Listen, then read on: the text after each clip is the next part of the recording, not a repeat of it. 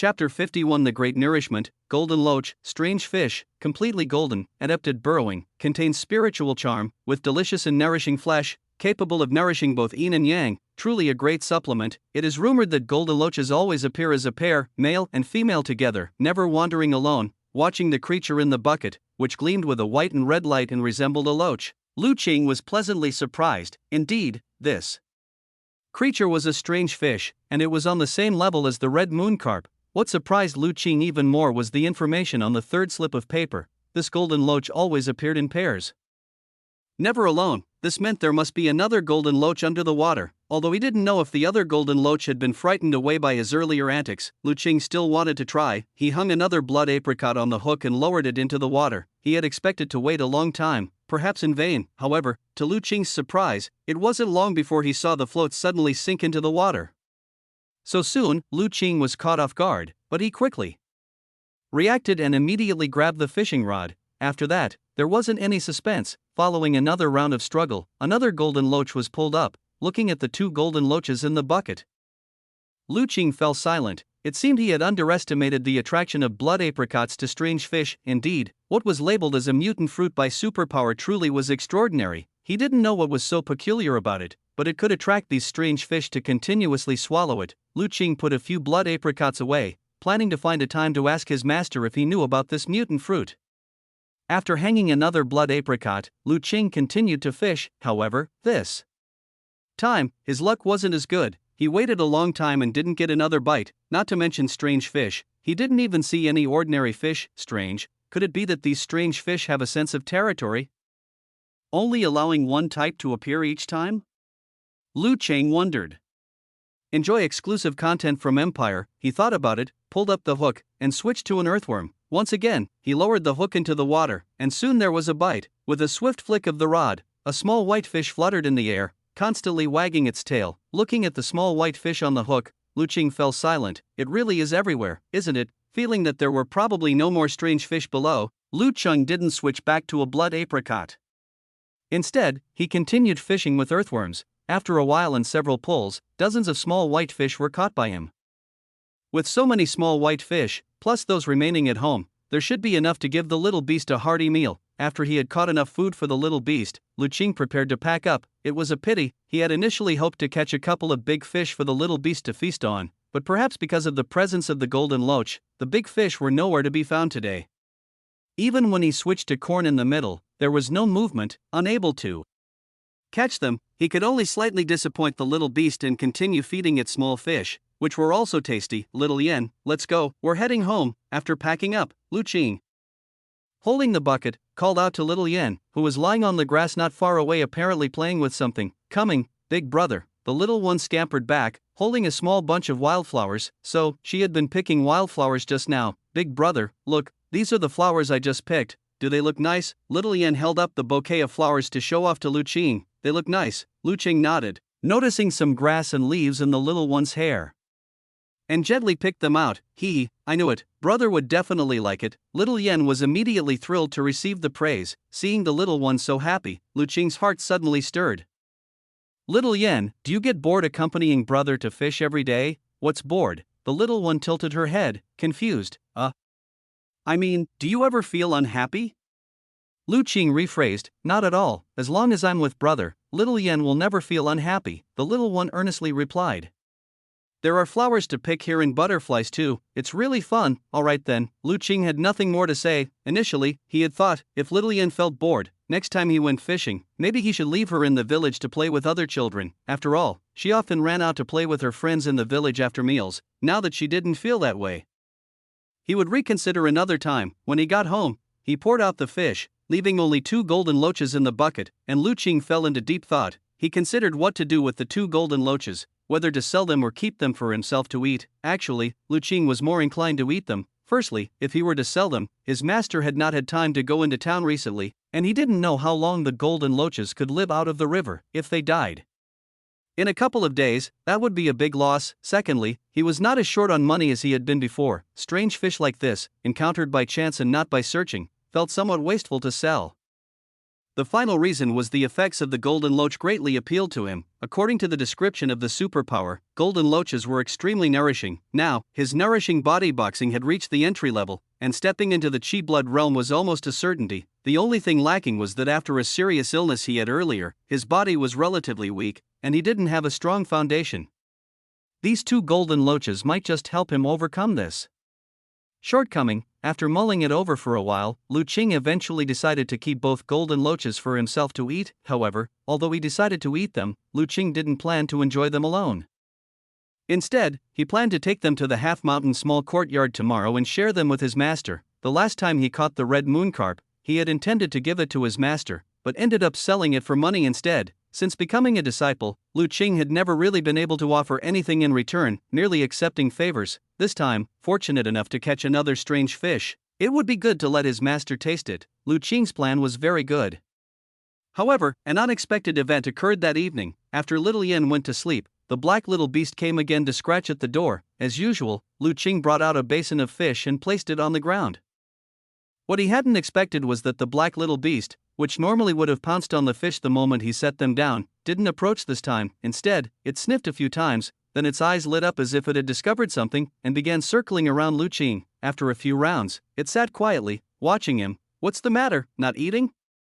"I even added more fish for you today," Lu Qing said, puzzled. Had this little thing changed its habits, suddenly turning up its nose at fish? Ow! The black little beast suddenly made a soft noise, startling Lu Qing. It was the first time he had heard it make a sound. Previously, in its initial nights, he had heard its voice.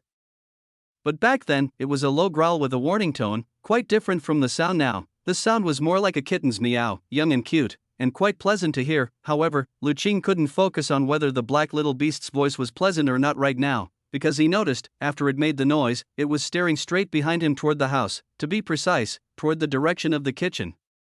Remembering how the black little beast had reacted to the smell on him earlier, an idea suddenly dawned on Lu Qing. Could this little thing possibly, Chapter 52 reaching an agreement, little thing, you wouldn't happen to fancy those two golden loaches of mine, would you? The Lu Qing saw the little black beast staring continuously in the direction of the kitchen, and couldn't help but facepalm. He guessed it must be the case. After all, those two golden loaches were placed in the kitchen. He remembered how the little black beast had kept circling him, sniffing. It must have caught the scent of the golden loaches on him. In the evening, he had just transferred the two golden loaches to the water tank, pressing them down with a wooden board to prevent them from jumping out and slipping away at night. Once the fishy smell clings, it's very hard to get rid of in a short time. He hadn't expected this little creature to have such a sensitive nose among so many fishy smells mixed together.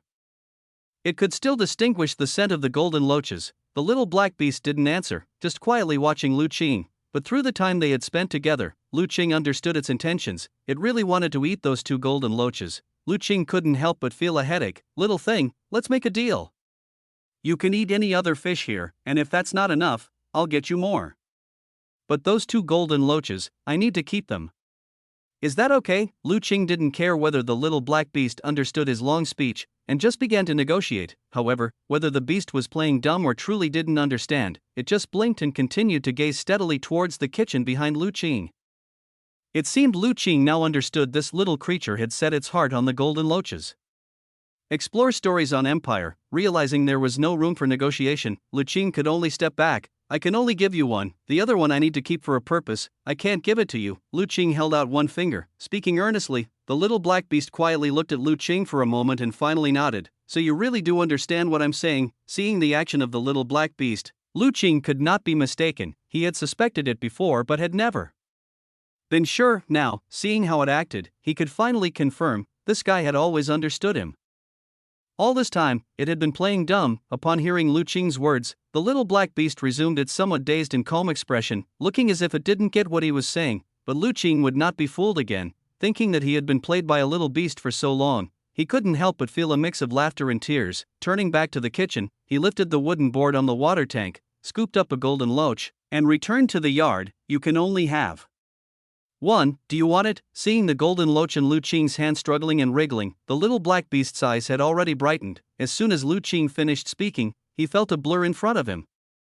A brief loosening of his grip, and the golden loach had already flown from his hand. When he regained his focus, the little black beast was already chomping down on the golden loach. Lu Qing watched as it bit off the head of the golden loach, his heart aching. That was worth quite a lot of silver. However, seeing the little black beast munching and squinting its eyes in happiness, wagging its tail gleefully, he could only console himself.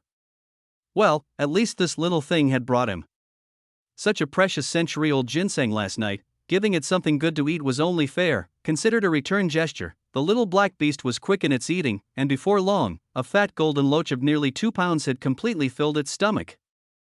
After finishing the golden loach, the little black beast looked again towards Lu Qing. Lu Qing was startled and quickly said, "No more. The remaining one is useful for me. I can't give it to you." The black little beast glanced at Lu Qing disdainfully, as if it found him stingy, then walked to the basin of fish and started eating leisurely. "Lu Qing, so it's not that you dislike these small fish, you just wanted to eat the tasty ones first." However, seeing that the black little beast did not continue to demand the remaining golden loach, he heaved a sigh of relief. Fortunately, this little thing was still reasonable. Otherwise, if it had really wanted to forcefully take the other golden loach, Lu Qing would have been powerless to stop it. Watching the black little beast eat happily, Lu Qing thought for a moment and then squatted down. "Little thing, do you really like eating those strange fish like the one before?" Once Lu Qing confirmed that the black little beast could understand him, his enthusiasm for conversation grew. The little beast raised its head and looked at Lu Qing, its eyes twinkling. Lu Qing quickly said, "I'm not saying I'll give you the other golden loach, don't misunderstand." Hearing this, the black little beast immediately lowered its head back to eating the fish, ignoring him. Lu Qing didn't mind. "However, just because I can't give you the golden loach doesn't mean I can't give you other strange fish if I catch them in the future." The little beast raised its head again, looking at him with some confusion. "Little thing, how about a trade?" Lu Qing saw its interest and seized the opportunity. "If I catch strange fish like the golden loach again, you just need to bring me more of the roots from last night, then we can swap. How about that?" "Roots from last night?" The black little beast tilted its head, thinking for a moment before realizing that Lu Qing meant the plant it had brought him the previous night. That plant was just something it instinctively felt was special, which is why it had dug it up and brought it to this two-legged creature. It seems he liked it. That plant was something it remembered. There were still some growing in its usual roaming area in the mountain. However, even though digging up plants was not difficult for the black little beast, it couldn't just agree to his request this easily. Who told him not to even spare one more fish for it to eat? The black little beast pretended to hesitate for a while before reluctantly nodding in agreement. Little did Lu Qing know, a little beast still in its juvenile stage could have such circuitous thoughts. Seeing that the little beast agreed, he was very surprised. If the little thing could really dig up the century-old ginseng, then he wouldn't mind giving it all the strange fish he catches. After all, for him, the value of ginseng was much greater than that of any strange fish. In this way, both the person and the beast felt they had gotten a great deal and happily made an agreement. Although it had eaten a golden loach, the black little beast still finished all the fish in the basin, leaving with its belly slightly bulging. Watching the black little beast clumsily hop over the hedge, Lu Qing shook his head with a smile. It truly lived for fish, preferring to overeat rather than leave any fish behind. Once the figure of the little beast disappeared, Lu Qing took the wooden basin back to the kitchen to clean it, then went back to his room to sleep. A night passed without incident. The next morning, Lu Qing got up and practiced nourishing body boxing several times, immediately feeling refreshed and invigorated. Nourishing body boxing, as its name suggested, had an excellent effect on conditioning and nurturing the body. Having practiced for just 2 or 3 days, Lu Qing already felt his physique had greatly improved, and his spirit had become much more vigorous. After a simple yet nutritious breakfast, Lu Qing, together with little Yan, carried the bucket with the golden loach and headed to the half-mountain small courtyard. As he ascended the mountain, Lu Qing was filled with anticipation, according to what his master had said before going into seclusion the day before. The Qi and blood building pill would be ready today. With the aid of the elixir, he believed that entering the Qi blood realm was within reach. Chapter 53, Pill Formation. Among the freshest, 2nd out of 10, arriving at half-mountain small courtyard, Lu Qing rarely failed to see his master practicing boxing in the open space in front of the door. He looked inside the house and found that the medicine room's door was still tightly closed, with a faint scent of medicine coming out. Knowing that his master was still engaged in alchemy, he didn't make a sound to disturb him. Instead, he placed the bucket in the corner and began to sweep the courtyard with a broom conscientiously. Little Yan, seeing her brother cleaning, also dragged out a small broom from the corner to help. When the siblings had nearly finished cleaning the entire courtyard, Lu Qing finally heard a door opening from inside the house. Following that was the elder doctor's hearty laughter. "You two have you been here for long? He asked upon seeing Lu Qing and his sister cleaning the courtyard. Not for very long, less than half an hour. Lu Qing replied truthfully, Grandpa Chen, little Yan also helped brother clean. The little one brandished her broom, seeking praise. Grandpa knows, little Yan is always the most obedient. The elder doctor praised immediately. Hee. The little one beamed with joy upon receiving the compliment. Master, did you stay up all night? Lu Qing asked, observing the elder doctor's attire, which was the same as the previous day. Indeed, one cannot afford to be negligent in the path of alchemy, especially when concocting these blood-tonifying qi-enhancing elixirs. It's best done in one go, directly producing the elixir, to fully preserve the medicinal efficacy of the ginseng. The elder doctor nodded. Then, Master, should you not rest a while? Lu Qing asked with some concern. There's no need for that, it was just staying up for one night. This old man's body isn't so frail yet. The elder doctor waved his hand. Besides, the elderly don't need much sleep. Losing a little sleep isn't an issue. Lu Qing observed and saw that his master's complexion was still ruddy, and his spirit was bright. He didn't show a trace of fatigue. He knew his words were true. Naturally, his master was a martial arts expert of the internal organ realm. How could staying up all night possibly affect him? From master's words, could it be that the blood-tonifying qi-enhancing elixir? Lu Qing's eyes sparkled. Has already been successfully concocted. The elder doctor took out a snow-white porcelain bottle. From that old ginseng root, a total of 20 blood-tonifying qi-enhancing elixirs were produced. With the aid of these 20 elixirs, not only will you have a much easier time stepping into the qi blood realm, but once you've entered, your cultivation will also progress swiftly. Lu Qing took the porcelain bottle. Feeling its significant weight, he suddenly asked, Master, is it true that the blood-tonifying qi-enhancing elixir is most effective after entering the qi blood realm? The elder doctor paused, then replied, Indeed, this elixir is one of the best supportive medicines for those in the qi blood realm. Refining just one pill can bring about no small progress. Countless qi blood realm martial artists would pay a hefty price to get their hands on a few. In that case, wouldn't it be a bit wasteful for me to take this elixir before entering the qi blood realm, although some medicinal efficacy would be wasted? Your constitution is somewhat weak. Without the assistance of elixirs, even if your nourishing body boxing has reached entry level, entering the qi blood realm would still take quite some time. Hearing his master's words, Lu Qing smiled lightly, not pursuing the topic further, and instead changed the subject. Master, yesterday I went fishing and caught 2 fish with unusual appearances. They seem quite extraordinary, and I wanted to show them to you. Oh, what good thing have you caught again? The elder doctor showed interest. He knew that his disciple possessed a unique talent in fishing, often catching some unusual types of fish. These days, he had never run out of small fish in his place. The flavor of fried small fish was very delightful, perfect with a drink, so much so that his 2 jars of treasured aged wine were almost finished. This fish is the first of its kind I've caught. It's not large, but it is quite powerful, and it feels very unusual. Lu Qing took out the bucket containing the golden loach from the corner of the courtyard. The elder doctor leaned over to look and saw the swimming golden loach within, and after recognizing it, his eyes suddenly went wide. This thing, it's a golden loach. You recognize this kind of fish? Inquired Lu Qing. Of course, I recognize it. The elder doctor was quite excited. Remember the red moon carp you caught before? I told you it was one of the 10 culinary delights of the world. Could it be that this fish is also one of the 10 culinary delights? Lu Qing's heart stirred, that he really hadn't expected. Indeed, this kind of fish is also one of the strange fish, named the golden loach, and is equally ranked among the world's 10 delicacies. However, its ranking among those delicacies is much lower than that of the red moon carp, towards the bottom to be precise, which is why its taste is somewhat inferior. But though its flavor might be slightly lacking, the golden loach possesses one aspect in which it far surpasses the red moon carp, that is its incredibly high nourishing effects, making it most suitable for those with a weak constitution to consume. I told you before that your red moon carp was bought by a nobleman from the city to nourish his wife's health. After the noblewoman ate the red moon carp, her health improved significantly, but she was still somewhat frail. Had she eaten this golden loach on that day, she likely would have recovered completely. The golden loach was truly one of the 10 rare delicacies. Lu Qing was astonished. By this account, he had already fished 2 types of the 10 delicacies in the river. Outside the village, the unassuming rural river actually contained 2 or perhaps even more strange fish. This was indeed intriguing. Was it because of the blood apricots, or some other, even more obscure reasons? Lu Qing couldn't help but think deeper into it. The elder doctor clearly thought of this as well. Qing, where did you fish this golden loach from? Right at the same place where I caught the red moon carp. Lu Qing replied without concealment. The river outside the village can produce both red moon carp and golden loach. The elder doctor realized there was something unusual. Master, is there something wrong with that?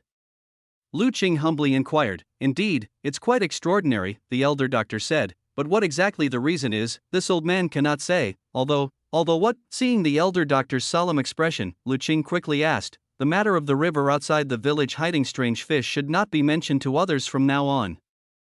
The elder doctor said earnestly. Strange fish are rare, their value is extremely high, and if the news gets out, it might not be good for our village. Disciple understands, Lu Qing said, grasping his master's intent. There's a crime in owning a jade. As the saying goes, the value of the strange fish was too high. If others learned that there were strange fish in the river outside the village, it was possible that someone would want to take over the river and displace the villagers.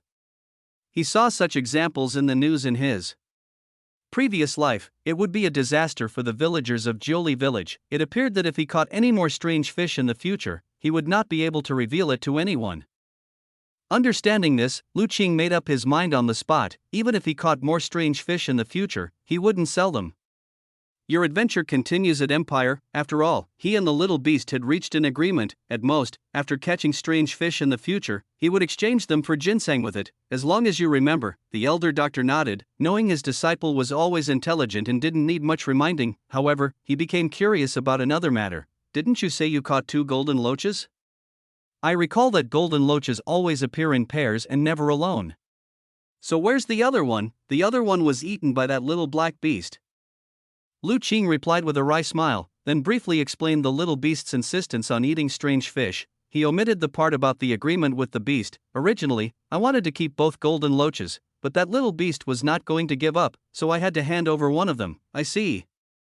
Well, that's fine. The little beast gave you 100-year-old ginseng, and it's only propriety to reciprocate by letting it eat one of the strange fish, the elder doctor said, not feeling it was a pity. Master, there's only 1 golden loach left, so please enjoy it yourself. Consider it a token of your disciple's gratitude, Lu Qing offered. Such a fine thing, if I were to enjoy it alone. That would be a waste, the elder doctor laughed. Let's eat it together instead. Speaking of which, you couldn't have fished up this golden loach at a better time. If you're lucky, maybe today you could step into the Qi blood realm, the elder doctor remarked. Upon hearing this, Lu Qing couldn't help but be startled. Chapter 54 Great Replenishing Soup. Stepping into the Qi blood realm. Master, what do you mean? Lu Qing asked. Your physique has always been somewhat weak. To step into the Qi blood realm, you must first replenish the deficiencies in your foundation. Normally, consuming blood nourishing and Qi enhancing pills would have this effect, but that would be somewhat wasteful. So catching this golden loach came at just the right time. With it, I can brew a pot of medicinal cuisine soup for you, which will perfectly replenish your deficiencies. But master, I wanted to share this golden loach with you, Lu Qing said hesitantly. Master will just scrounge a bowl of soup from you, no need to be so formal. The elder doctor said no more and immediately took the golden loach into the kitchen.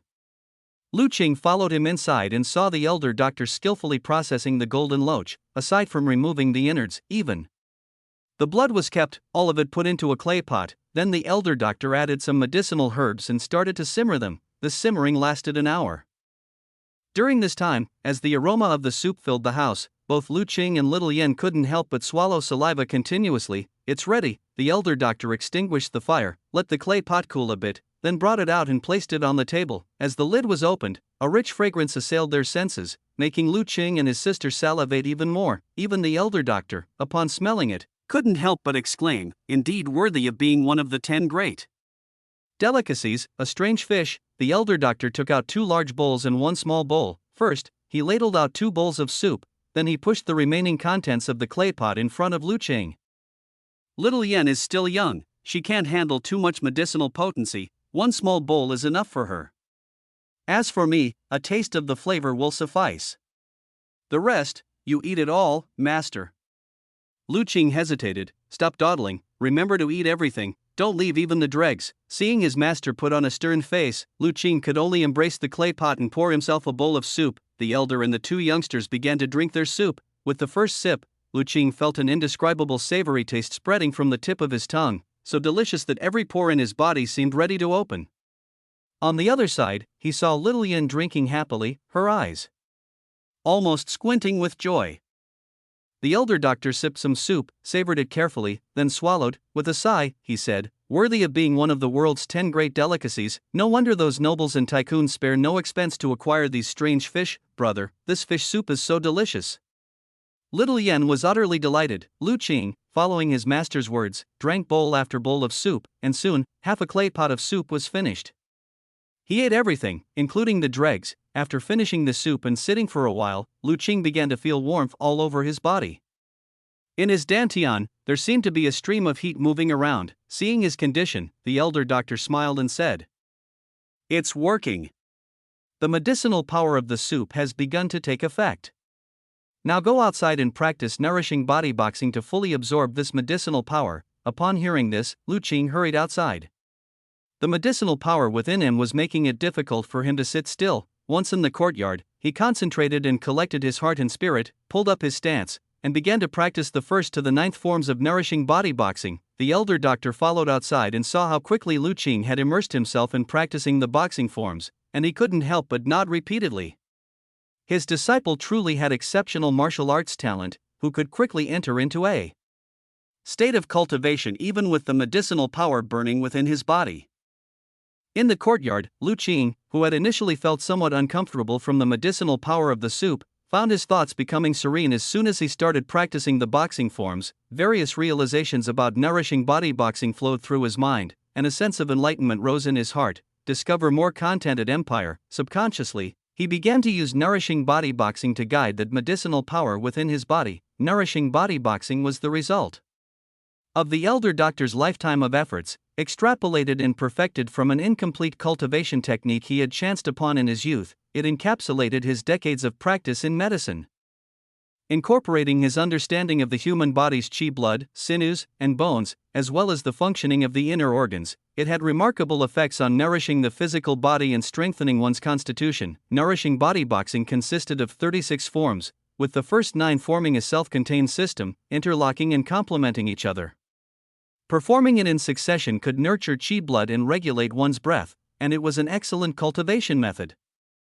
For qi blood, Lu Qing immersed himself in the practice of boxing, repeatedly performing the first 9 forms of nourishing body boxing. As he practiced, the medicinal power generated from the great replenishing soup, like birds returning to their nest, was swiftly gathered by him. Slowly refined, it merged into his qi blood, transforming into life essence energy, fortifying the foundations of his body. Lu Qing practiced the boxing forms in a state of self-forgetfulness, unaware of the passing of time outside. He did not know how much time had passed when he suddenly felt a jolt throughout his body. The qi blood in his body seemed to break through a certain node, instantaneously connecting into one whole, circulating wherever his will directed, achieving absolute harmony. Lu Qing was blessed with a sudden insight and began to slowly conclude his movements, closing his eyes to quietly feel the changes within his body. Good, the qi blood is connected and circulating throughout the body. This qi blood realm is finally achieved, the elder doctor exclaimed in admiration upon witnessing this scene. After a while, Lu Qing opened his eyes. At this moment, he felt relaxed and as if he had inexhaustible strength in his body. His control over his own body had also greatly improved. He extended his palm and, focusing his thoughts, a concentration of blood energy instantly formed on his hand.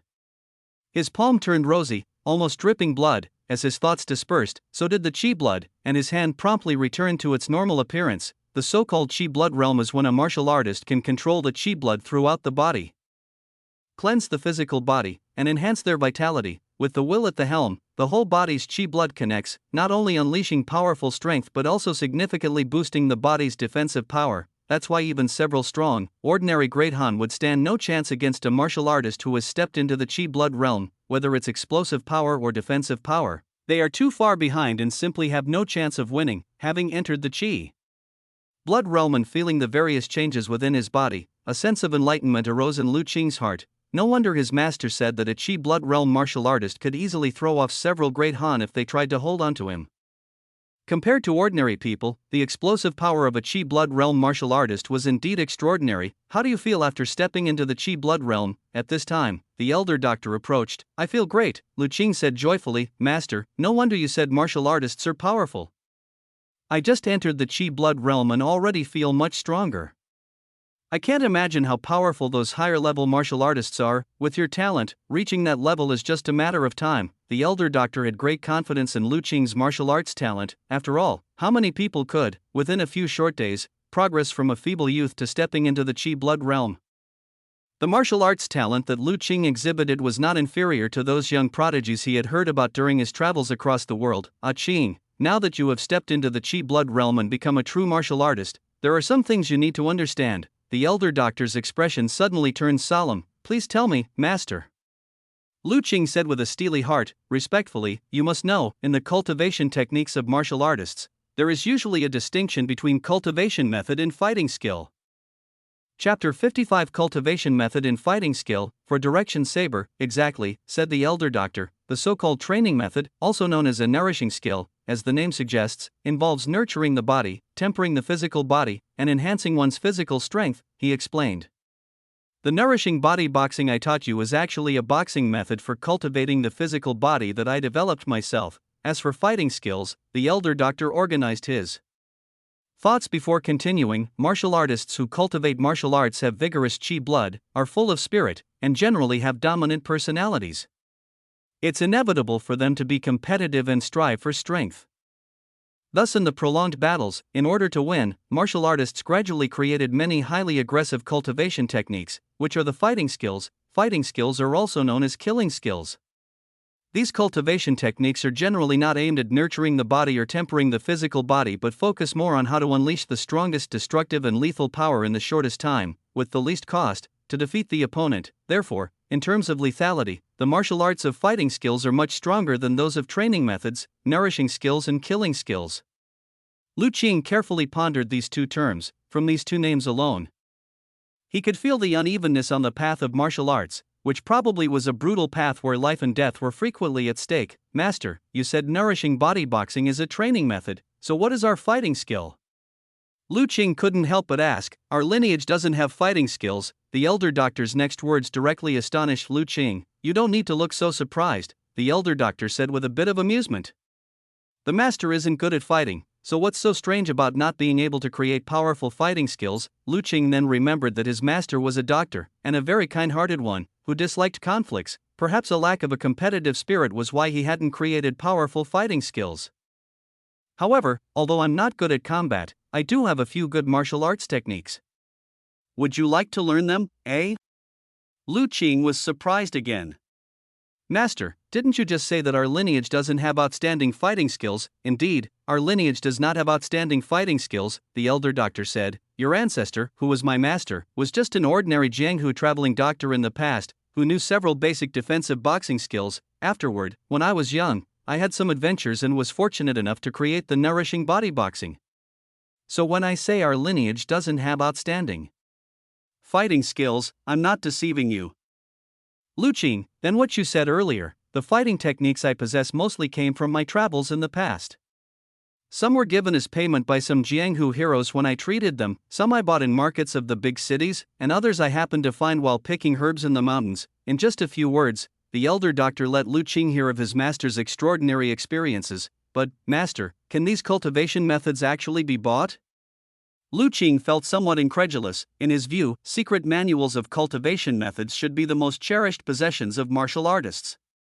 Who would sell them? The world is vast and full of wonders.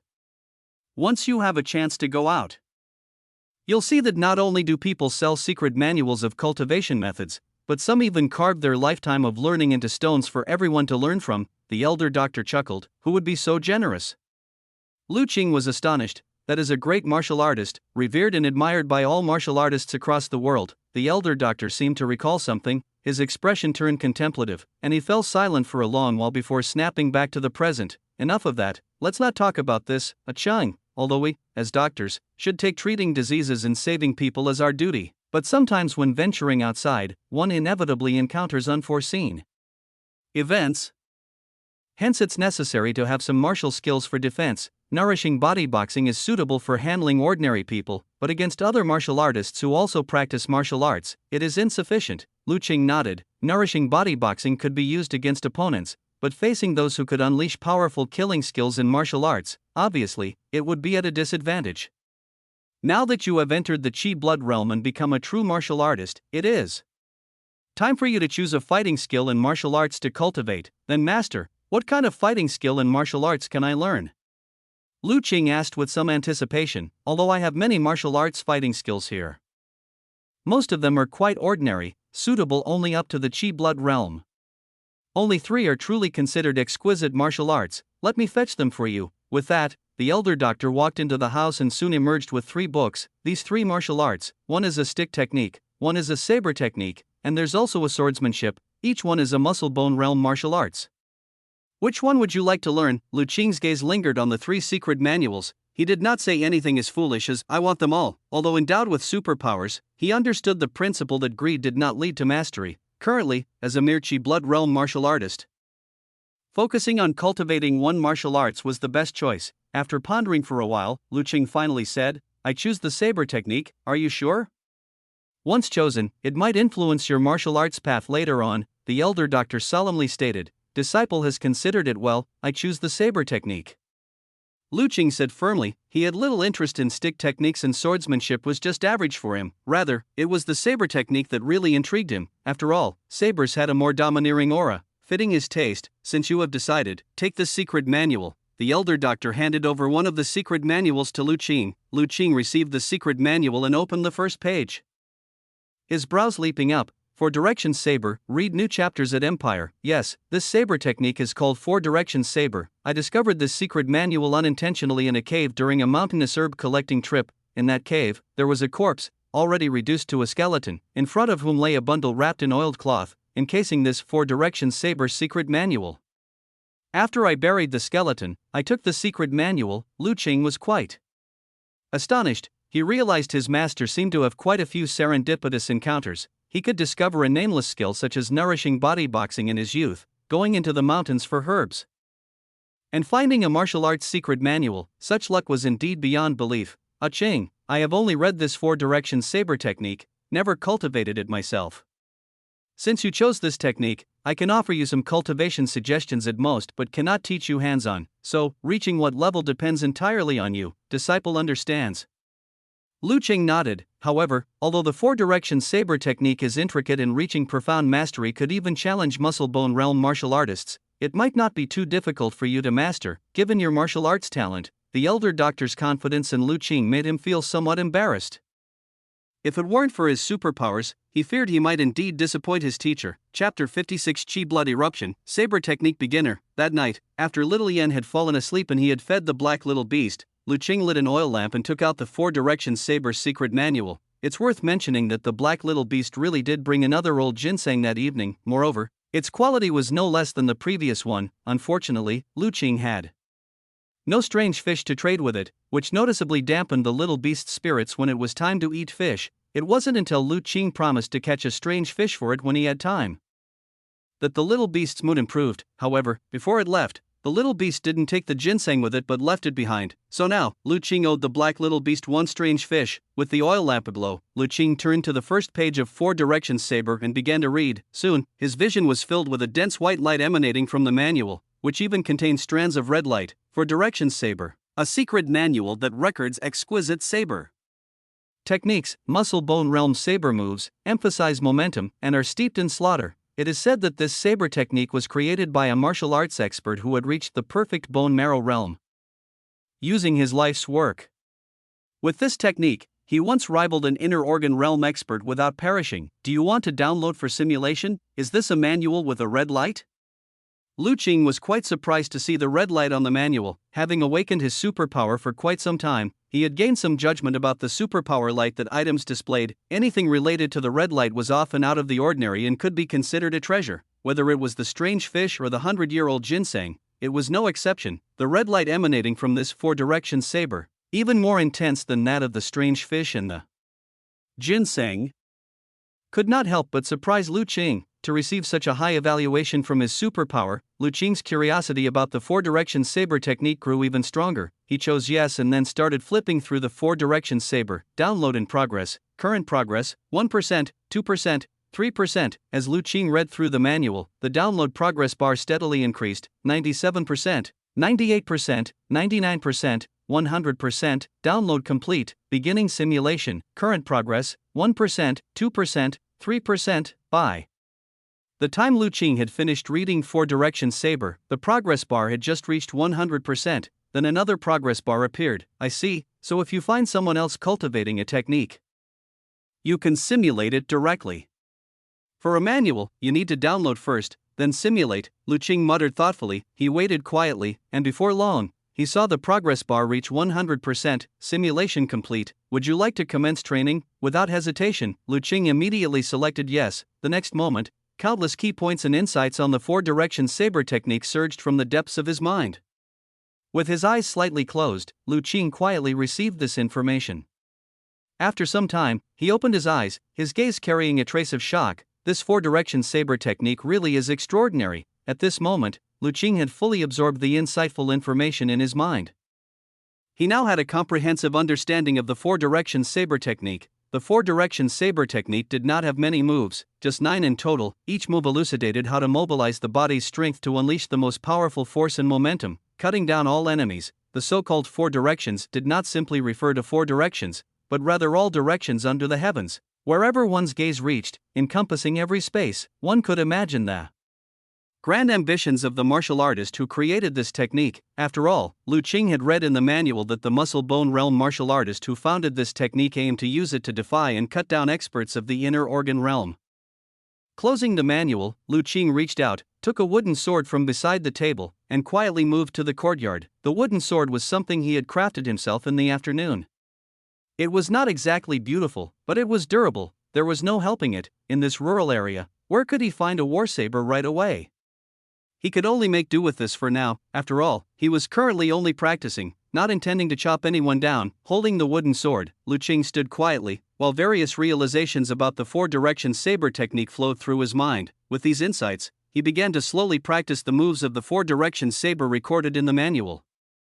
After entering the Qi blood realm, Lu Qing's control over his body had greatly improved compared to before. Even though it was his first time practicing the moves, from the very first attempt, he more or less got the hang of it. Of course, this also had to do with the simplicity of the four-direction saber's moves. The four-direction saber technique consisted of 9 styles, each plain and unsophisticated, focusing more on momentum than complicated moves, making it not too difficult to practice. Explore more adventures at Empire. The real challenge was how to mobilize one's full strength while executing a cut, ensuring that each strike unleashed the most powerful force possible. This involved quite complex methods of generating force, movement technique, footwork, the angle and method of striking with the saber, the explosive connection of Qi blood in bones, timing, and so on, all needed to be coordinated perfectly. The demands on a cultivator's control over their own body were extremely high. After practicing several times, aided by the insights in his mind, Lu Qing soon basically mastered the sword styles of the four-directions saber. However, he still couldn't grasp that special method of generating force with the saber techniques. He wasn't in a rush and continued to practice the moves over and over. As they say, practice makes perfect.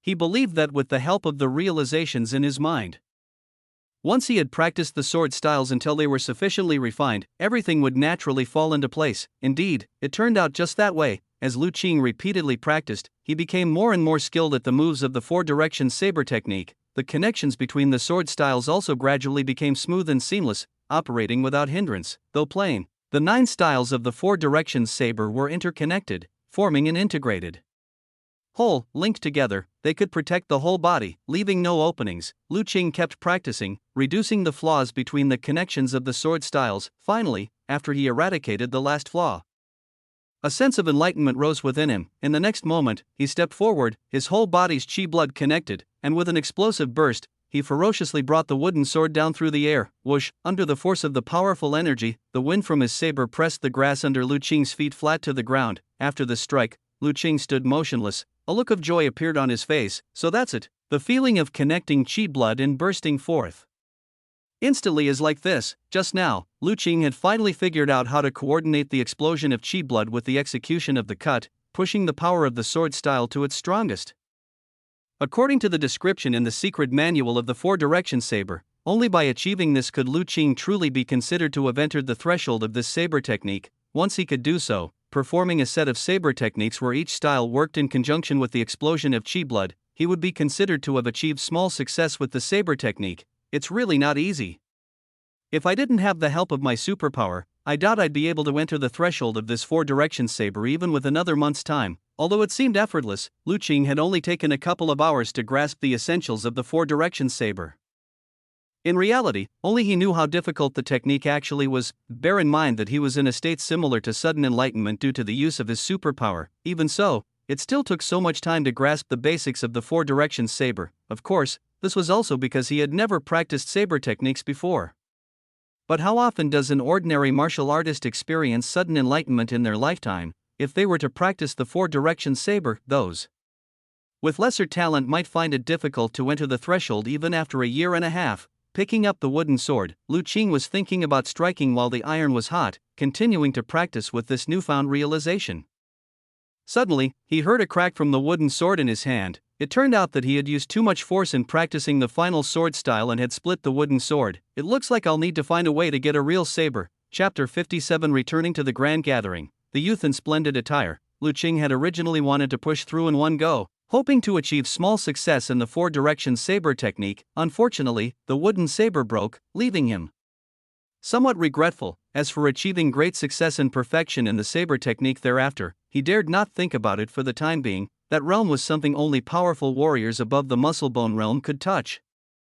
Not something a mere chi blood realm like him could aspire to. Although he understood the key points and insights of the saber techniques in his mind, he dared not try them. The extremely violent way of exerting force was simply not something his current body could withstand. Probably only those strong warriors above the muscle-bone realm could treat their bodies so recklessly. In fact, with Lu Qing's recent entry into the chi blood realm, achieving small success in the four-direction saber was unlikely. His chi blood was not enough to support so many consecutive bursts. Realizing this, Lu Qing's mind, previously heated up by his progress in the saber technique, cooled down. He glanced at the wooden saber in his hand, shook his head, tossed it into the pile of firewood under the eaves, and turned back to his room. The next morning, Lu Qing prepared breakfast and practiced several rounds of nourishing body boxing, smoothing his breath and fully enlivening his chi blood. Then he took out a snow-white porcelain bottle, poured out a medicine pill from it, swallowed it, and continued practicing boxing to absorb the medicinal power.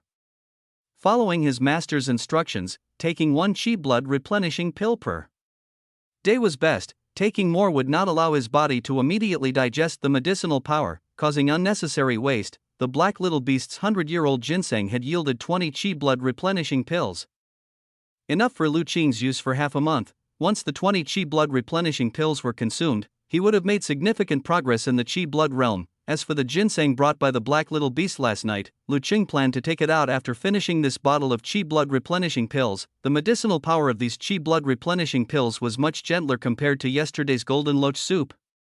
Lu Qing practiced nourishing body boxing for a while, slowly refining and absorbing the medicinal power. Before stopping, feeling the chi blood surge within his body, Lu Qing felt joyful. Then he went to wake little Yen, who was still in bed, for breakfast. "Little Yen, have you grown a bit taller?" While helping the little one wash up and brush her teeth, Lu Qing suddenly noticed her sleeves seemed shorter and couldn't help but ask, "Really, brother?" Initially a bit groggy, little Yen instantly became alert. "Let me measure you." Lu Qing wiped her face and had her stand in front of the doorway, measuring her height. After measuring, he indeed found that she had grown a bit. "You have grown taller. Look, this is where we measured last time, and this is where it is now." Lu Qing pointed at the marks on the door. Every time he measured little Yen's height, he made a new mark on the door, and this time's mark was a bit higher than before. "Really taller, wow." Little Yen looked up at the marks, her face bright with happiness. Lu Qing ruffled the little one's head. Not only had she grown taller, but her body had also improved a lot. Her hair was no longer dry and yellow, her complexion was rosy, much better than the time he first saw her after waking up. "All right, let's go inside and eat. As long as you eat your meals well, you'll soon grow even taller." Seeing little Yen still giggling at the marks on the door, Lu Qing smiled and urged her. So, the little one ate half a bowl more during breakfast. After breakfast, Lu Qing took little Yen to the half-mountain small courtyard to greet their master and learn. Lu Qing did not tell the elder doctor that he had just begun his cultivation in the four-direction saber technique. Everything should be done in moderation, and becoming proficient in nourishing body boxing overnight was already shocking enough for his master. At the time, he could use sudden enlightenment as an excuse, but he could not always cite sudden enlightenment. It would be too shocking to the world. Therefore, Lu Qing planned to keep a low profile and hide this matter for now. That morning, nothing special happened. Rather, the elder doctor began formally teaching Lu Qing some medical theory and knowledge about drying herbs. Enjoy exclusive adventures from Empire.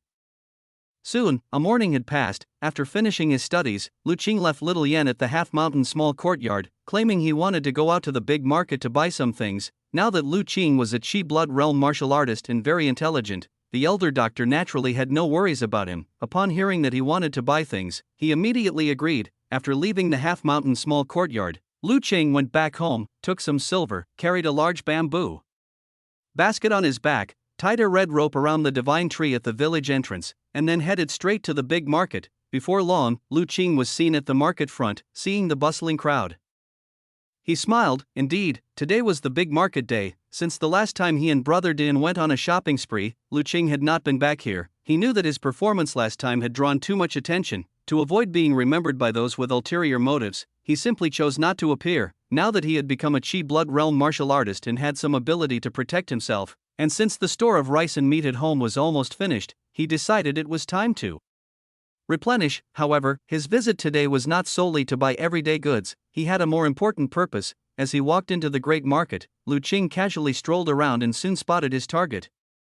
Ma Gu. He was about to greet him when he suddenly stopped and stepped aside. That was because he saw another person next to Ma Gu. It was a young man dressed in luxurious clothes with an arrogant demeanor. A few heavily built, robust men followed behind him, clearly not the type to be trifled with, especially since Lu Qing noticed that Ma Gu, who had been very dominant the last time, was now ingratiating himself in front of the richly dressed young man. He decided to watch quietly and see how things unfolded. Seeing Ma Gu and his group walking this way, Lu Qing quietly hid on the side, minimizing his presence, and listened carefully. He did not use his superpower to gather information about these people. After entering the Qi blood realm, he knew that martial artists were very sensitive to others' prying eyes. If he used his superpower and alerted them, it might bring trouble, so he decided just to listen, trying to pick up any useful information. Fortunately, the richly dressed young man was very arrogant and did not bother to conceal his voice. Ma Gu, this place is really dilapidated, just like the filthy alleys where beggars sleep in the city west, reeking and unbearable. As they walked through the market, the young man's face was full of disdain. Mr. Wei's body is worth 1,000 gold, and naturally, he is not accustomed to my rustic place. I hope for your understanding. Ma Gu's body was half bent, his face full of humility. If it weren't for my desire to go into the mountains this time to find a decent birthday gift for my father, I would absolutely not come here. It's truly suffocating. The sight of pork being sold in the market, especially the heap of pig organs, immediately made the young man turn pale, and he almost threw up. People here actually sell such lowly meat.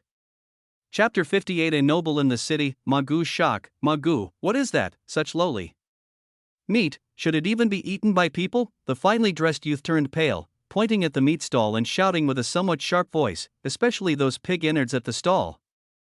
A faint, almost imperceptible smell wafted over, making him nearly want to vomit. Ma Gu followed his pointing finger and saw the pig meat stall, feeling somewhat helpless. At this time, the entire marketplace fell silent. As for the meat stall owner, he had become as quiet as a cicada in winter, his robust body trembling slightly, almost unable to resist the urge to crawl under his stall.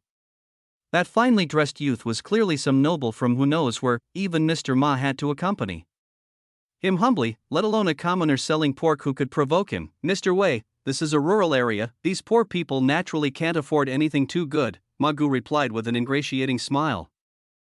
Your body is worth its weight in gold, naturally, you can't stand to see such filthy items. Let's move to that side to avoid dirtying your eyes with these things. I have already ordered the house to be cleaned, you can move in any time. Then let's hurry and leave. If we stay any longer, I'm afraid I'll faint. The finely dressed youth covered his mouth and nose, full of disgust, and hurriedly walked forward. Ma Gu quickly followed him. As for the finely dressed youth's several guards, they hadn't said a word from beginning to end, their expressions barely changing. After the finely dressed youth and his party left, it took a while before the people in the marketplace dared to slowly resume their activities. Lu Qing also stepped out from among the crowd. He watched the direction in which the finely dressed youth and others had left, deep in thought. This finely dressed youth was clearly a noble from the city. This was his first time encountering a city noble, indeed with much pomp and circumstance. Just the few guards following him were not to be trifled with. Although Lu Qing had not used his superpower to investigate their origins, he could still feel that each of the guards was much stronger than him. He estimated that not one of them was below the muscle bone realm. It was just unknown what kind of background this young man had that he had so many muscle bone realm strong men as guards when he went out. He had originally wanted to make contact with Ma Gu, but it seemed there was no chance today. so Lu Qing simply carried his bamboo basket and began to make purchases in the marketplace. The rice, flour, and meat at home had been eaten almost to completion recently, and this time he planned to buy more to take back. As for salt, there was still no shortage. The last time his master went into the city, he had brought him back a big bag of salt, enough to last until the next year. Just as Lu Qing was making his purchases in good spirits, on the other side, Ma Gu, who had just arranged for the accommodations of the finely dressed youth and his party, walked out of the house with a bitter expression on his face.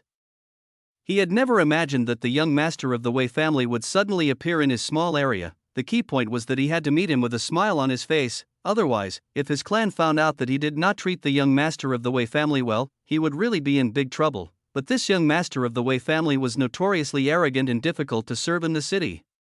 If it was not absolutely necessary, he really did not want to get involved with such an ancestor. Serving well, no credit; serving badly, even more trouble. The most important thing was that, should anything happen to this little ancestor while at his place, even his clan would not be able to protect him. Although reluctant, Ma Gu could do nothing about it. Now, he could only pray that this little ancestor would quickly find what he wanted and leave quickly. Otherwise, for every additional day he stayed, Ma Gu would have to spend another day in fear. With a heart full of gloom, Ma Gu headed toward the market. He needed to quickly take care of some matters at the market, like those selling chickens, ducks, and pork, which should temporarily disappear from the market. Stay connected through Empire, otherwise, if they were to clash with that particular youngster who was extremely keen on cleanliness again, there was no guarantee what might happen. Upon arriving at the market, Ma Gu immediately made his way to the pork stall. The fat vendor at the pork stall ordinarily treated him with great respect, so perhaps it was time for him to take a break for a while. "Young master, take a look, today's fatty and lean meat is exceptionally fine. Whichever piece you'd like to buy, I'll give you a discount." Ma Gu hadn't reached the meat stall yet when he heard this line. He was somewhat puzzled. That fat vendor was usually quite stingy when selling meat. While he never shortweighed anyone, if a person asked for a pound of meat, he would never cut even a mite more. How come he had changed his nature today, even willing to offer a discount? Then he saw a young man with a bamboo basket on his back standing in front of the pork stall. Bending over to select meat, the figure seemed vaguely familiar, yet he couldn't recall who it was. As Ma Gu was still pondering, he saw the young man with the basket straighten up and point to the meat on the stall. "Boss, I want that piece, the biggest one." This time, Ma Gu finally saw the young man's side face and finally remembered who he was. It was that young man from last month who claimed to be a disciple of old Dr. Chen. Seeing Lu Qing, Ma Gu remembered some things. About half a month ago, Lu Qing came to the market and bought a lot of things, claiming to be a disciple of Elder Chen. Afterward, Ma Gu had sent someone to investigate in Jiuli village. They found out that the young man hadn't lied.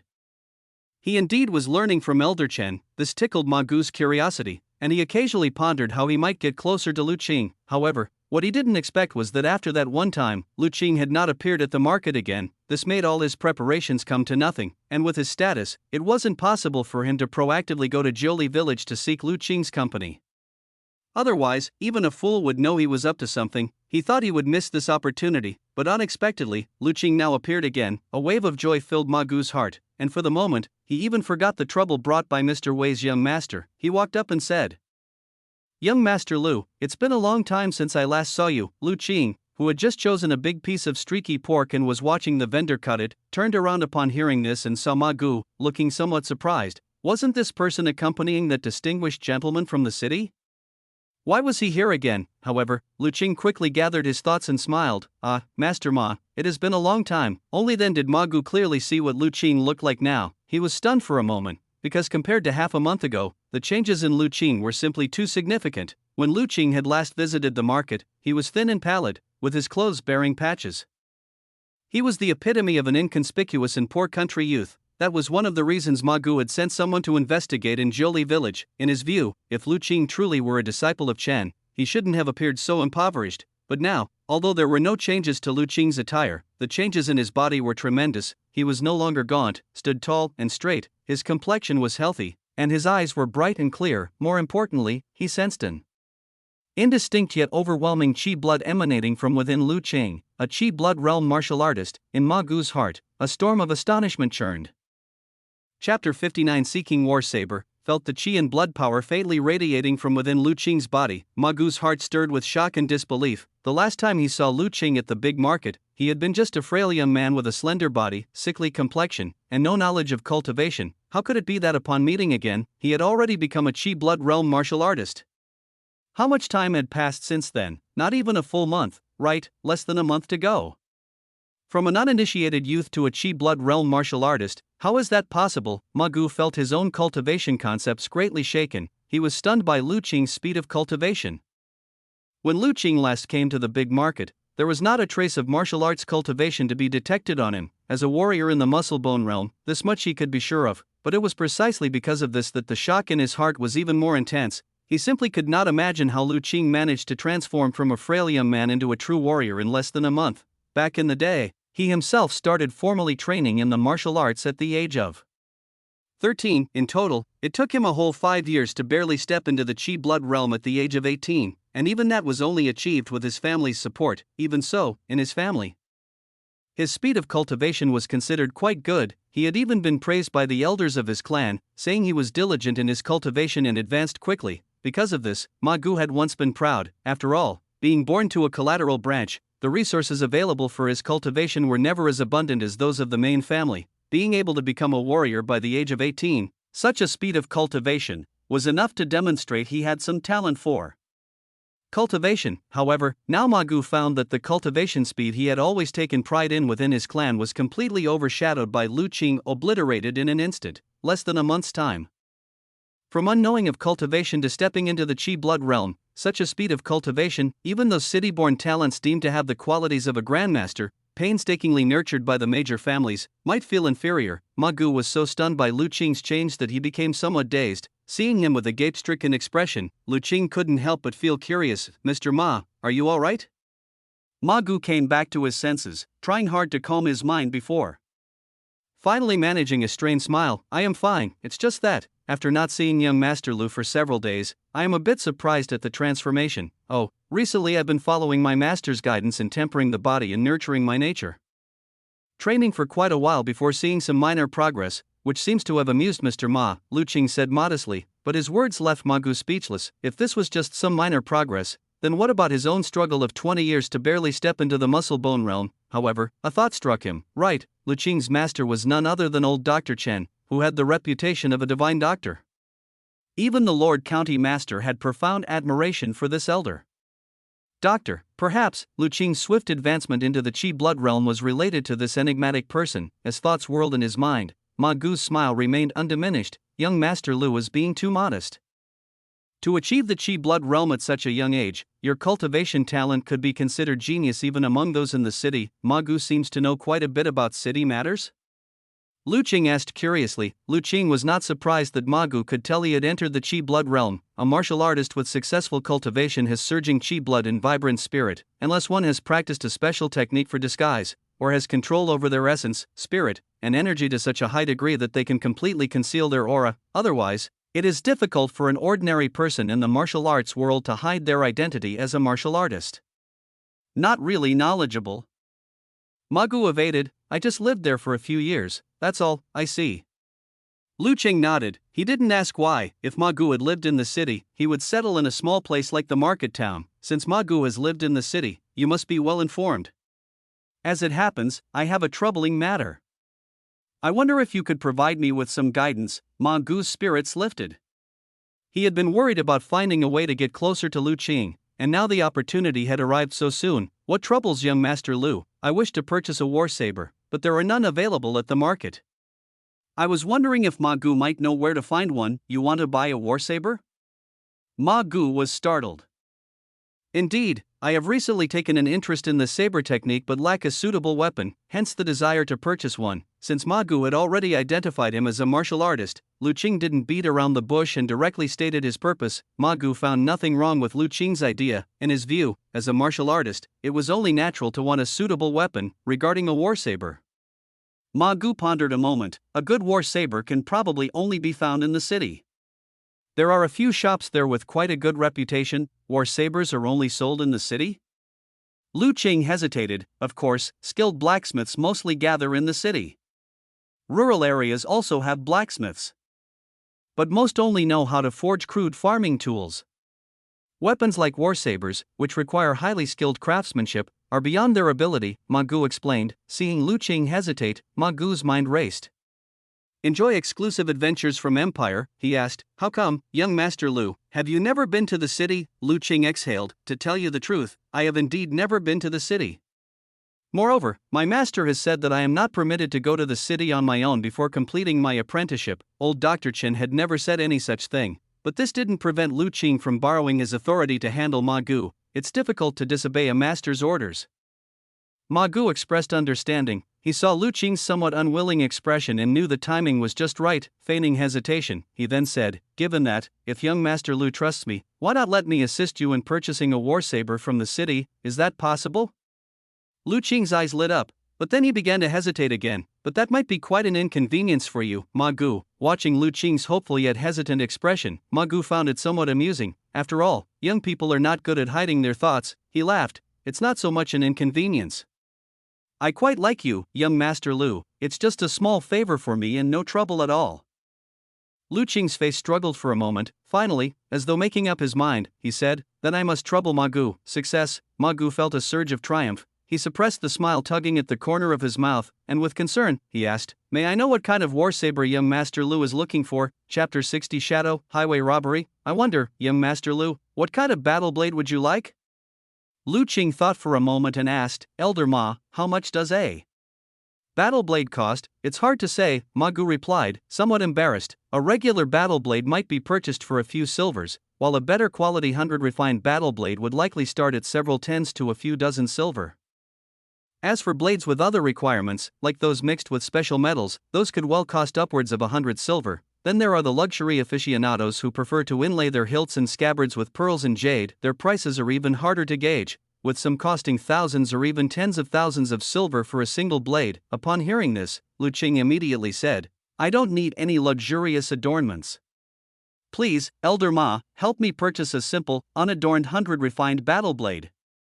As long as it's durable and sharp, there's no need for anything excessive. As for the price, I can accept anything up to 50 silver. After he spoke, Lu Qing pulled out a silver ingot. Here are 10 silver, consider it a deposit I'm putting down in advance. Elder Ma looked at the snow-white silver ingot, thinking to himself that the elder doctor really did dote on Lu Qing, casually giving him so much silver to carry. Even when he was young and the clan provided for his food and clothing, he seldom had 10 silver on him.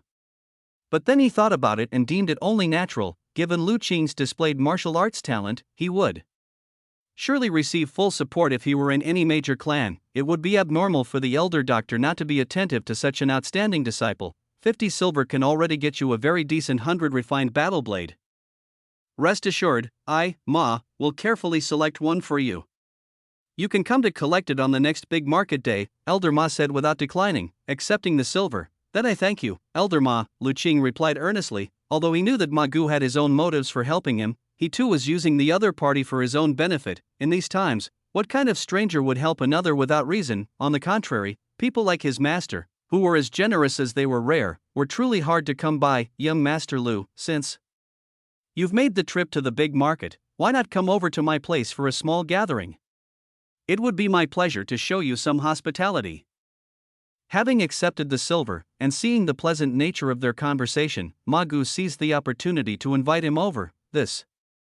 Lu Qing hesitated for a moment. I would very much like to keep company with Elder Ma, but don't you need to attend to that noble young master from earlier? He seemed to be of quite high status. Damn, reminded by Lu Qing, Ma Gu suddenly remembered that he had a little ancestor back at his house, and since he had been out for so long, he didn't know what demands the young master might have now. It would be troubling if the young master threw a temper tantrum because he couldn't be found at the moment. With this thought, Ma Gu could no longer afford to extend his invitation to Lu Qing. He could only say, let's make it another time then. When young Master Lu comes to pick up the blade next time, you must have a few drinks with me. As long as Elder Ma doesn't disdain, I will respectfully comply. Let's agree to that then. Seeing that Lu Qing had agreed, Ma Gu felt joy in his heart. He then called over a subordinate, gave a few instructions, and hurried back to his residence. Lu Qing watched as Ma Gu, a formidable martial artist of the muscle-bone realm, hurriedly left, obviously fearful of the richly dressed young man, and shook his head. It seemed that the status of the city nobility was indeed alarmingly prominent. Upon Ma Gu's departure and having settled the matter of the war saber, Lu Qing felt quite pleased and continued to wander the bustling market. It wasn't long before he had purchased everything he needed. Not only was the bamboo basket on his back filled to the brim, but he also carried quite a lot in both hands. After shopping, Lu Qing had no intention of lingering any longer. He slung his goods over his back, ready to leave the marketplace. However, before leaving, he noticed Ma Gu's men urging some of the villagers selling chickens, ducks, and pork to pack up their goods. Recalling the earlier behavior of the young man in luxurious clothes, it was apparent that Ma Gu was also keen on preventing these villagers from further offending the noble son. Shaking his head, Lu Qing once again realized the class disparity between the city nobility and the village folk on the outskirts, and he slowly made his way out. Just after Lu Qing had left, two figures suddenly emerged in the marketplace. They had the direction in which Lu Qing had departed. Looking puzzled, "Old Seven, don't you think that kid looked a bit familiar?" said one of the men with a sullen face. "I thought so too. It's like I've seen him somewhere before," the other man, with a large black mole on his face, also found it strange. "Don't you think he looks a bit like Lu Ming's son?" suggested the man with a sullen face. "Lu Ming?" The mole-faced man was initially stunned, then suddenly realized, he looks a lot like him. But wasn't that little bastard frail before? Now he seems much stronger, probably from eating and drinking well. The sullen-faced man sneered coldly. The old folks from Jolie village claimed that the Lu family's fields were all sold, and they had no money left to pay us, but now it seems we've been deceived. Those old men must have pocketed a good sum of money and deliberately not paid off Lu Ming's debt in full. Big Brother 5, are you saying the villagers of Jolie village deceived us? The mole-faced man's eyes widened in shock. Of course, otherwise where do you think this little bastard gets the money to buy so much from the market? Do those old fools from Jolie village have a death wish, to dare deceive even us? The mole-faced man felt a surge of anger. "I'm going to grab that little bastard right now." He was about to head in the direction Lu Qing left. "Hold on," the man with sullen eyes stopped him. "What's the point in just seizing this brat? If we're to do this, we need to make a big move, to show that deceiving us comes with a price. Otherwise, how are we supposed to carry on around here?" "Big Brother 5, what do you mean?" The eyes of the mole-faced man lit up. "Let's go, head back first. There are too many people here and too many prying ears, and this is Ma Gu's territory, not a place for loose talk."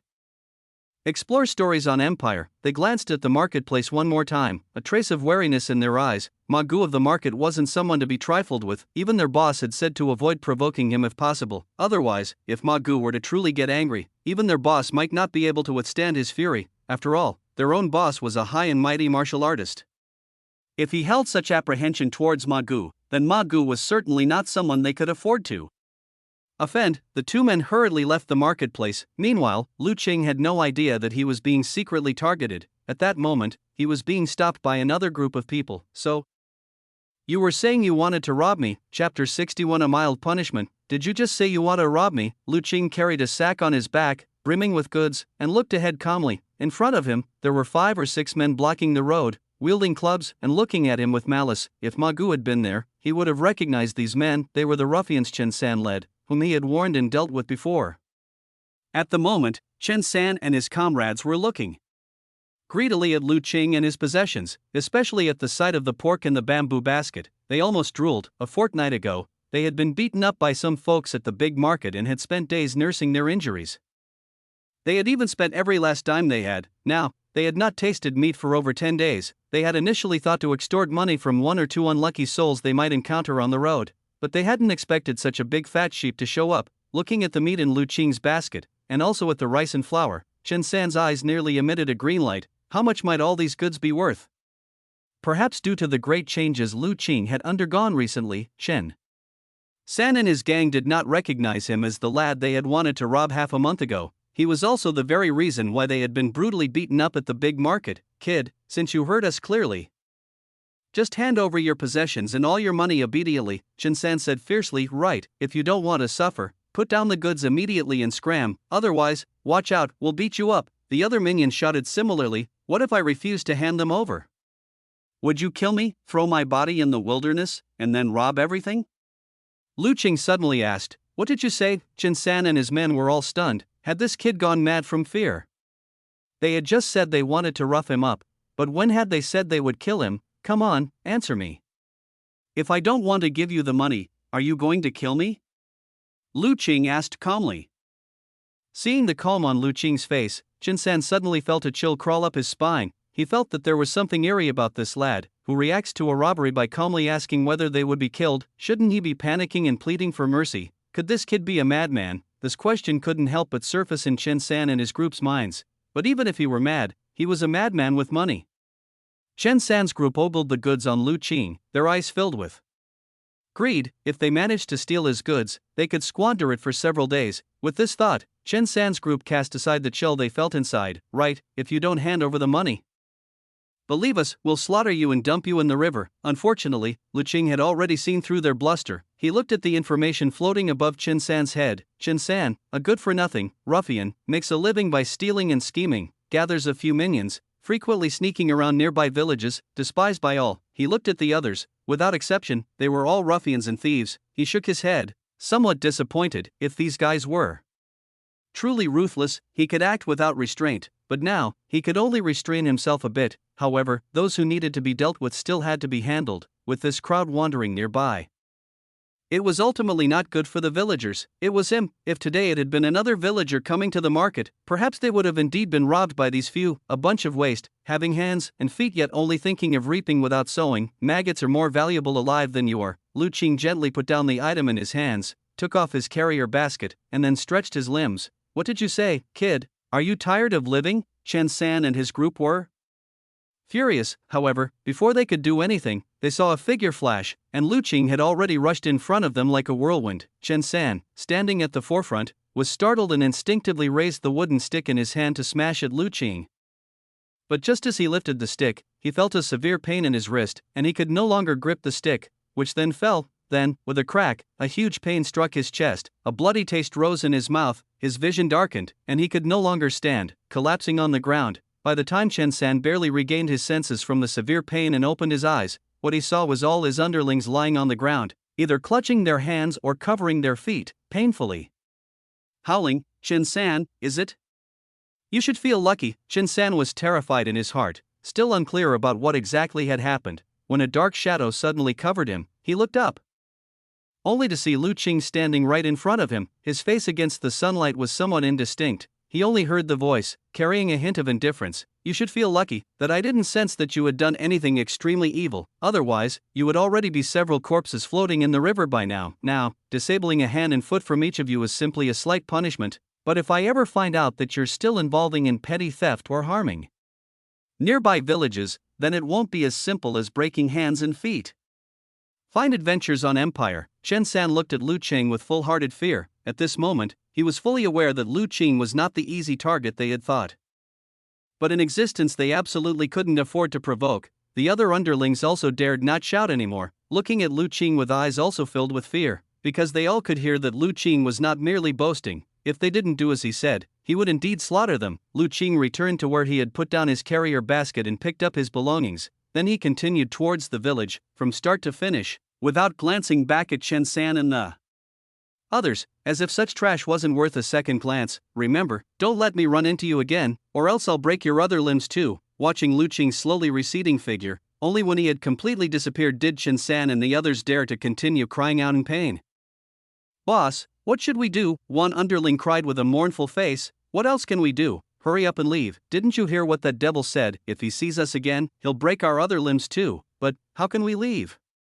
The underling already started crying. Chen San then noticed that the underling's calf was twisted at a strange angle. Even if we can't leave, we have to leave. Damn it, those of you whose legs aren't broken, get up. Under Chen San's scolding, the underlings whose legs weren't broken struggled to their feet. Lu Qing also seemed to have done this deliberately. Of the 6 people, broken hands and broken legs were distributed equally, giving them the capability to leave. In the end, the group supported each other, constantly crying out in pain, and left miserably. Chapter 62. Critically injured and dying, Lu Qing walked slowly down the road, but inside, he was not as calm as he appeared on the surface. Those local thugs, after being crippled by him, would probably find it difficult to commit evil in the future. Even if they wanted to live a normal life, it wouldn't be easy. As for why he didn't just kill them outright, find more to read at Empire. It was because Lu Qing was not one to kill indiscriminately. Speaking truthfully, in his past life, apart from killing fish, he had hardly ever killed chickens or ducks, let alone people, although since his transmigration, Lu Qing had been mentally preparing himself, telling himself that this world was different, much more brutal and with a law of the jungle. Yet, killing people was still not an easy decision for Lu Qing to make, because he didn't know what kind of changes would occur to him once he crossed that line. After becoming a martial artist, killing people was not difficult for him. What was difficult was that he wasn't sure if he could remain unchanged after taking that step. If those thugs were irredeemably evil, Lu Qing might have been able to go through with it, but the information from his superpower told him they were not, so, in the end, Lu Qing decided to give them a chance. Indeed, he didn't have the same disposition as those novel protagonists from his previous life, who could start killing decisively without any hesitation right after transmigration. He was, after all, just an ordinary person, Lu Qing thought, somewhat self-mockingly. However, after this incident, Lu Qing had at least begun to appreciate the power of a martial artist. Even the weakest Qi blood realm was an invincible existence to ordinary people, in terms of strength, reaction, or defense.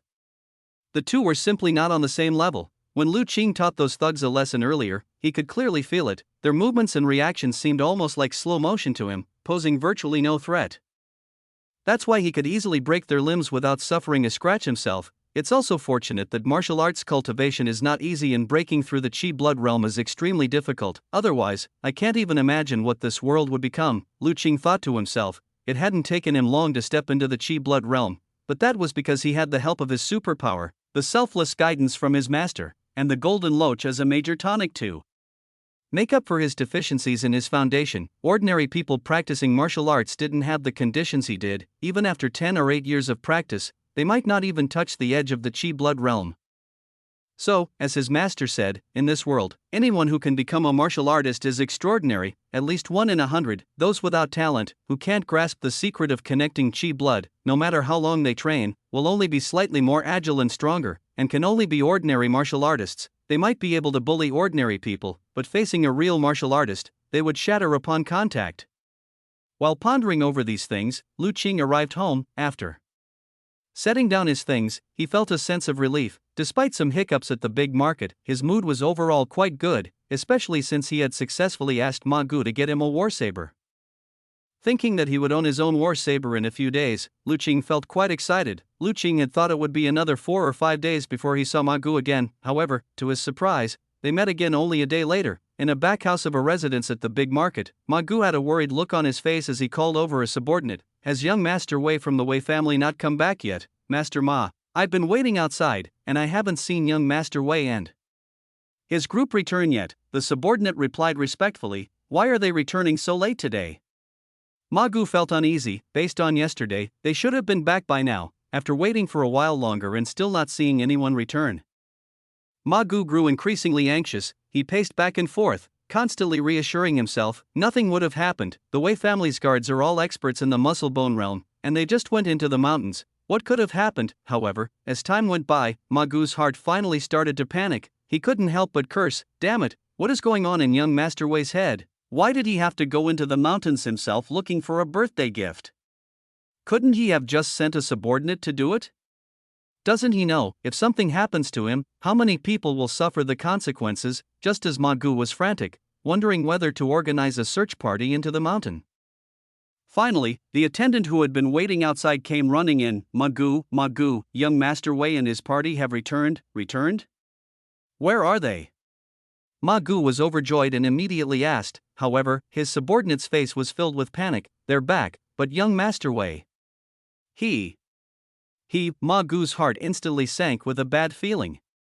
He immediately seized his subordinate's collar. What happened to young Master Wei? He seems to be dead. The word struck Ma Gu like a bolt from the blue, stupefying him completely. The next moment, an overwhelming fear surged from his heart. He grabbed his subordinate's collar again, his face twisted with fury. How could he die? Who did this to him? I don't know, sir. When I saw the guards return carrying a stretcher, young Master Wei was lying on it, and the stretcher was covered in blood. Young Master Wei's eyes were closed, and I couldn't even see him breathing, so I thought, perhaps young Master Wei is .is. The subordinate was terrified by Ma Gu's ferociousness and stammered out his words. Go to hell. Ma Gu now understood the situation. It was not yet certain whether young Master Wei was truly dead, but the subordinate's words just now were clearly his own conjecture. Wait until I come back to deal with you. He kicked the subordinate aside, cursed sharply, and then hurried out. The fear in his heart, however, did not diminish much. Although the fool had speculated wildly, it was clear that young Master Wei's current situation was indeed dire. Whether he was dead or severely injured, the consequences were more than he could bear. When Ma Gu arrived at the front courtyard, he saw several Wei family guards gathered around a blood-stained stretcher with somber expressions, and on that stretcher, young Master Wei lay pale and with tightly closed eyes. His fate unknown. Guard Li, what happened?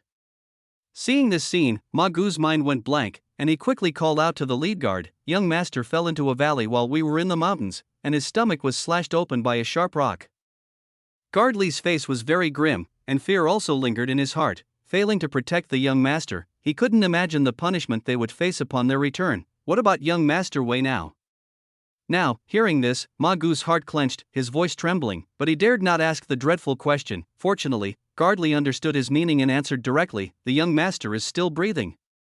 We've pushed his intestines back in and applied an antiseptic medicine, which has barely managed to stop the bleeding for now. Ma Gu's heart twitched at the words. And what are you doing now? We had intended to take the young master directly back to the city. But his wound was too severe, and with the jostling, the blood kept seeping out, washing away the powder from the antiseptic medicine. Unfortunately, we've run out of the medicine we brought. Going on like this, we're afraid that before we make it back to the city, the young master might bleed profusely again, so we could only come back here to ask if you have any spare medicine, antiseptic medicine? Yes, I have some. I'll go get it now. Ma Gu promptly fetched his stash of antiseptic medicine at top speed and handed it to Guard Li. Although antiseptic medicine was expensive, at that moment, he couldn't care less about the cost, watching Guard Li lift young Master Wei's clothes to apply the antiseptic medicine.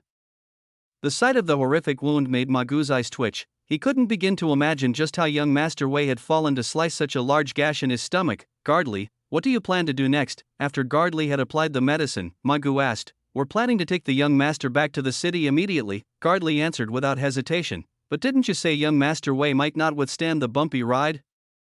Ma Gu quickly said, taking the young master back gives him a chance at survival. If we delay any further, he might not even have that chance. There was another unspoken reality that Guard Li did not mention. This was their chance for survival too. But Ma Gu was in a panic. If he allowed Guard Li and the others to return like this, and young Master Wei was rescued, perhaps it wouldn't be a big deal for him. But if young Master Wei died en route, who knew whether these guards would simply flee, and then, he would be the one to suffer. No, he must think of a plan. Ma Gu's mind raced, racking his brains for a way to save himself. Suddenly, an idea flashed across his mind, and his eyes lit up. Wait, I have a plan that might just save young Master Wei. Chapter 63 The Thread of Life. What method? What method? Guard Li's reaction was first one of confusion, but then he quickly asked. The other guards also looked over. In a nearby village, there is a famous doctor, as Ma Gu described. The eyes of Guard Li and the others gradually lit up. They had also heard of the old Dr. Chen that Ma Gu spoke of. Rumors had it that the elder doctor was highly skilled in medicine and had earned the appreciation of many nobles, even the county lord had praised him. It was said that the elder doctor did not live in the city, and unexpectedly, he resided in a nearby village. With such an impressive doctor nearby, Guard Li and the others instantly decided to abandon the risky option of taking the young master back to the city. Brother Ma, where is Jiuli village? Guard Li asked anxiously. It's just 3 or 4 miles away from here. I have a subordinate who is very familiar with that area and can lead you there.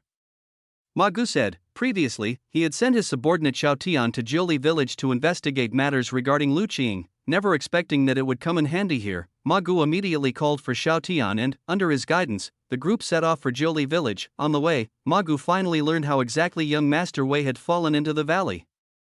It turned out that he had been chasing a peculiar little beast and refused to give up even at the cliff's edge, which resulted in a misstep and his fall. Luckily, the valley was not very deep and there were some trees in the middle to break his fall. Moreover, with the great efforts of the Wei family's cultivation and resources poured into him, young Master Wei himself had reached the Qi blood realm in martial arts, boasting quite a strong physique. That's the only reason he didn't immediately die. Otherwise, even with 10 lives, one fall like that, and he would have lost them all. After listening to Guard Li's account, Ma Gu was speechlessly incredulous. How foolish must one be to chase after a wild animal and fall into a valley, especially being a Qi blood realm martial artist. The group hurried towards Jiuli village, and under Xiao Tian's lead, they headed straight for old Dr. Chen's half-mountain small courtyard. Arriving at the courtyard, Ma Gu spotted a familiar figure. He called out repeatedly, young Master Lu, save a life. please save a life." Lu Qing, who was drying medicinal herbs in front of the courtyard, was startled. Turning around and seeing Ma Gu in the lead, he was quite surprised. He had thought he wouldn't see him again until the next big market day, but unexpectedly, they met again just one day later. "What's the matter, Master Ma?" Lu Qing asked. "Young Master Lu, is old Dr. Chen at home? We have a severely injured patient who urgently needs his treatment." Ma Gu spoke with urgency. Lu Qing then noticed the stretcher behind them. Although he was shocked to see that the one lying on it was the well-dressed young noble, he knew the situation was urgent and quickly stepped aside. "Please come in, my master is just resting inside.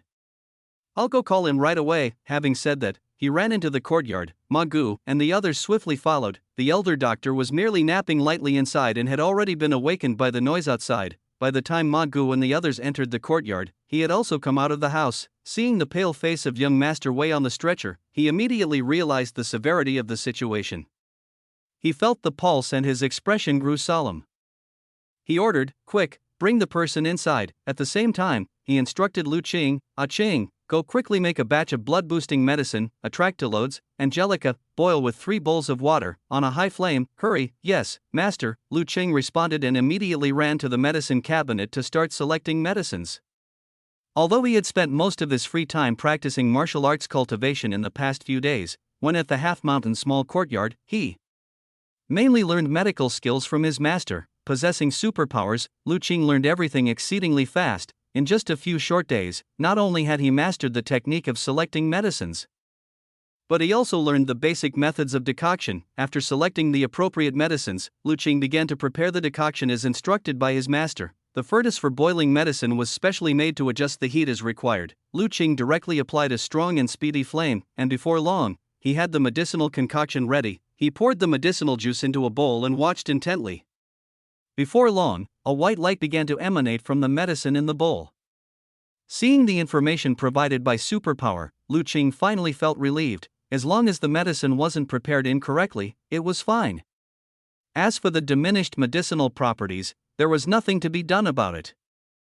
Under such urgent circumstances, it was already quite good to have 70% efficacy. After confirming there were no issues with the medicine, Lu Qing hurriedly carried the medicine to the patient. By this time, young Master Wei had already been moved into the sick room, and aside from Guard Li, everyone else had been asked by old Dr. Chen to wait outside temporarily. When they saw Lu Qing coming, everyone stepped aside to clear a path, not daring to hinder him in the slightest.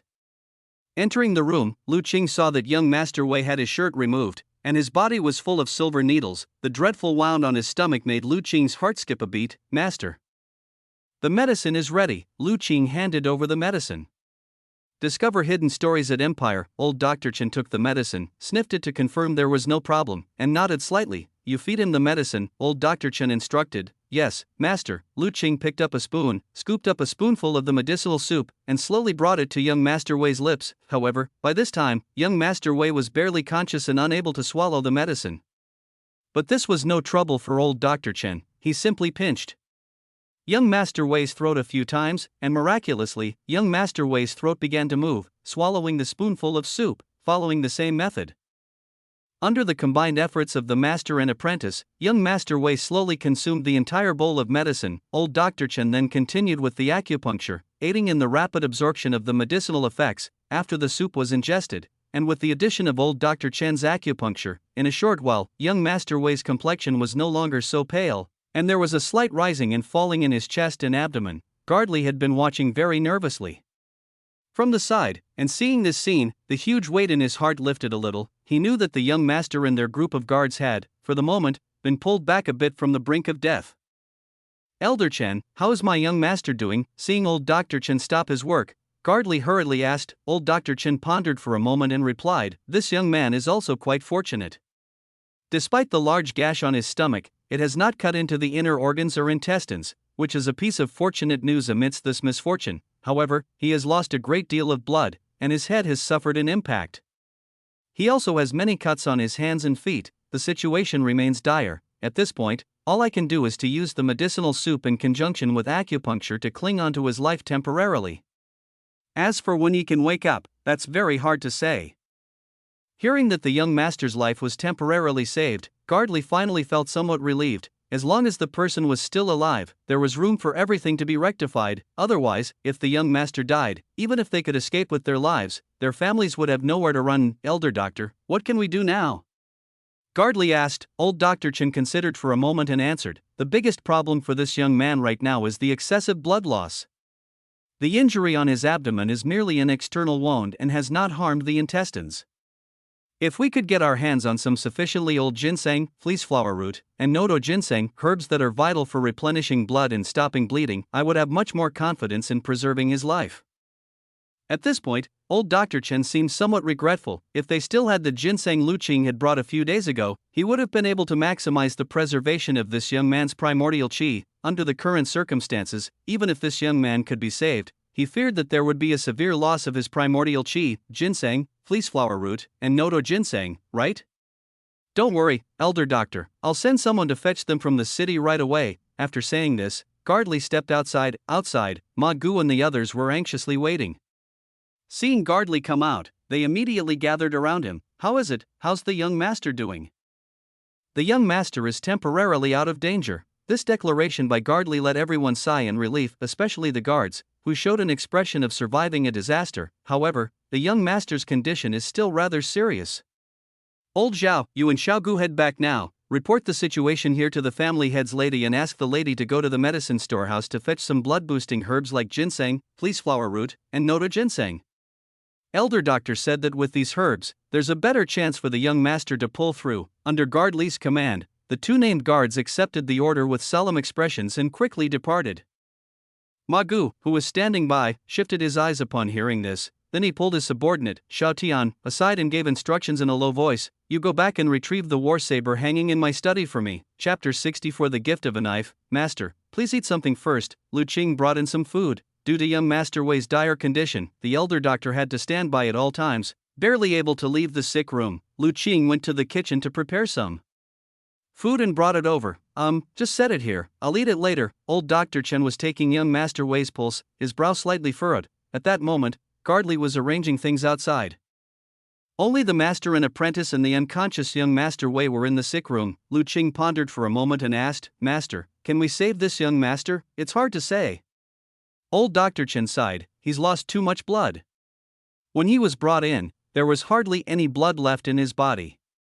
If not for his strong constitution and the life-saving medicine Gardley and the others administered, he probably wouldn't have survived the journey here. Master, considering this young master's background, it seems quite extraordinary. If he doesn't wake up, will the Wei family take their anger out on us?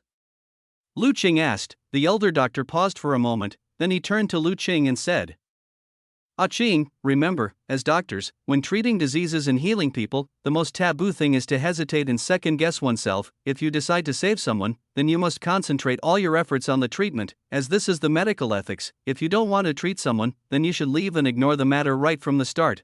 But, once you start treatment, you should do your best not to give up halfway, lest you feel guilty. Disciple remembers, Lu Qing earnestly replied. As for what you're worried about.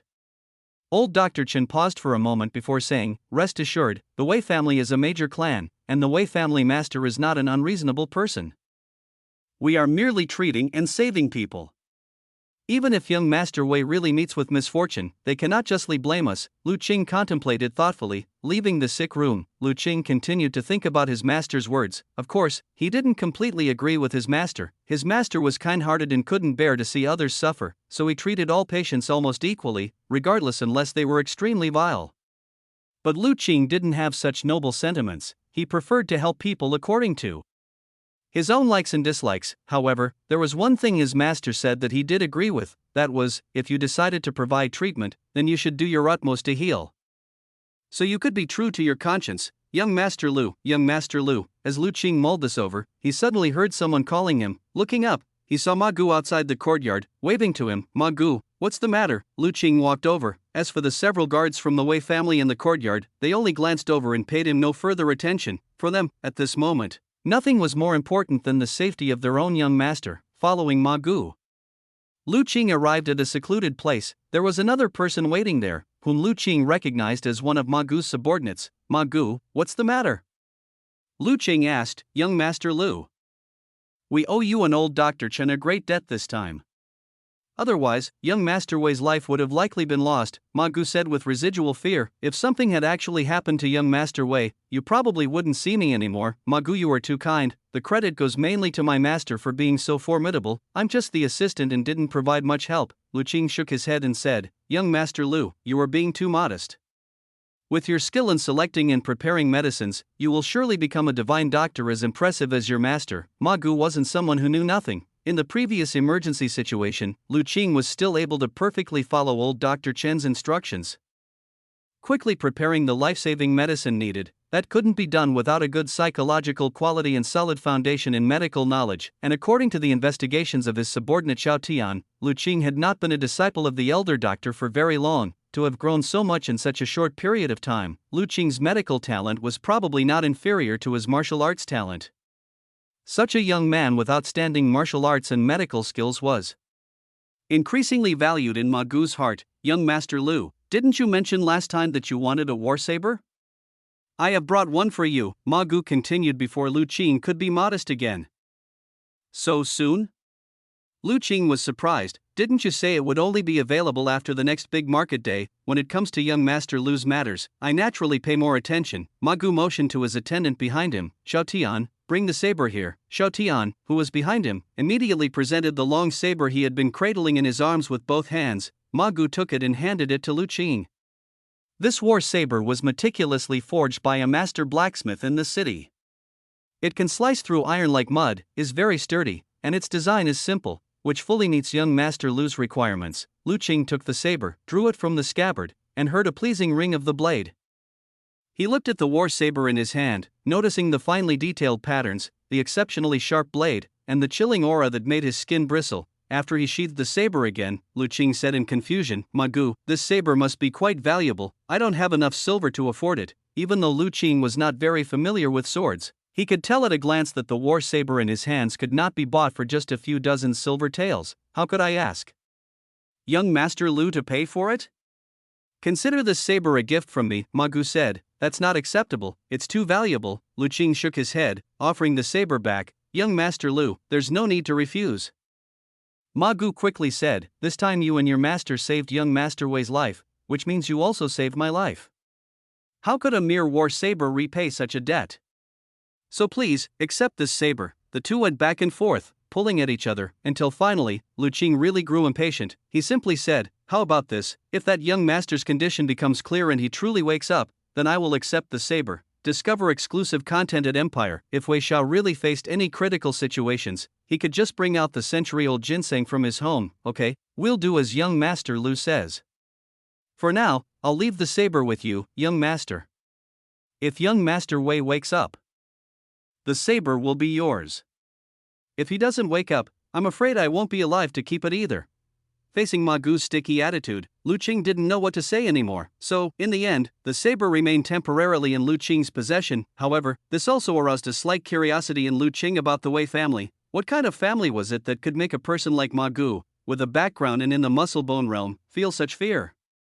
And those Wei family guards as well, their speech was full of reverence for their family head. Ma Gu, what kind of background does the Wei family have to command such respect from you? Lu Qing couldn't help but ask softly out of curiosity. The Wei family? Upon hearing this, Ma Gu's face showed a complex expression. That Wei family is truly remarkable. Chapter 65 Housekeeper of Wei. The Wei family, he said, is the foremost powerful family in the prefecture, but it is not merely a family within the state mansion. In fact, the influence of the Wei family not only spans the entire state mansion but is even rumored to have sky-reaching connections within the royal capital. Young Master Lu, facing such a powerful family, a prestigious family, can you say I am not afraid? Upon hearing Ma Gu's explanation, Lu Qing finally understood why he held such reverence towards the Wei family, but he still had some doubts. Since the Wei family is so formidable, why would they settle in a mere small county? I'm not sure about that. Ma Gu shook his head. Perhaps it's because Sang County is where the Wei family originally rose to power. Moreover, to my knowledge, most of the Wei family's substantial assets and influence have already been transferred to the state mansion and the royal capital. What remains in the county includes only the ancestral home and some less significant properties. However, the family head of the Wei family continues to reside in the ancestral home, for reasons unknown, of course. Even though a major portion of the Wei family's assets have moved out, their status within the county remains unshakable by any other family. It seems the Wei family holds secrets, Lu Qing pondered thoughtfully, otherwise, it would be hard to explain such peculiar behavior. The family head, favoring to stay in the small county over the bustling state mansion or royal capital, regardless of what secrets there were, they were beyond his reach at present. Thus, Lu Qing decided to skip over this matter. However, hearing how powerful the Wei family was eased his mind a bit. Given the resources of the Wei family, they surely wouldn't lack precious medicinal ingredients. If the two guards were quick enough, young Master Wei would survive the night and his life could be saved. In fact, the two guards were much faster than Lu Qing had anticipated. Because there was a critically ill patient needing urgent medical aid at any moment, hence, Lu Qing did not return home that night and stayed at Half Mountain Small Courtyard instead. During the night, as he sat in a chair holding little Yen, drowsy, the little one slept soundly in his arms. Suddenly, a commotion from outside woke him. Seeing that little Yen hadn't awoken, he carried her into his master's room to let her continue sleeping. Then he walked outside. Once outside, he noticed the courtyard was brightly lit, filled with many people. On either side of the courtyard, over 10 burly men stood in 2 lines, holding lanterns that brightly illuminated the area. Lu Qing saw Gardley, who was speaking softly to a middle-aged man with a commanding presence. "Are you saying that the young master's injuries are too severe to allow for easy movement?" After hearing Gardley's report, the authoritative middle-aged man asked. "Yes, Grand Steward, Elder Dr. Chen said that the young master's condition is still quite critical, and it would be best if he could rest quietly here for now. Once he wakes up and feels better, it would then be advisable to return to the prefecture," replied Gardley. "I need to go in and see the young master." The man known as the Grand Steward did not immediately agree but instead made a request. Gardley instantly looked towards Elder Dr. Chen. The elder doctor nodded. "Only 1 or 2 persons can go inside. Having too many people could disturb the young master, allowing evil spirits to invade his body." Hearing this, the authoritative man quickly said, "Everyone else wait outside, just Elder Dr. Chen and I will go in." "Yes, Grand Steward." Watching the two disappear into the room, Lu Qing's eyes filled with shock. He muttered to himself, "Inner organs realm," in the sick room. As soon as he reached the bedside and saw the young master's pale face, closed eyes, and somewhat dry lips, the heart of the housekeeper of Wei tightened. After inspecting the wound on the young master's abdomen, his eyebrows furrowed even more. Before coming, he had thought that those 2 scoundrels exaggerated the severity of the young master's injuries to shirk responsibility. Now it seems that those 2 rascals not only didn't lie, they even understated the severity of the injuries. What life is already saved, the injuries stable. The Grand Steward, who also knew some of the principles of medicine, could clearly see that the current state of the young master was indeed hanging by a thread and he could die at any moment. And this was after the doctor's treatment. One daren't imagine what state the young master was in before this. Recalling the previous instructions of the family head, the housekeeper of Wei turned around and deeply bowed to old Dr. Chen. "Many thanks to old Dr. Chen for saving our young master's life. This grace and kindness, the Wei family will definitely keep in mind. It's not necessary to be so formal. I just did my duty as a doctor." Old Dr. Chen waved his hand. "Moreover, your young master has not yet completely escaped danger." "It's too early to say such things," the housekeeper of Wei quickly said. "I heard that old Dr. Chen needs ginseng and noto ginseng. Before I came out, the family head specifically ordered me to bring a lot of herbs. Please follow me out to choose some." "Oh, you brought the ginseng." Old Dr. Chen's spirits lifted. Continue reading at Empire. Although his medical skill was excellent, without good materials, even with his skills, he couldn't perform well. The 2 returned to the courtyard. "Bring up the chest." At the order of the housekeeper of Wei, 2 men immediately carried a chest forward. Opening the chest, inside were several long boxes. The housekeeper of Wei went forward and opened those boxes. Inside were all top-quality herbs that were dried and ready for use. There were even more than 10 roots of ginseng alone. Lu Qing saw that some of them were even larger than the 2 that the little beast had brought him. Lu Qing couldn't help but be amazed. As expected from a great family, their foundation was indeed profound, casually bringing out so much century-old ginseng. "Old Dr. Chen, please use any of these herbs as you need. If they aren't enough, I will send someone to fetch more from the mansion," the housekeeper of Wei respectfully said. "We won't need so much." Old Dr. Chen chuckled lightly, only taking a few boxes from the chest. "Ginseng, Polygonum multiflorum, and Noto ginseng, 1 box of each. I will go now to the pharmacy to prepare the medicine. You all also rest a bit from your journey. If there is anything, just instruct my disciple." Here, old Dr. Chen pointed towards Lu Qing. The housekeeper of Wei immediately bowed again towards Lu Qing. "Thank you, young master, it's no trouble, just call me if you need anything." Lu Qing hurriedly returned the bow. At the same time, He once again marveled inwardly, as expected from someone from a great family. This steward clearly held a high and powerful position within the Wei family, a real authority figure with stern authority. You could tell by the way Gardley and the others regarded him, it was a respect that came from deep within their bones. Moreover, it had previously been revealed by his superpower that this steward was a martial arts master of the internal organ realm, yet, such a figure, when in need, was still able to give and take respectfully, fully giving face to others without any arrogance or bullying by power. For a steward to have such magnanimity. No wonder the Wei family had evolved from a county-level family to a powerful and influential great family. Old Dr. Chen was quick in preparing medicine, and by that night, he had the prescription ready and boiled. In front of the housekeeper of Wei, he then fed the life-saving broth to young Master Wei. A bowl of herbal medicine went down, followed by old Dr. Chen's acupuncture to enhance the effect. It wasn't long before the housekeeper of Wei saw that on his master's pale face, a hint of color finally appeared. The breathing also became more stable, no longer the thread-like breath. This change greatly uplifted the spirit of the housekeeper of Wei and also strengthened his confidence in old Dr. Chen.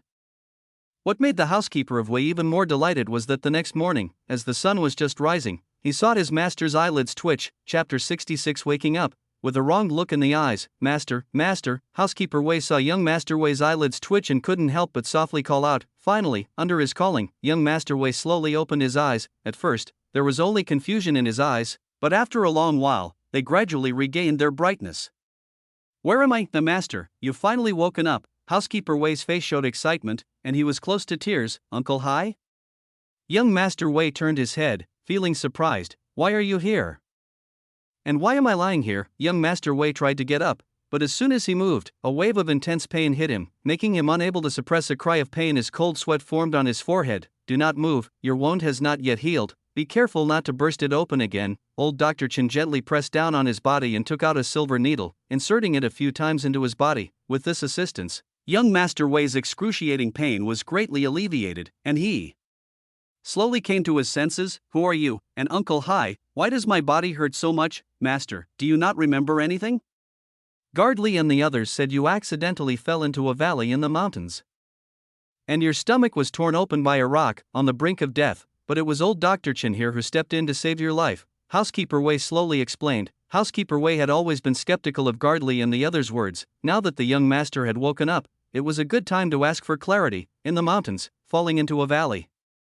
Young Master Wei tried hard to remember. Finally, he recalled the events before he lost consciousness. That's right, I went into the mountains with Gardley and the others, intending to personally find a special birthday present for father. In the mountains, I encountered a very special black little beast. I told Gardley and the others not to interfere. I wanted to catch the little beast with my own hands. I never expected the little beast to be so agile. I kept failing to catch it. I chased it until we reached the edge of a cliff, and just as the little beast was about to leap off, I rushed forward in a moment of urgency and jumped after it. I don't remember much after that. With these words spoken, Housekeeper Wei managed to remain calm, but old Dr. Chen's heart skipped a beat. Enjoy new stories from Empire. This black little beast young Master Wei spoke of sounded spookily like that little beast that often begged for fish from Lu Qing. It seems Guard Chen and the others did not lie. After all, Housekeeper Wei silently nodded. If the guards had lied, even a fraction of untruth could unravel into unbearable punishment for them. Now, although punishment was inevitable, at least their lives were spared. By the way, Uncle Hai, did you just say that my stomach was torn open? At that moment, young Master Wei suddenly realized and exhibited a horrified expression, wanting to get up and inspect his stomach. But this time, Housekeeper Wei, who was prepared, gently held him down. Master need not panic, the wound on your stomach is no longer serious. With some rest, you will fully recover, he said soothingly. But you said my stomach was torn open. Fear was still evident on young Master Wei's face. He dared not imagine what it would be like to have his stomach torn open. Could a person even survive with their stomach torn open? Housekeeper Wei could only continue to console him with gentle words. Fortunately, young Master Wei was weak, and after waking up for a while, he fell back into a deep sleep. When the news of young Master Wei's awakening spread outside, the Wei family's guards all cheered. Especially Gardley and a few others felt a huge relief, feeling as if a massive weight had been lifted off their chests. Young Master Wei's awakening meant his life was no longer in danger. Though they could not escape punishment, their lives were ultimately saved. As for Ma Gu, upon hearing the news, he was almost moved to tears. He felt particularly blessed by the heavens because ever since young Master Wei arrived at his place, he hadn't had a single good night's sleep. last night, especially, he dared not rest for a moment, fearing some commotion in the night would bring ill news, but now, he finally heard genuinely good news. The immense pressure lifted, and even Ma Gu, a muscle-bone realm powerhouse, felt his limbs weaken and almost collapse to the ground. Old Dr. Chen, my master's narrow escape from danger was entirely thanks to your miraculous healing. Our Wei family is immeasurably grateful, said housekeeper Wei. I have already sent word of this to our family head. And in a few days, our Wei family will surely present a considerable reward. Housekeeper Wei deeply bowed to the elder doctor once again. Having seen the state of the young master before he awoke, Housekeeper Wei knew very well that this time, young Master Wei's miraculous survival was largely due to the old doctor before him, who forcefully snatched him back from the jaws of death. If, as those useless guards claimed, they had initially intended to bring the young master back to town, he probably wouldn't have survived the journey. Not necessary, I have merely fulfilled my duty as a doctor. Old Dr. Chen waved his hand, indicating it was no big deal. Old Dr. Chen is truly a paragon of medical benevolence. Housekeeper of Wei admired. No wonder even the county lord praised the elder doctor so highly. Truly extraordinary. This medical demeanor even surpasses many of the famous physicians in the state mansion and the royal capital. Old Dr. Chen, now that my young master has awakened, when might he be able to return home? Elder Dr. Chen thought for a moment and said, he cannot yet. The young master is still frail, and the wound on his belly has not yet healed. Any jostling could risk the wound tearing open and causing severe bleeding. He will need more rest, to regain some primordial qi, and for the wound to scab over before it's advisable to travel back home, naturally. Housekeeper Wei trusted Elder Dr. Chen's judgment. He immediately said, then we will have to impose on you for a few more days. Elder Doctor, that's not a problem at all, it's just that my old place is a bit cramped. I'm afraid I can't make enough rooms available for all of you to stay over. Far be it for us to trouble you so, Elder Doctor. I will have the people outside disperse and find their own accommodations, leaving only myself behind. Housekeeper Wei promptly responded, that would be best. I can manage to make 1 or 2 guest rooms available. It's just that my humble abode is quite modest. Grand Steward mustn't mind. Far be it from me, far be it, then I'll have my disciple prepare a room for you. In the time that followed, Housekeeper Wei went outside to instruct the guards that the young master needed a few more days of quiet recovery. Some of the guards returned to the Wei estate to inform the family, while others stayed at Ma Gu's place, ready to be called upon at any moment. As for him, he stayed at Half Mountain Small Courtyard to care for the young master. No one dared to question Housekeeper Wei's orders, so Wei family's guards began to disperse quickly, and peace slowly returned to Half Mountain Small Courtyard. Only Ma Gu was distressed. Having a group of Wei family guards moving into his home raised his anxieties once again. However, he dared not refuse and could only pinch his nose and go arrange things. Master, the guest room has been cleaned up, Lu Qing announced after preparing a guest room as his master had instructed. Thank you, young master, Housekeeper Wei said, looking at Lu Qing with a bit of surprise. Previously, he was too preoccupied with the young master's predicament to pay attention to anything else. Only now did he notice that Elder Dr. Chen's young disciple was a Qi blood realm martial artist despite his tender years. Such talent, even in the state mansion, would be considered a prodigy. Grand Steward, Elder Dr. Chen noticed Housekeeper Wei's gaze and called out. Housekeeper Wei came back to his senses and praised, indeed, a great teacher fosters a talented student. Elder Doctor, your disciple is no ordinary person. At such a young age, he has already achieved so much in martial arts. My disciple has just been a bit more fortunate, stumbling upon some rare opportunities to make a breakthrough. It is his good fortune to receive such praise from the Grand Steward, said Elder Dr. Chen humbly, yet the satisfaction on his face was undeniable. Elder Doctor, you are too modest, Housekeeper Wei laughed, but inwardly he was considering including Elder Dr. Chen's disciple when preparing a thank you gift for the estate. Lu Qing remained silent throughout, staying within his role as a disciple. Only after their conversation finished did he respectfully say, Master, the early meal has been prepared and is in the kitchen. Also, I would like to go home for a bit. He had been busy all day and night at Half Mountain Small Courtyard and was unaware of his family's situation. More importantly, he hadn't returned home last night to feed the black little beast, and he wondered how the creature was faring. If it threw a tantrum and destroyed the house, it would be a huge injustice. Go ahead, you've been busy for a long time. Go back and rest well. The young master's condition has stabilized, there's no need for constant vigilance. Elder Dr. Chen nodded, so, Lu Qing excused himself, then went to Elder Dr. Chen's room, and picked up the still sleeping little Yen. Once again, the magic of the green armor fish stone had to be mentioned. Despite the chaos in the courtyard last night, little Yen had not woken up, sleeping soundly in the room, in an I won't wake until it's time fashion. Lu Qing did not wake her, but carried her straight down the mountain. When he arrived home, Lu Qing's first move was to check the front door of the house. Relieved to find no damage, he let out a sigh of relief. It seemed the black little beast had not thrown a tantrum and destroyed his home. With eased mind, Lu Qing opened the door, intent on entering. Suddenly, he sensed something amiss. Instinctively, he looked up. There, in the corner of the roof's beam, a pair of bright, big eyes looked down at him, filled with grievance. Chapter 67. Little beast moves in. One man and one beast sat facing each other, their four eyes locked in a silent exchange. Lu Qing fell silent as he looked into the little beast's aggrieved eyes. He hadn't expected the little thing to actually hide up here, and by the looks of it, it seemed to have been guarding this spot all night. Little guy, have you been waiting here all night? After a long silence, Lu Qing asked. The little black beast didn't move, but the look of distress in its eyes only grew more intense. Sorry, I had something to do last night and wasn't home. But the little black beast still didn't move, but a glimmer of moisture appeared in its eyes, seeing the little black beast looking like it was about to cry. Lu Qing felt a surge of guilt for reasons he couldn't explain. If he wasn't mistaken, this little thing was still just a cub, wasn't it? And besides, it could be considered his creditor. After all, he had taken a century-old ginseng from it without giving anything in return. How about you come inside with me? Lu Qing tentatively asked. I still have some fish left in the kitchen. Seeing the moisture in the little beast's eyes seemed to recede a bit, Lu Qing opened the door and went inside. After he carried little Yen into her room and came back out, he saw the little black beast sitting on a stool watching him. Lu Qing smiled, went to the kitchen, poured all the remaining fish into a wooden basin, and brought it out, placing it in front of the little beast. Seeing the large basin brimming with fish, the little black beast's eyes instantly lit up. It immediately pounced on the fish and began to eat voraciously. All previous grievances disappeared without a trace. Watching the little black beast eat happily, Lu Qing couldn't help but smile. When he thought about it, this little thing was quite something. Despite having been hungry all night, it hadn't forcibly entered, but instead had waited on the eaves for him all night. This respect clearly showed that it truly considered him a friend. Otherwise, with its nose, how could it not have smelled the fish in the kitchen?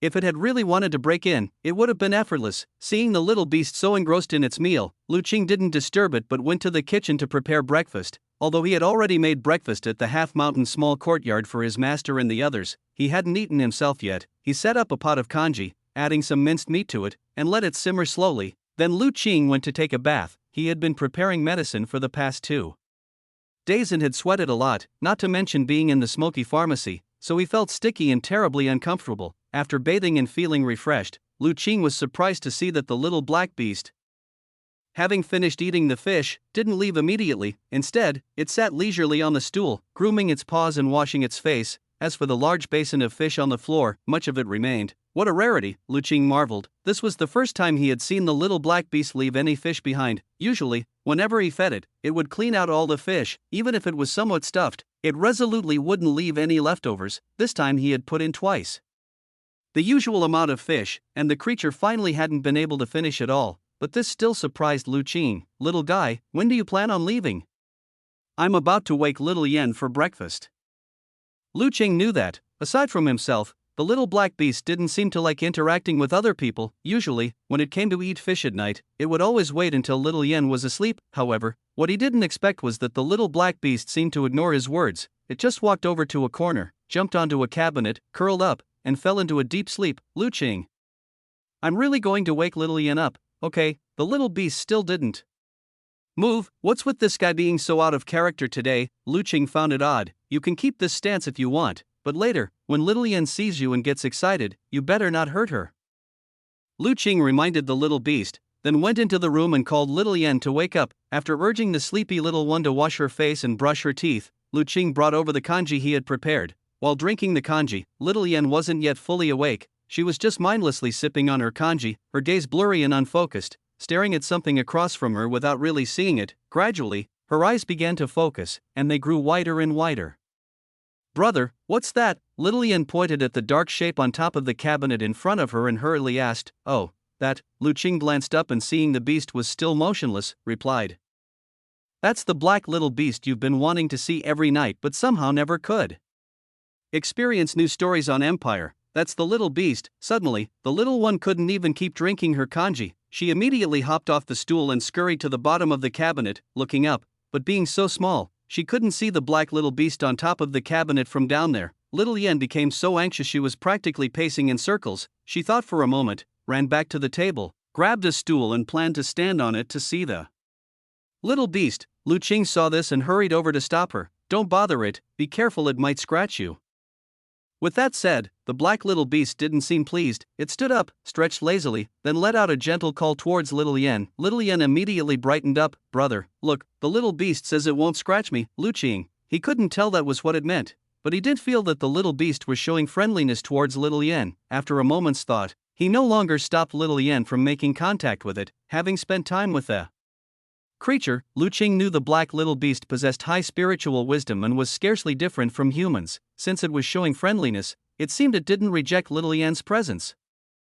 "Alright then, go ahead and make friends with it," said Lu Qing. Then he warned the little beast, "Little thing, remember not to bully my sister, okay?" The black little beast gave Lu Qing a disdainful look, then jumped down from the cabinet lightly and went over to Little Yen, nuzzling her hand with its head. And then it provocatively glanced at Lu Qing. Little Yen was even happier now. She excitedly shouted to Lu Qing, "Brother, the little beast wants to be friends with me." Lu Qing saw the triumphant look on the black little beast's face. So, this little thing was deliberately showing off in front of him. However, he was relieved that the two little ones could get along peacefully. He let his guard down and said with a smile to Little Yen, "Since that's the case, you should be good friends with it. It's very powerful, so make sure not to upset it, okay? Don't worry, brother, I won't." Little Yen happily replied. The black little beast, upon hearing Lu Qing praising its might, also displayed a pleased expression. These bipedal creatures really had some insight, recognizing its power. Little beast, can I pet you?" What followed was a time for the two little ones to interact with each other. Lu Qing, seeing they were getting along fairly well, decided to leave them to it. And seeing that Little Yan's bowl was almost empty, he began to put away the dishes in the kitchen. Just as he finished washing up, he saw Little Yen scampering in. Brother, let's give the little beast a name, shall we?" Naming it? Lu Qing wiped his hands. "Yeah, the little beast and us are friends now, and all my friends have names, like Big Girl, Little Ho too, they all have their own names." Little Yen counted on her fingers, earnestly adding, "So the little beast should have its own name too. Is calling it Little Beast not good? Little Beast doesn't sound nice, and there are lots of animals called little beasts.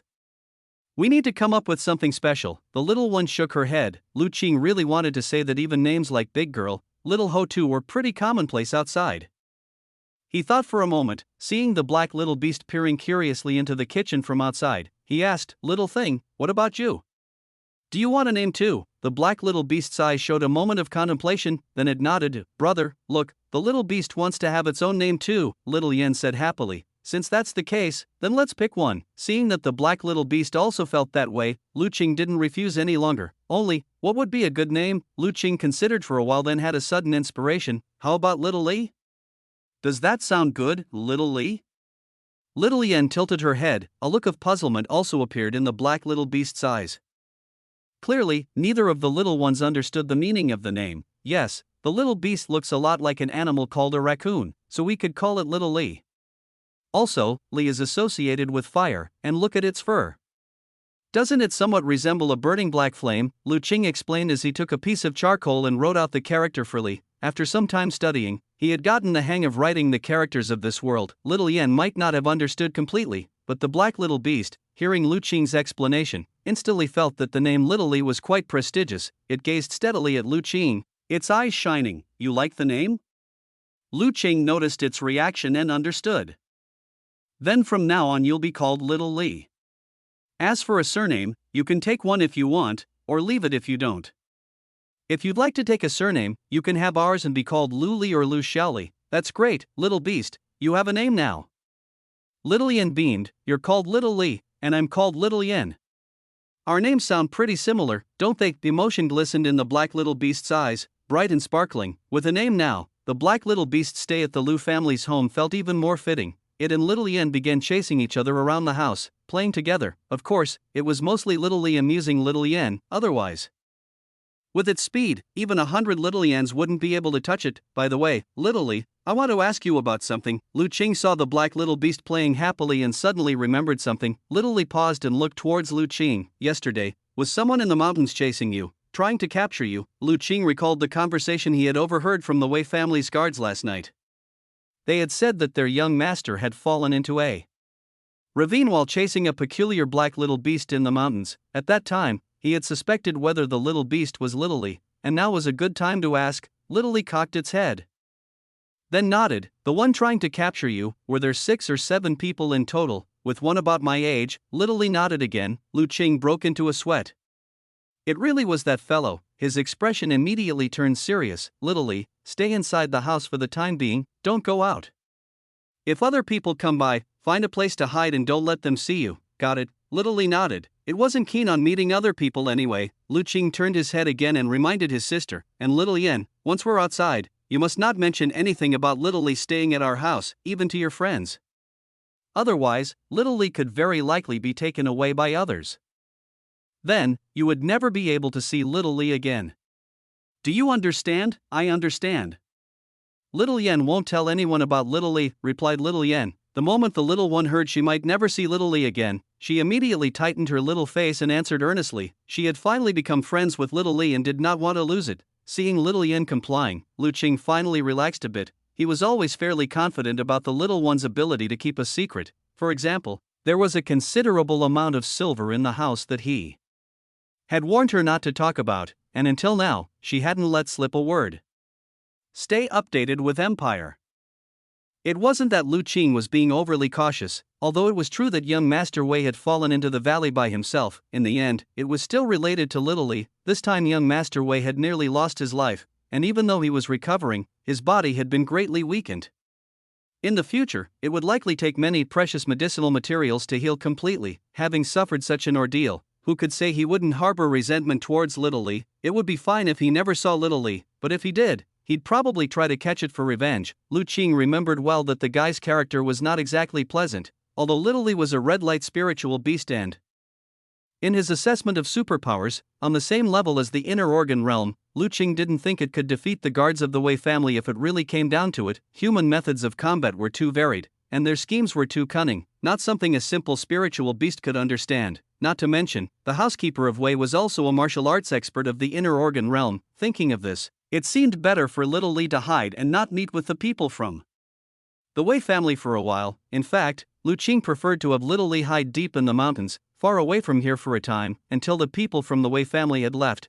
But seeing how it had waited on the eaves all night for a fish this morning, he knew that Little Li had started to see the nearby area as its territory. It wouldn't be easy to get it to leave this place. If it couldn't resist the temptation of the fish and sneaked over like today, the risk of being exposed would be even greater. Rather than that, it was better to let it hide in the house and avoid these troubled times. In the following days, after further questioning, Lu Qing learned that Little Li had no parents nearby. In this vast mountain, there was only this one black night spirit fox. It didn't even know how it had come to be in the mountain. All it knew was that since it became conscious, it had lived in the mountains, just in a different area. It had only recently wandered to the mountain area behind Jiuli village. Knowing this, Lu Qing felt truly at ease about keeping Little Li. He no longer worried that one day 2 adult black night spirit foxes would jump out and come accusing him, and so, Little Li officially moved into Lu Qing's house. Since young Master Wei's injuries had stabilized, Lu Qing no longer needed to stay at Half Mountain Small Courtyard all day. His life returned to its previous rhythm. Every morning he would go to Half Mountain Small Courtyard to greet his master and study medical skill for the morning, after which he could spend his time as he pleased. He could go fishing, grow vegetables, and practice martial arts. For Little Li, such days were undoubtedly blissful. Each day it could be the first to enjoy the fresh fish Lu Qing caught, and the taste was simply too divine. After eating its fill, Little Yen would massage and scratch its itches. These days were far more comfortable than its life in the mountains. Little Li didn't want to leave at all. It just wanted to stay at home forever. As the days passed, the incident Lu Qing was worried about, that Little Li would be discovered by others, never occurred, and young Master Wei, under the elder doctor's meticulous treatment, began to recover at a visibly quick pace. Finally, on the 7th day after young Master Wei woke up, he was able to get out of bed and walk around. This also meant that he was strong enough to withstand the journey and could start his trip back to the Wei family. Chapter 69 A Generous Gift. Many thanks, old Dr. Chen, for your care all these days. In the Half Mountain Small Courtyard, young Master Wei was being supported by servants from his home as he slightly bowed and expressed his gratitude to the elder doctor. There's no need for such formalities, young master, Remember, once you return home, you should rest more, pay attention to your recuperation, and heal properly, old Dr. Qin advised. Xian has remembered. After expressing his thanks, young Master Wei, supported by his servants, slowly entered a sedan chair. His wounds hadn't fully healed yet, and his body was still weak. He couldn't be exposed to too much wind. On the way back, he could only ride in a wind-blocking soft sedan chair to prevent illness from creeping in. On the side, the Wei family's housekeeper Wei saw this scene and subtly nodded his head. These past days, he noticed that, after facing a life-and-death experience, young Master Wei had become more composed and wasn't as unruly as before. In the past, getting him to thank a doctor was no easy task, so, although he had faced a great disaster and nearly lost his life, if young Master Wei truly changed because of this, it could indeed be considered a blessing in disguise. Not necessarily a bad thing. After young Master Wei entered the sedan chair, housekeeper Wei took a step forward. Old Dr. Chen, this time, our family's young master was fortunate to awaken and preserve his life. Now his health has also greatly improved, and no serious ailments were left. All thanks to old Dr. Chen's miraculous healing and compassionate medical skill. For this, we at Wei Mansion are immeasurably grateful. Here, we have some modest gifts prepared by Our Lady, as a token of gratitude for old Dr. Chen's care for our young master these past days. As he spoke, housekeeper Wei gestured with his hand, and 2 guards brought over a large chest, while 2 others held various small boxes and packages. Housekeeper Wei took a small box from one of the guards, opened it, and only to be met by dazzling golden light, lay a row of shiny small gold ingots. When he opened the large chest, silver light shone brightly. It was a large chest brimming with silver ingots. Old Dr. Chen, here are 10,000 taels of silver and 1,000 taels of gold. Please kindly accept them. Old Dr. Chen, looking at the chest filled with gold and silver, showed little change in expression. He sighed. The Wei Mansion is truly too courteous. I've done nothing more than fulfill the duty of a doctor. I really cannot accept such a generous gift. Old Dr. Chen is being too modest. Our young master holds a distinguished status and is especially dear to Our Lady. By curing the young master, you saved Our Lady's life.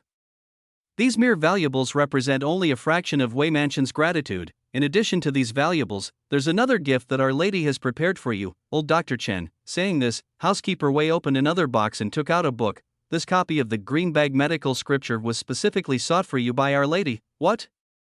The Green Bag Medical Scripture, old Dr. Chen, who had intended to decline further, suddenly exclaimed in shock. Is it the very Green Bag Medical Scripture written by the legendary medical saint? Yes, indeed, it is the Green Bag Medical Scripture that encapsulates the lifelong dedication of the legendary medical saint. Housekeeper Wei confirmed with a smile. At this point, old Dr. Chen found he could no longer utter words of refusal. The Green Bag Medical Scripture attributed to the legendary medical saint had an immense allure for someone like him who was deeply devoted to the medical arts. He had long revered this medical scripture. Unfortunately, any family that obtained the Green Bag Medical Scripture would keep it secret as a family heirloom, never to be lightly shown to others, and so, for the first half of his life, he never had the chance to behold this medical treasure that countless doctors had longed for. Now, when he heard that the Wei Mansion was offering this scripture, old Dr. Chen's heart was entangled. Housekeeper Wei saw the hesitation on old Dr. Chen's face. With a clear laugh, he said, Old Dr. Chen, why bother with such reservations? This Green Bag Medical Scripture can only show its true value in the hands of an eminent and compassionate physician like yourself, healing the sick and saving lives, aiding the wounded and dying. This is the creed of doctors. I believe that when the medical saint originally wrote this book, he did not wish for his life's work to be put away and used, but rather hoped it would save countless lives and help physicians better heal and treat patients. With old Dr. Chen's medical skills, with the aid of this Green Bag Medical Scripture, your mastery could likely be further enhanced, and this would indeed be a fortunate thing for countless patients. Hearing this, old Dr. Chen's heart brightened. He joyfully accepted the medical scripture and laughed. The Grand Steward speaks the truth.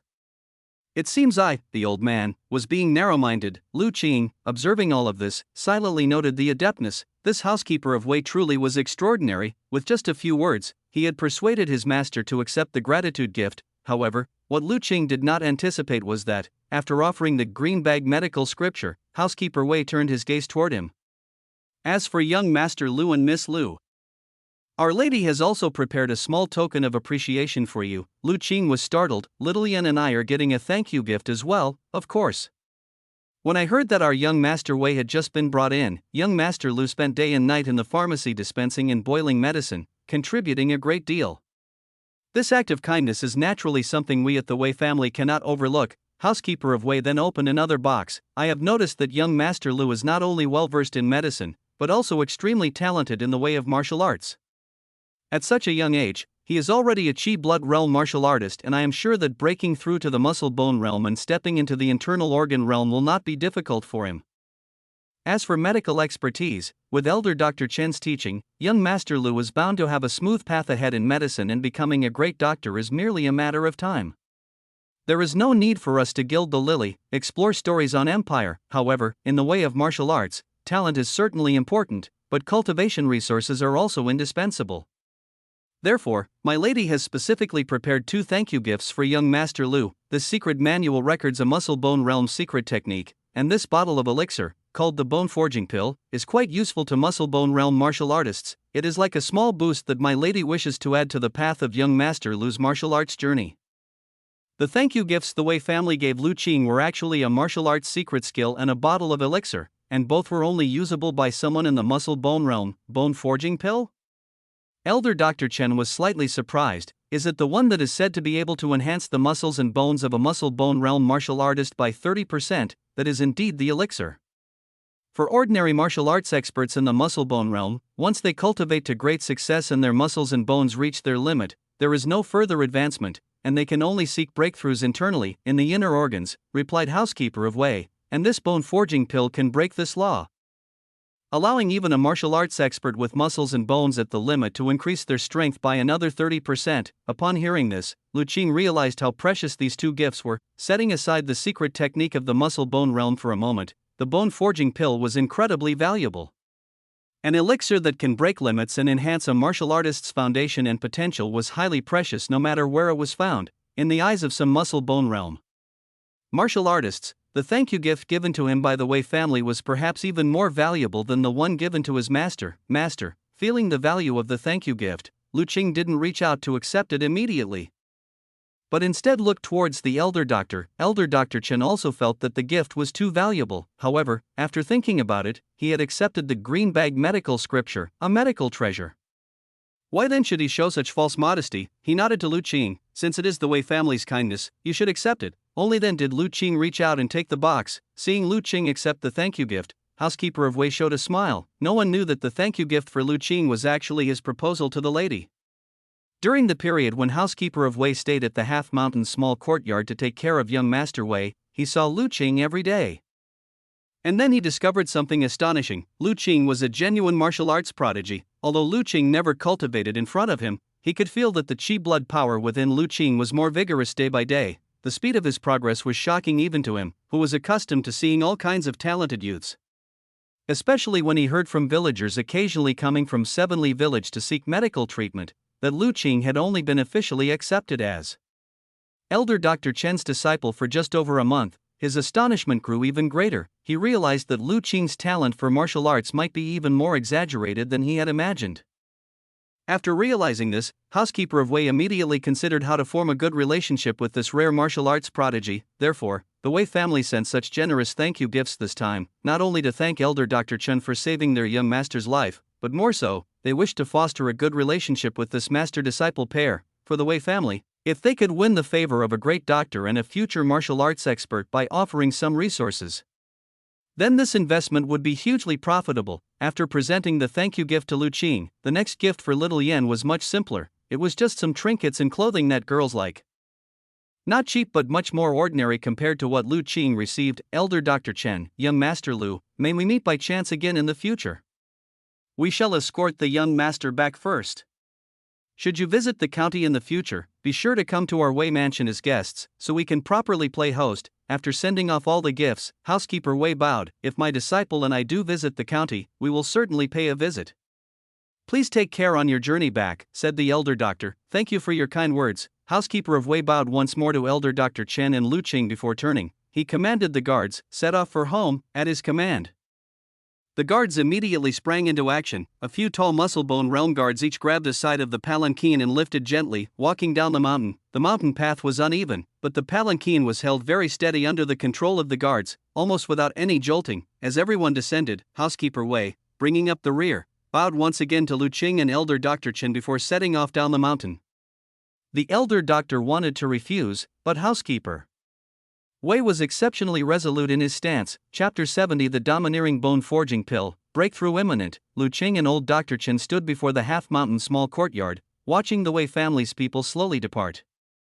After a while, Lu Qing said, "Master, this housekeeper Wei is truly formidable." Lu Qing genuinely admired the housekeeper of Wei. The first time he saw young Master Wei, his behavior at the large market made Lu Qing believe that the Wei family would be a domineering clan that liked to bully others with their power. Otherwise, why would their heir have such a temperament?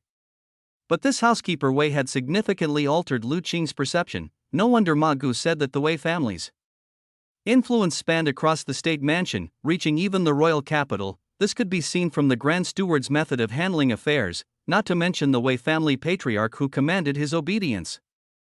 Perhaps, this is what truly constitutes a noble and wealthy family. With such a person residing in the mansion, it was no wonder the Wei family's development was swift. To hold the position of Grand Steward within a prominent family like the Wei family, one certainly can't be a simple individual. The elder doctor also sighed a bit. Even he, who had lived for most of his life, rarely encountered individuals like the housekeeper of Wei, upright and proper, aware that he was winning over people's hearts, yet they still couldn't refuse him. "Master, what should we do with all this gold and silver?" Back in the courtyard, Lu Qing looked at the gold and silver, inquiring unavoidably. The Wei family's gift of 10,000 taels of silver and 1,000 taels of gold wasn't entirely in cash. Apart from one large box of silver ingots and a smaller box of gold ingots, the rest was converted into silver notes and gold notes, placed in another small box. Yet, even just this large box of gold and silver was enough to dazzle and bewitch anyone. It was only because old Dr. Chen and Lu Qing were extraordinary individuals that they hadn't pounced on these treasures. An ordinary person would have done so upon seeing such wealth. "Let's take it inside and store it for now." Old Dr. Chen didn't know how to deal with these items at the moment, so he and Lu Qing carried them into the house to keep them safe.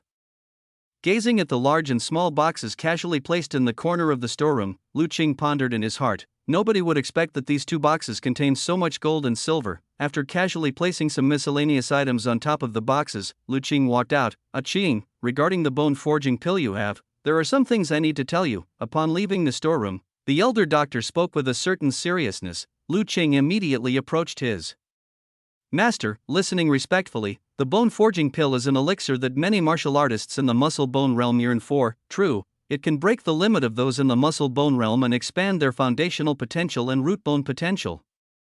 But the potency of this elixir is also extremely powerful. Even an ordinary strong individual in the muscle bone realm may not be able to withstand its strength. Therefore, even if you step into the muscle bone realm in the future, do not hurry to ingest and refine this pill. You must wait at least until you've reached small success in the muscle bone realm before attempting to refine it. Otherwise, if you consume it too early and can't bear its potency, it's very likely that your chi blood and marrow will burn out, and you'll die." Hearing of the grave risks in ingesting and refining the bone forging pill, Lu Qing's face became extremely solemn. "Yes, master, your disciple remembers." After giving this serious advice, the elder doctor waved his hand. "Now that you remember, you should head back. You've been tired these past few days because of this matter with young Master Wei. Go back and rest well. For the next few days, there's no need to come help me." Lu Qing was at first astonished, then noticing the box held in his master's hand, he quickly understood. His master had just acquired a valuable scripture and wanted to retreat and study it intently. Without exposing his master's subtle intention, he replied respectfully, "Yes, master." It was exactly what he wanted, to take time to focus on his martial arts. Recently, Lu Qing had been refining one blood nourishing and qi boosting elixir every day. And his qi and blood power had grown extremely fast. In the past couple of days, he had vaguely felt that he was on the verge of a breakthrough. Holding the thank you gifts meant for himself and Little Yen, Lu Qing headed down the mountain. When he got home, he saw Little Yen and Little Li playing there. Ever since Little Li came to their house, having such a playmate meant Little Yen seldom went out. She wanted to play with Little Li every day. Even the time she spent frolicking with her playmates in the village had lessened. Lu Qing also didn't want her to loiter in front of housekeeper Wei, lest Little Li's presence be accidentally revealed. So these days, every time he went to the half-mountain small courtyard, he left Little Yen at home. After all, with Little Li there and having cautioned Little Li to protect Little Yen, he wasn't worried. This creature was a red light spiritual beast. Unless faced with a martial artist at the internal organ realm level, ordinary martial artists couldn't bother it at all. "Brother, you're back." Little Yen, who was playing chess with Little Li, immediately shouted when she saw Lu Qing. Little Li also called out to him, I'm back." Lu Qing put his things in his room and, upon coming out, saw the chessboard on the table and asked, "Who won more games today?" The chessboard was something Lu Qing had made by carving a piece of wood with a knife. The chess pieces were simple, just a box of short wooden sticks and a box of small stones. As for the chess game the two kids were playing, it was what he had taught them, known as 5 in a row in his previous life. He had taught the two kids chess because one day, while he was reviewing medical texts, the two of them kept playing boisterously in the house, which was too distracting. He couldn't concentrate on his reading at all. Even if he got them to quiet down temporarily, before long, they would start playing sneakily again. To keep them quiet for longer, Lu Qing had the idea to just teach them to play chess. After all, 5 in a row wasn't difficult and, incidentally, could also help develop their thinking skills. As expected, the two kids became infatuated with this new thing as soon as they were introduced to it, little Lee included. Enjoy exclusive chapters from Empire. These days, whenever they had time, the two kids would start competing in chess. As for who won or lost, it was a mix, with the main theme being a close match. Indeed, this time was no different. Little Ian said happily, "I won more. I won 7 games today, and Little Lee only won 6. Then Lu Qing saw Little Lee call out, "Take a small stone from the box with its paw, and place it on the chessboard." Upon seeing this, Little Ian immediately became dejected. "Now we've both won 7 games. This time it was Little Lee's turn to cheer, its ears moving backward, eyes squinting with joy, and tail held high. Lu Qing. The reason why these two little ones had been playing so vigorously lately, often giving him a headache, was no mystery. With these two's intelligence, they were assuredly akin to Crouching Dragon and Young Phoenix, a pair of peerless geniuses. He decided to leave the two to their games and went to cultivate in the bamboo forest behind the mountain for the next few days. Since he didn't need to go to the half-mountain small courtyard, Lu Qing didn't leave the house, focusing entirely on cultivation in the bamboo forest at the back, feeling close to a breakthrough. He even halted his training with the 4-direction saber, concentrating solely on practicing nourishing bodyboxing and refining his chi and blood. Finally, after taking several more blood-nourishing and chi-boosting elixirs, he felt the opportunity for breakthrough on that very morning. Chapter 71 Dual Breakthrough in Realm and Saber Technique. Unwelcome guest at the door. In the bamboo forest of the back hill, Lu Qing was practicing the first 9 moves of the nourishing bodyboxing. After more than a month of cultivation, by this time, his nourishing bodyboxing had become exceedingly skilled, turning into instinct. When he practiced, between each movement and stance, there was an especially unique charm and artistic conception. It seemed to brim with vibrant vitality, enchanting the onlooker with pleasure and contentment, refreshing the mind and delighting the spirit. Even if old Dr. Chen were here, upon seeing Lu Qing's boxing, he would surely not resist praising him. Because in the practice of nourishing bodyboxing, Lu Qing had already developed his unique understanding, and had thoroughly mastered the first 9 moves of this boxing technique. Lu Qing concentrated deeply on practicing the boxing. At the same time, concentrating and calming his mind, he carefully sensed the flow of the chi blood in his body, searching for that trace of opportunity for breakthrough. At this moment, the chi blood within Lu Qing's body had surged much more than when he had just stepped into the chi blood realm. As the chi blood surged through him, each of his movements, though appearing slow, actually contained tremendous power, stirring the air around him and causing fallen leaves to flutter.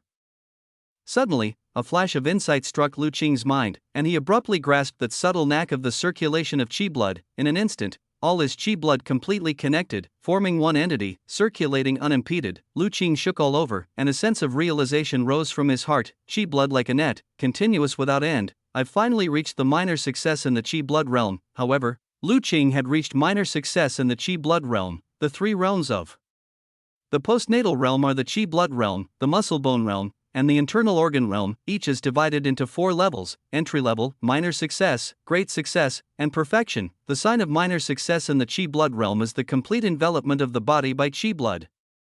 Like an invisible net, each part interlocking, continuous without end, forming one entity. Wherever the mind goes, one can burst forth strength at will, without the previous need to first gather the chi blood before unleashing power. Both endurance and explosive power have greatly improved. For Lu Qing, the biggest obstacle to breaking through to minor success in the chi blood realm was not so much understanding the key to chi blood as a continuous net, but rather the total amount of chi and blood power in his body. Having superpower, what he lacked the least was an understanding of boxing. On the contrary, the insufficiency of chi and blood power inside his body had always been restricting his breakthrough.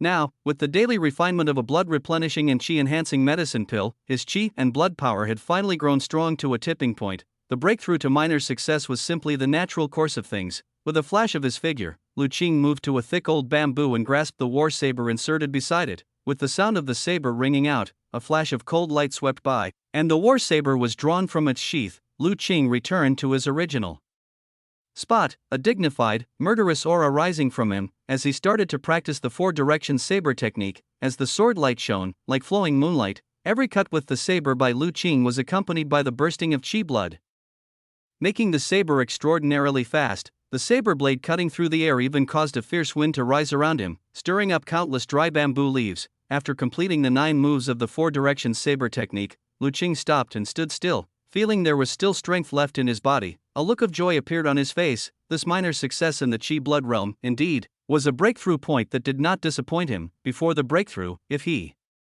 gave his all, he could only practice up to the 7th move of the four-direction saber technique before he could go no further, as the qi and blood power was insufficient to continue the practice. But now, after completing a full practice, he still had strength to spare. To burst forth another round was not a problem. The 9 moves linked together, each executed with full power, continuous without end. According to the records in the four-direction saber, in the attainment of this saber technique, he had also reached the state of minor success. Sheathing his sword, Lu Qing prepared to head home. After achieving small success in 2 cultivation techniques consecutively, he was in an exceptionally good mood. He decided that once he got back, he would make something delicious to properly celebrate. As he walked on the way home, Lu Qing also pondered his next training plan.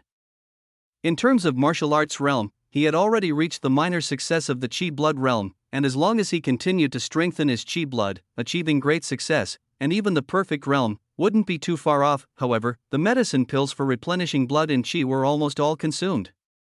It was time to ask his master to help refine another batch. Although Lu Qing was skilled at harvesting and boiling herbs, he had yet to try his hand at refining medicine pills and had no experience with it. Otherwise, he could have refined them himself. After all, he wasn't lacking in ginseng right now. Recently, when Little Li had moved into his house, Lu Qing had asked about it.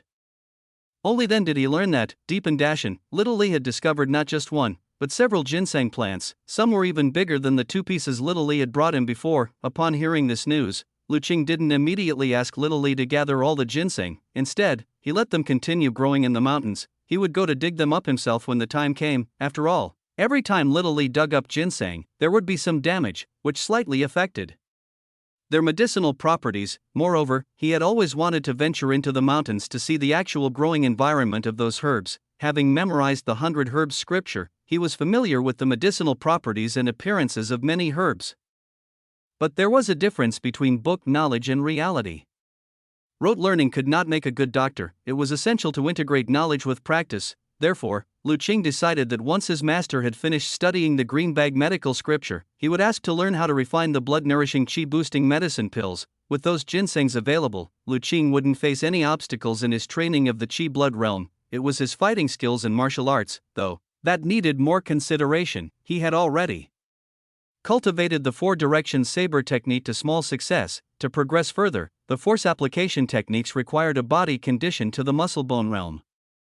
Until he stepped into the muscle-bone realm, his training with the saber technique had reached its limit. Making further progress was difficult. Therefore, he needed to find 1 or 2 more fighting skills to cultivate. I'll check with my master tomorrow to see if there is suitable martial arts to cultivate, Lu Qing thought to himself. He remembered his master mentioning that, in addition to the 3 muscle-bone realm martial arts originally provided, he also had a collection of ordinary qi blood realm martial arts. Seeing as he had time on his hands, Lu Qing didn't disdain the lower levels of those martial arts.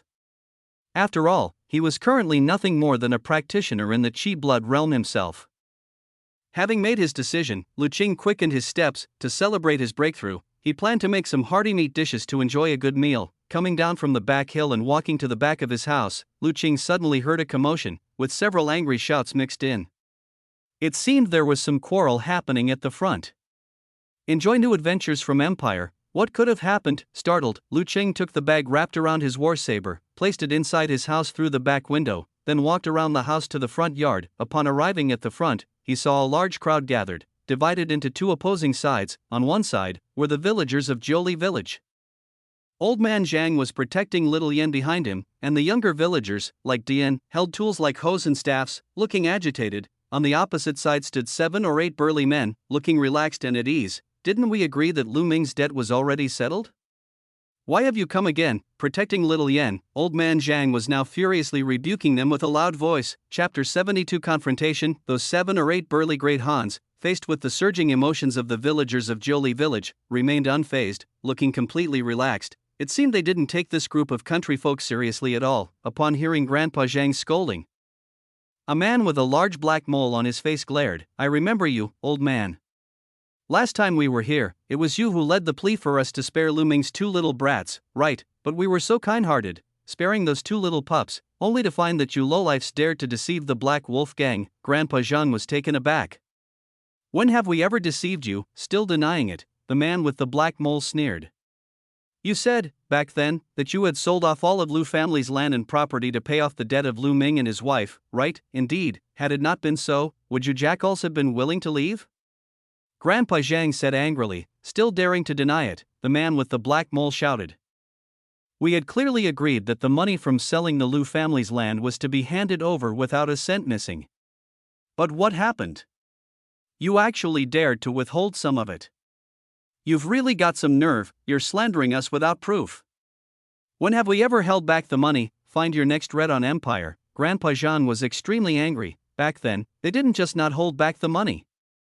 Fearing that these villains would find the amount insufficient and decide not to spare Lu Qing and her brother, every household had even scraped together a little money to give them. Now, hearing these men actually trying to turn the tables, Grandpa Zhang was so angry he felt like his lungs would explode. I think you lot spent all that money and are now trying to come back and extort more. Grandpa Zhang, why bother talking so much with them? If push comes to shove, we'll fight it out. We mustn't let them take little Yen away. De An's face turned red with anger as he raised his hoe and shouted loudly. This shout sparked enthusiasm in the other young villagers who yelled, right, let's fight them. There's no way they can beat all of us. Watching dozens of villagers brandishing their poles and hoes, appearing ready to charge at any moment, the so-called members of the Black Wolf gang suddenly looked a bit uneasy, even though they were strong and knew a bit of martial arts.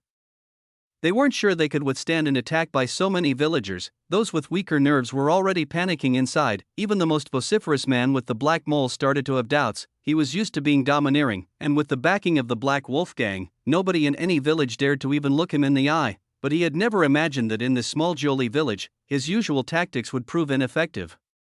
As a major conflict seemed unavoidable, a man from the Black Wolf gang, who had been silent until now, with a rather sullen look in his eyes, finally spoke slowly. Elder, you claim that all the silver from selling the Lu family's land was handed over.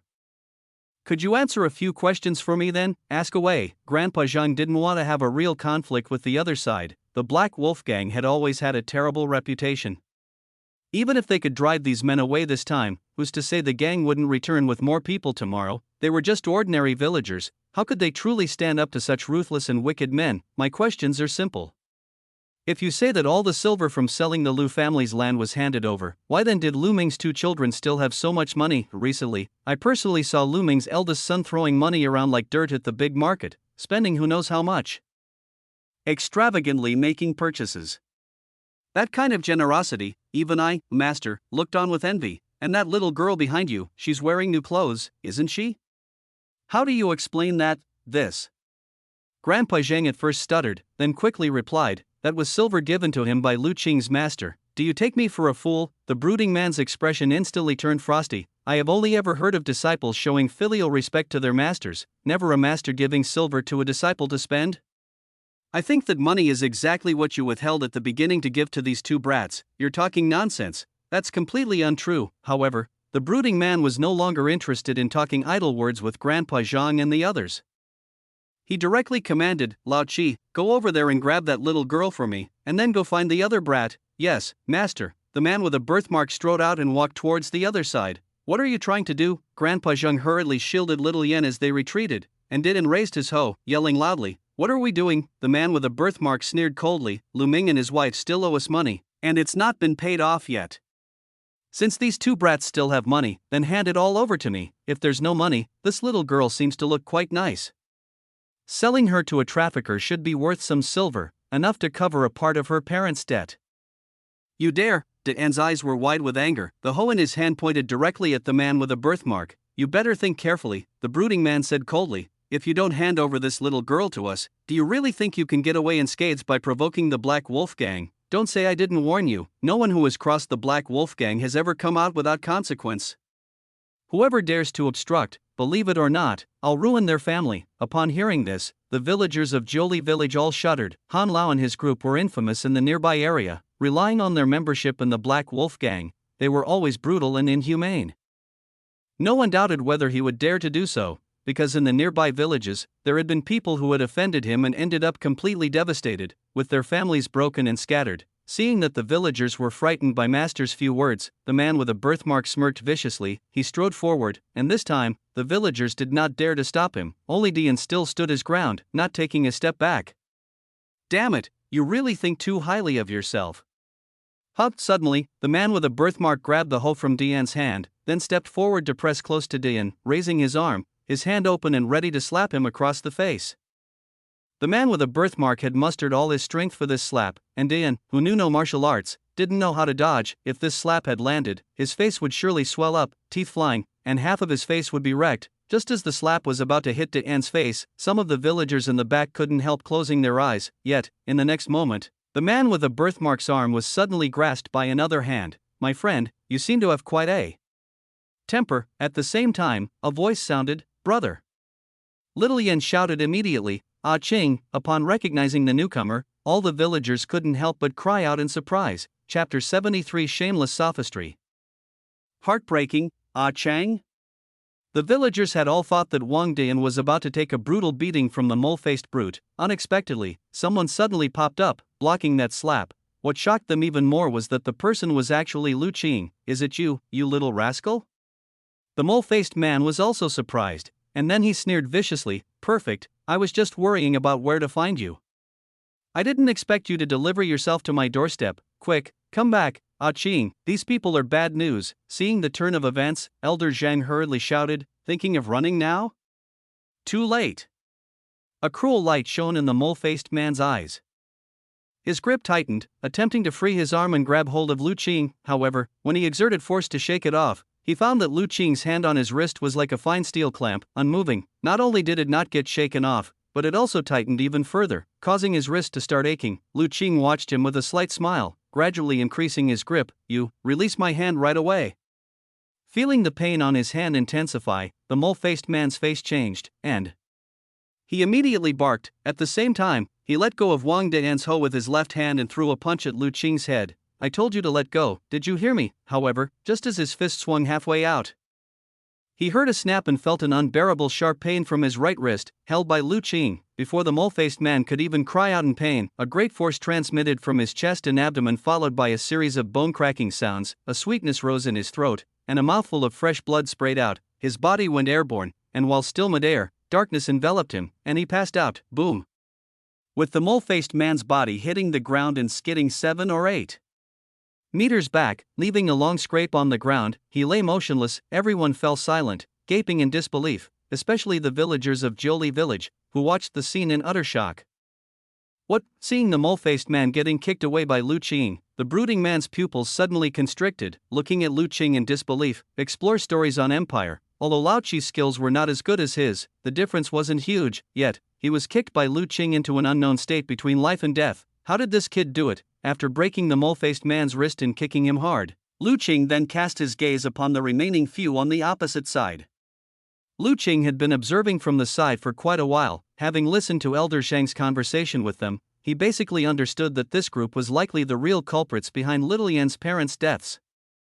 For this, he had employed his superpower to probe the information of the group. He found that these people were all members of a gang known as the Black Wolf Gang. Among them, the brooding man before him was the leader, Han Wu, peripheral member of the Black Wolf Gang, gloomy and cunning by nature, vindictive, ruthless, and bloodthirsty, skilled in martial arts, once instructed by a martial artist, just a step away from the Qi blood realm. Recalling the information he had just probed, Lu Qing's eyes grew colder as he looked at the brooding man. Even the superpower assessed him as ruthless and bloodthirsty. This Han Wu must have committed countless heinous acts. Pricked by Lu Qing's gaze, Han Wu, still immersed in shock, abruptly came to his senses. Looking at Lu Qing, he blurted out, "Are you a martial artist?" "Oh, you do have some insight," Lu Qing said, somewhat surprised. "Speak up, who exactly are you?" Hearing Lu Qing readily admit it, Han Wu was shocked once again. He had seen Lu Qing with his own eyes just over a month ago. Back then, Lu Qing was thin, dispirited, looking every bit the part of a short-lived person. How long had it been since then? The kid he could have easily crushed with a flick of his finger had become a martial artist. How did he do it? Han Wu was filled with disbelief. He knew all too well how difficult it was for those who trained in martial arts to become martial artists. Just like him, after practicing martial arts for over a decade and with the guidance of his elder brother, he still hasn't broken through to become a martial artist. He's always been a little short of that legendary Qi blood realm, and now this son of Lu Ming, who was frail and listless just a month ago, is somehow now a martial artist. How is that possible? Lu Qing saw the shock on Han Wu's face, but he didn't care. Instead, he continued to look at him with a piercing gaze. It seems you haven't answered my question yet. Speak, who are you people exactly? Han Wu felt the coldness in Lu Qing's gaze and shivered inside. No matter how Lu Qing had become a martial artist, it wasn't important now. What mattered was that if he didn't handle the next moments carefully, it was likely that all of them, his entire group, would meet their end here today. His mind raced, and Han Wu managed to squeeze out a smile. Young Master Lu, this is all a misunderstanding. However, before he could finish, old Master Zhang shouted from behind, Ah Qing, they are the villains who caused the death of your parents. That's right. Ah Qing, it was they who forced your parents to their deaths. Qing, don't let them leave. They even tried to take little Yin away just now. The other villagers, having seen Lu Qing's might, joined in the shouting. Sweat broke out on Han Wu's forehead. No, young Master Lu, your parents drowned themselves. Their death has nothing to do with us. Bullshit.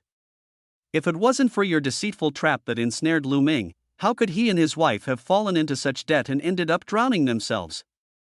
It's you who drove them to their deaths, shouted old Master Zhang, as temperamental as ever. No, that's not it. Each time Han Wu tried to speak, he was interrupted by old Master Zhang, his killing intent filling to the brim. He swore that if he could escape safely this time, he would torture the old man to death, lash his body for 3 days to sate the hatred in his heart. Young Master Lu, this is truly just a misunderstanding. Your father wanted to do business back then and he borrowed a lot of money from us. When the business failed and he could not repay his debts, he panicked, and that led him and your mother to choose to drown themselves. From beginning to end, we never forced them. You see, the IOU is right here, and it bears your father's own signature and handprint. Han Wu pulled out a piece of paper from his chest and quickly showed it to Lu Qing. You shameless. Old Master Zhang saw the paper and became infuriated. You clearly said you had destroyed the IOU, and now you still have it. Utterly despicable. The other villagers were equally furious, and they were puzzled as well. They had clearly seen Han Wu and his men destroy the IOU. How could there now be another one? Lu Qing glanced over the IOU and nodded. Indeed, it does bear my father's name, but what does that prove? It doesn't prove much. I just want to confirm to you, young Master Lu, that your father truly owed us money, and that your parents' deaths really have no relation to us. Just think about it. We lent so much money to your father and hadn't even recovered the principal. Why would we think about driving him to death? In doing so, wouldn't we lose both person and money? Who would willingly make such a losing deal? It seems there might be some truth to what you're saying. Lu Qing nodded again. Ah Qing, the villagers behind, seeing Lu Qing seem to be swayed by Han Wu's excuses, became somewhat anxious. This time, however, Han Wu had learned his lesson. Seeing Lu Qing's hesitation, he felt a surge of joy and didn't give the villagers a chance to speak again. He urgently said, but as the saying goes, debts are forgiven upon death. Since Lu Ming has already died, the debts he owed naturally can't be held against him. Take this IOU as a gift from the Black Wolf Gang to young Master Lu, returning it to its rightful owner. Saying this, he pulled out several silver notes from his chest and offered them together with the IOU. Additionally, the Black Wolf Gang has always been saddened by the passing of your parents. Here are 300 silver taels, a small token from the Black Wolf Gang. We hope young Master Lu will kindly accept it. Han Wu spoke earnestly and sincerely, as if everything he said was the absolute truth, without a trace of a lie in his heart. Lu Qing looked at the silver notes and IOU before him, then at Han Wu with his earnest expression. After a long silence, he suddenly smiled. Indeed, this is quite a generous gift. Seeing the smile, Han Wu thought Lu Qing believed his words and was overjoyed. Then young Master Lu, but before he could finish his sentence, suddenly, a palm appeared silently at the position of his heart. Immediately after, an irresistible force burst from his chest, the energy directly piercing his heart and exploding it into pieces. Han Wu's body trembled, his limbs weakened, and he slowly fell to the ground. Then, in his final moments, he heard Lu Qing slowly utter the remainder of the sentence. Unfortunately, if it wasn't for knowing your nature, perhaps I could have believed you a little. Chapter 74 Kill them all. In front of the Lu family courtyard, there was complete silence. All eyes were frozen in shock on the lifeless body of Han Wu. Lying on the ground, no one had anticipated that Lu Qing would suddenly take action, directly killing Han Wu on the spot, especially the villagers of Jiuli village. They were both shocked and dumbfounded. A moment ago, when they had seen an amiable Lu, seemingly ready to accept Han Wu's apology and let bygones be bygones, they had been filled with anxiety. They feared that he would be duped by Han Wu's deceit and truly forgive these people. Little did they expect that in the blink of an eye, Lu Qing would strike with lethal force, killing him with one palm strike. Seeing Lu Qing maintain a calm demeanor after killing a man, the villagers felt a sense of unfamiliarity. Was this still the same Qing they saw every day, the one who greeted everyone with a smile? Always humble and polite, Lu Qing paid no attention to the villagers' stares. Having killed Han Wu, he continued to focus his gaze on the remaining members of the Black Wolf Gang. Those few Black Wolf Gang members shuddered to their core and knelt down. Good sir, spare me my life, young master. This really isn't my business. I was forced here by Master Wu and the others. I really didn't do anything. I dare not ever again. Please spare me, young master, spare me. I'm asking you, how exactly did my parents die? Lu Qing said indifferently, we don't know, young master. This whole thing was orchestrated by Master Wu and 7th Master from start to finish. We had no clue about the details. All I know is that, initially, Master Wu and the others seemed to want to force your mother into selling herself, driving her to drown herself in the river. As for anything else, we really have no idea. Please, young master, spare us and give us a chance to mend our ways. Looking at the several big men in front of him, crying and sniveling, begging for mercy, Lu Qing's expression remained entirely unchanged. Anyone who mixed with the likes of Han Wu couldn't be a good person. Moreover, information he had previously ascertained through his superpower told him that this group of people were all scum, not one of them innocent. He shook his head. Since there was nothing more to be learned, there was no reason to keep these scum alive. Without any hesitation, Lu Qing's chi blood burst forth, and he suddenly kicked out. In the blink of an eye, he landed a kick each on the throat and temples of every Black Wolf Gang member. Following a series of bone-crunching sounds, the 5 remaining Black Wolf Gang members didn't even have time to react. Their eyes bloodshot, they clutched their throats, twitching as they collapsed to the ground, soon falling silent. From beginning to end, Lu Qing said not another word. After confirming that everyone was dead, Lu Qing finally turned around to look at the villagers of Jiuli village. As for the mole-faced man, he didn't even need a glance, he was long dead. Seeing Lu Qing turn around, the villagers involuntarily stepped back. There was no helping it, Lu Qing's actions had been too frightening. So many ferocious disciples of the Black Wolf Gang had been killed or kicked to death in an instant.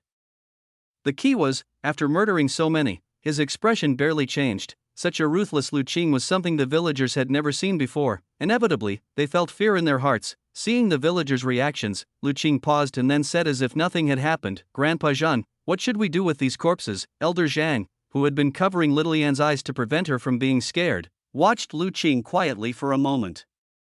Once sure he was indeed still the Qing they knew, he finally breathed a sigh of relief. What else can we do? Just find a secluded gully, dig a hole, and bury them. These evildoers have committed countless atrocities. Having a grave to lie in is already more than they deserve. Lu Qing, he had not expected that Elder Zhang, who usually seemed so kind, could be so resolute in his actions. What Lu Qing didn't know was that to Elder Zhang, a few corpses were nothing at all. In his youth, he had seen much more. Actually, the elders in Jiuli village weren't afraid of corpses at all. In times past, during their escape, they had witnessed even more gruesome events. It was primarily the younger generation, who hadn't seen much of the world, that were frightened by the scene before them. Grandpa Zhang felt nothing for the dead bodies, rather he was amazed by Lu Qing's actions just moments before. Qing, when did you learn martial arts? Those evil people from the Black Wolf Gang are all fierce and have high martial skills. Yet they couldn't even take one of your moves. The other villagers were also extremely curious. After all, they had watched Lu Qing grow up. When had he learned martial arts, and how had he become so powerful without them knowing? I learned from my master. It's been some time, Lu Qing replied. The elder doctor can fight. This time, all the villagers were truly astounded. Having lived together for so many years, they had never known that the kind and gentle old doctor was also versed in martial arts. Let's not talk about this for now, said Lu Qing. Grandpa Zhang, I've killed these people. Will there be any trouble afterwards? I'm worried about that too, said Grandpa Zhang with concern. These evildoers from the Black Wolf Gang, though they deserve to die, are not the only ones. There are others, and I'm afraid they won't let this go easily. Grandpa Zhan, what exactly is the Black Wolf Gang, and why does no one deal with their misdeeds? Lu Qing asked. I don't know either. I've just heard that the Black Wolf Gang is a gang from the city, with many members, and that many people dare not provoke them. Grandpa Zhang, after all, was just a country old man with limited knowledge, unaware of the specific origins of the Black Wolf Gang. Lu Qing fell silent for a moment before suddenly remembering someone. Perhaps that person knew the details of the Black Wolf Gang. He said to Grandpa Zhang, I need to go out for a bit. Please have everyone take care of the bodies and, if you could, help me send little Yen to my master's place. Where are you going if you have to leave? Grandpa Zhang asked, startled. I'm going to ask someone about the Black Wolf Gang. I'll be back soon. Lu Qing returned to his house and shouldered his war saber. A black figure appeared silently beside him. Little Li, where were you just now? Little Li made a sound and pointed a paw toward the door. Lu Qing looked and saw it was a patch of grass beside the gate of the courtyard. It wasn't far from where little Yen had been earlier. Little Li could reach her in an instant. No wonder he had felt an elusive sense of danger nearby. It turned out this little beast was hiding there. It seemed, had Lu Qing not appeared at the last moment, Little Li would probably have been unable to hold back. If Little Li had taken action, those people would likely have died even more miserably. Lately, Lu Qing had indeed seen for himself how powerful Little Li's claws were. Even though he had now reached small success in the Qi blood realm, and his four directions saber technique had advanced further, he still had no confidence that he could withstand even one strike from Little Li's paw. Good job. Lu Qing patted Little Li's head. He was relieved by the little creature's restraint and did not blame it for not acting immediately. Little Li was his trump card, and he did not wish to expose it unless absolutely necessary. After giving the little beast a few instructions, Lu Qing, carrying his saber, walked out of the house. He came to Little Yen and ruffled her hair. Be good, Little Yen. Stay with Master Chen for a while. Big brother will be back soon. Don't be afraid, I've beaten all those bad people. They won't come to catch you again, okay? Little Yen nodded. Then you must come back soon, big brother. I will. Lu Qing ruffled her hair again and then nodded to Grandpa Zhang. Grandpa Zhang, I'm troubling you. Having said that, he took his saber and walked away. All the villagers watched Lu Qing's back. Both familiar and yet foreign, and it suddenly dawned on them, unbeknownst to them, Lu Qing's stature had grown much taller and he was no longer the frail youth of before. Chapter 75 Change of Mindset. Probing into the details, Lu Qing was on his way to the big market. Indeed, the man he was looking for was none other than Ma Gu, the person in charge of the market. Ma Gu had connections even with the Wei family, so he likely knew the details about the Black Wolf Gang. Walking slowly, Lu Qing's expression remained calm. He felt that his current state was somewhat peculiar. He had just killed quite a few people, yet his heart felt little turbulence. If there was any change, it was more like he had shed a pair of shackles, his spirit feeling somewhat lighter. What did this mean? Was he naturally inclined to kill, after killing so many people, instead of feeling fear or tension?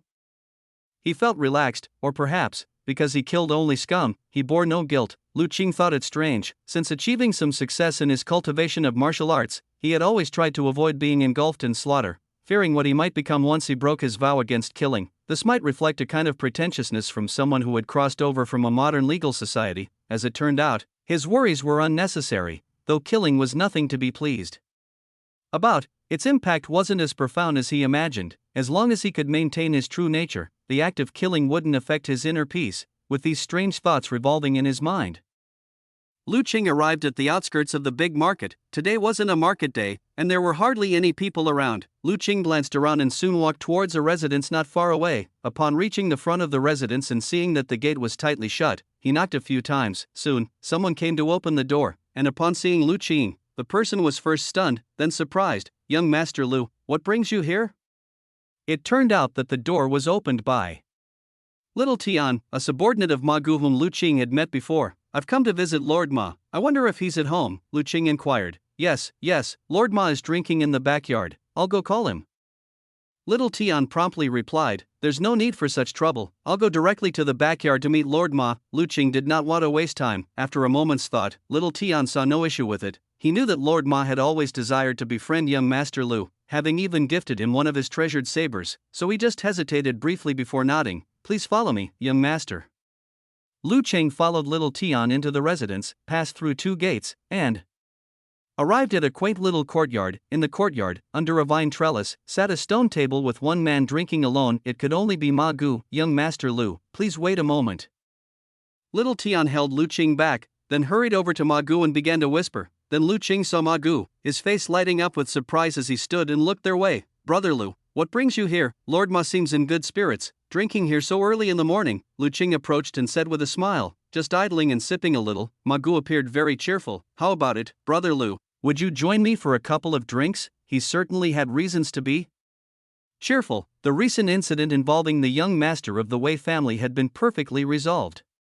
Not only had Ma Gu not been punished by the Wei family, but the housekeeper of Wei had even rewarded him handsomely, keeping his spirits quite high in the past few days. "Perhaps another time. Today, I have something I need to consult with Lord Ma." Lu Qing declined. Ma Gu only noticed the war saber carried on Lu Qing's back at that moment. His heart stirred, and his expression grew a bit stern. "Xiao Tian, you go outside and keep watch. Don't let anyone come close." "Yes, Master Ma." After Xiao Tian had left, Ma Gu then invited Lu Qing to sit. "Brother Lu, what has happened?" Lu Qing did not answer directly but asked, "Master Ma, do you know a person named Han Wu?" "Han Wu?" Ma Gu thought for a moment, then shook his head. "I have never heard of that name." This man claimed to be a disciple of the Black Wolf Gang. He also had a sworn brother named Zhao Xiong, who was also a disciple of the Black Wolf Gang. Zhao Xiong, the man with a large mole who Lu Qing had kicked to death. This name was information discovered through superpower. The Black Wolf Gang? Ma Gu was startled. "How did you get involved with this gang?" "How so? Is the Black Wolf Gang very powerful?" asked Lu Qing. "It's not that they are extremely powerful, it's just that the Black Wolf Gang always acts clandestinely with cruel and ruthless methods. They are infamously known for this. Their usual dealings are also not honorable, involving brothels and casinos. Thus, they hold considerable power within the government office and are one of the 3 major gangs." "I see," Lu Qing pondered. "Why, Brother Lu, do you have a grudge with the Black Wolf Gang?" Ma Gu asked. "I suppose yes." Lu Qing nodded. "My parents were likely killed by them." "Ma Gu, this isn't just a grudge, it's completely a deep-seated vendetta." "But how did he not know about this matter?" The information Xiao Tian gathered from Jiuli village stated Lu Qing's parents had died accidentally by drowning. It seemed there were hidden details to this situation. "Brother Lu, are you certain about your findings at this time?" Ma Gu asked. "I am still investigating, but this was claimed by the elders in the village, so it should not be wrong, and Han Wu and Zhao Xiong you mentioned were." "This morning, a group who claimed to be from the Black Wolf Gang stormed into our village. They intended to capture me and Little Yan, saying we had to pay off the debt owed by my parents to the gang, and these men included Han Wu and Zhao Xiong. Later, they were stopped by the villagers, and that was how I discovered my parents' death related to the Black Wolf Gang," explained Lu Qing. "So these members of the Black Wolf Gang, I killed them all." Ma Gu hadn't expected this young brother he had before him to have just killed a man. However, thinking about Lu Qing's martial artist identity, he felt somewhat understanding. These days, which martial artists didn't have lives on their hands? As long as they didn't engage in the massacre of common folks, the governmental office wouldn't usually interfere with martial artists' fights and killings. After a moment of thought, he continued, "Then you couldn't get the truth about your parents' death from Han Wu and Zhao Xiong?" Lu Qing shook his head. "I was too heavy-handed initially, and before I could question them, I had killed them all." Ma Gu, this younger brother's lethality seemed to be quite severe, so even though you've killed some members of the Black Wolf Gang, you still do not know exactly how your parents died." "That's correct," Lu Qing nodded, "but I know these Han Wu and Zhao Xiong seem not to be official members of the Black Wolf Gang but rather peripheral members. Moreover, they appear to have a few brothers dominating locally, who are similarly the culprits behind my parents' demise." "Peripheral members?" Ma Gu paused, and suddenly, as if he remembered something, his eyes brightened. "I think I might know who you are looking for." Chapter 76 Happy Village. About 50 miles from here is a village known as Happy Village, which operates gambling and brothels to attract local landlords and idlers to spend their money. Even sometimes, curiosity-driven people from the city would come to experience a different kind of pleasure that they cannot find in the county. That village is actually a property of the Black Wolf Gang. It's said that the village chief is the Black Wolf Gang's 9th master. I think the Han Wu and Zhao Xiong you mentioned are probably from there. So, Mr. Ma, what is the level of martial arts of this 9th master?" Lu Qing asked. "I'm not very clear about this, but I suppose he isn't very strong. Definitely not beyond the Qi blood realm," Ma Gu responded. "Just the Qi blood realm?" Lu Qing was surprised. "What do you mean, just the Qi blood realm?" Ma Gu laughed. "Brother Lu, don't assume martial arts training is easy just because you have astonishing martial arts talent. For ordinary people, reaching the Qi blood realm already means they have spent countless efforts and endured great hardship to break through by luck. Many people practice martial arts And after 10 or 20 years, they are still going nowhere, becoming only physically stronger and more skilled without achieving anything significant. Instead, it's rare talents like you, who have just started practicing martial arts and can already grasp the essence of Qi and blood, who are truly unusual. You should know that even the leader of the Black Wolf gang, Black Wolf, is just at the muscle bone realm.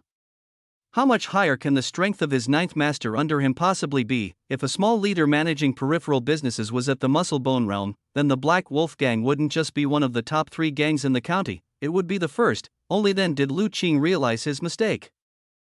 Perhaps it was because, in recent days, he had been interacting daily with the Wei family, seeing even a guard there was at the muscle bone realm level. He subconsciously felt that martial artists of the muscle bone realm were quite common, yet he momentarily forgot that the Wei family is different, a colossal entity throughout the whole region, incomparable to a small gang that only mingles within the county. Thank you, Mr. Ma, for your advice. I shall take my leave now. Having obtained the information he needed, Lu Qing prepared to leave. Wait a moment, Brother Lu, Ma Gu quickly called out to him. Are you planning to go to Happy Village? That's right, as a son who knows there's more to his parents' deaths, I must investigate, right? Lu Qing did not deny, but I see your intention is not solely to investigate. Ma Gu's gaze swept over the warsaber on Lu Qing's back, secretly criticizing in his heart. Still, he knew that trying to dissuade Lu Qing was likely futile. Parents' revenge is irreconcilable. Moreover, his brother, here, had already killed someone from Happy Village. The two sides had already formed a death feud, the kind that could not be resolved. Thinking of the Black Wolf gang's usual conduct, Ma Gu knew it would be better for Lu Qing to make the first move rather than waiting for them to react. Otherwise, once the Black Wolf gang really took action, even with immense capabilities, Lu Qing would hardly be able to withstand them. But thinking of Lu Qing's martial arts strength, Ma Gu couldn't help but worry. No matter how formidable Lu Qing was, it had only been slightly over a month since he started practicing martial arts. Even though he had already entered the Qi blood realm, within the same realm, the difference in strength could be vast. A realm does not signify combat power. A realm only represents a martial artist's physical condition and strength. Whether a realm can be converted to combat power ultimately depends on the martial artist's application of martial arts and fighting skills. In this aspect, Ma Gu was not very optimistic about Lu Qing. That old saying still applies. Lu Qing's exposure to martial arts has been too short. The fighting skill of a martial artist requires time spent in bitter training, as well as experience in real combat. Lu Qing, on regular days, was cooped up in Jolie Village, either studying medical skills or fishing and farming. Where would he find the opportunity to hone his fighting skills? If he were to rashly enter Happy Village like that, he would likely suffer a great loss. Thinking it over, Ma Gu still said, since that's the case, how about I accompany you, Brother Lu? As a martial artist of the muscle bone realm, Ma Gu was quite confident in his own abilities. A mere Happy Village could not stop him. However, Lu Qing shook his head. Thank you for your kindness, Elder Ma, but this is an issue between me and the Black Wolf gang. There's no need for you to get involved. Ma Gu wanted to persuade him further. Happy Village had many people and was powerful, not to mention the village chief was also a martial artist. For Lu Qing to venture there alone was far too dangerous, but he saw Lu Qing's calm, tranquil gaze and knew that further persuasion would be futile. He could only say, then, Brother Lu, you must be careful. If you sense anything wrong, run to the outside immediately and avoid fighting them head-on at all costs. With Lu Qing's martial artist strength, purely aiming to break out. Unless he fell into a trap where the ninth master of the Black Wolf gang personally intervened, the ordinary members would hardly be able to stop him. Ma Gu feared that Lu Qing, being young and hot-blooded, would get overwhelmed by his Qi blood and decide to take on the entire village in a fight. Rest assured, Elder Ma, I understand my limits. After Lu Qing left with his war saber, Ma Gu still sat there, his face showing deep contemplation. After a while, he called Xiao Tian, prepare the horses and bring my sword. Elder Ma, didn't young Master Lu say he didn't want us to follow? Xiao Tian asked, are you suggesting I just sit by and do nothing? Ma Gu glared at him. The Wei family has instructed me to look after Brother Lu on usual days. If something were to actually happen to him, how would I explain it to the Wei family? Besides, who said I'm following Brother Lu? I just suddenly felt like going out for hunting, and I'll just happen to pass by Happy Village. Xiao Tian was at a loss for words. Alright then, you're the boss, whatever you say, but, Elder Ma, are we really going to confront the Black Wolf gang? Those mad dogs aren't easy to provoke. I'm afraid the family head wouldn't really agree. Are you a pig brain? Ma Gu looked at him with a mix of anger and frustration. Brother Lu is someone the Wei family values, not to mention, his master, old Dr. Chen, is also a powerhouse of the inner organ realm. In front of the Wei family and old Dr. Chen, the Black Wolf Gang is nothing. He paused, suddenly recalling, right, does old Dr. Chen know about this? Whether his master was aware of today's events, Lu Qing was unsure, but what he knew was that his master was kind-hearted, couldn't stand to see others suffer, and disliked hurting others. Thus, he had never thought of asking his master to help deal with the Black Wolf Gang. He wanted to resolve this potential threat in his own way. Having learned from Ma Gu about the vengeful nature of the Black Wolf Gang, Lu Qing understood that only one of them could survive between him and this gang. Currently, he had no capability to storm into the county office. However, Happy Village was still something he could try his luck with. Having left the gathering, upon reaching a small path, a black figure suddenly jumped from a nearby tree, landing on Lu Qing's shoulder. It was Little Li. This was the reason Lu Qing had declined Ma Gu's offer to go together to Happy Village. Compared to the scheming Ma Gu, he certainly trusted Little Li more, who was like family. Not to mention, Little Li's abilities were far beyond what Ma Gu could compare to. Let's go, Little Li. From here on, I'll be relying on you to keep me safe. Lu Qing patted the little black beast's head, his gaze turning to the east. Chapter 77 Dialogue with the guards, cause of parents' death. Is this Happy Village? Lu Qing stood on a large tree, looking at the village in front of him with an indescribable expression in his eyes. Little Li stood on his shoulder, his black figure almost blending into the shadows under the cover of the tree. After leaving the market, Lu Qing quickly found a village in a mountain hollow, guided by Ma Gu's directions. However, he didn't make a move immediately but planned to sneak in after nightfall. Silently, Lu Qing crept up to a large tree not far from the gate of the village, climbed up, and hid. After being promoted to small success in the Qi blood realm, his control over his body had greatly improved, by deliberately suppressing his breath. No one could detect him. As for Little Li, there was even less need to mention. The Black Knight Spirit Fox was a natural hunter whose ability to lurk far surpassed that of humans. If it truly hid itself, even if one were very close, it would be difficult to detect its presence. If Lu Qing didn't know Little Li's location, even he would have been deceived. Perhaps because they had never thought anyone would come to cause trouble. The guards of Happy Village were not very strict. At the gate, only 2 people were standing there, Slack and Lax. Lu Qing used his superpower to investigate and found that these 2 were also peripheral members of the Black Wolf Gang, confirming he was in the right place. He calmed himself and quietly lurked in the tree, waiting for the night to fall. Damn, how boring. Why is it us guarding the gate again today? Just as Lu Qing thought about closing his eyes to conserve his strength for a while, suddenly, he heard one of the gatekeeping guards spit disdainfully and grumble. Say less, who else but you and me, the newest here, should guard the gate? The other guard replied lazily, then why does that slicker Gosi, who entered the village with us, get to live the high life inside? The first guard was still unconvinced. His sister is now the top girl in our village. Can we even compare? The second guard continued. That damn top girl, she's nothing but a prostitute.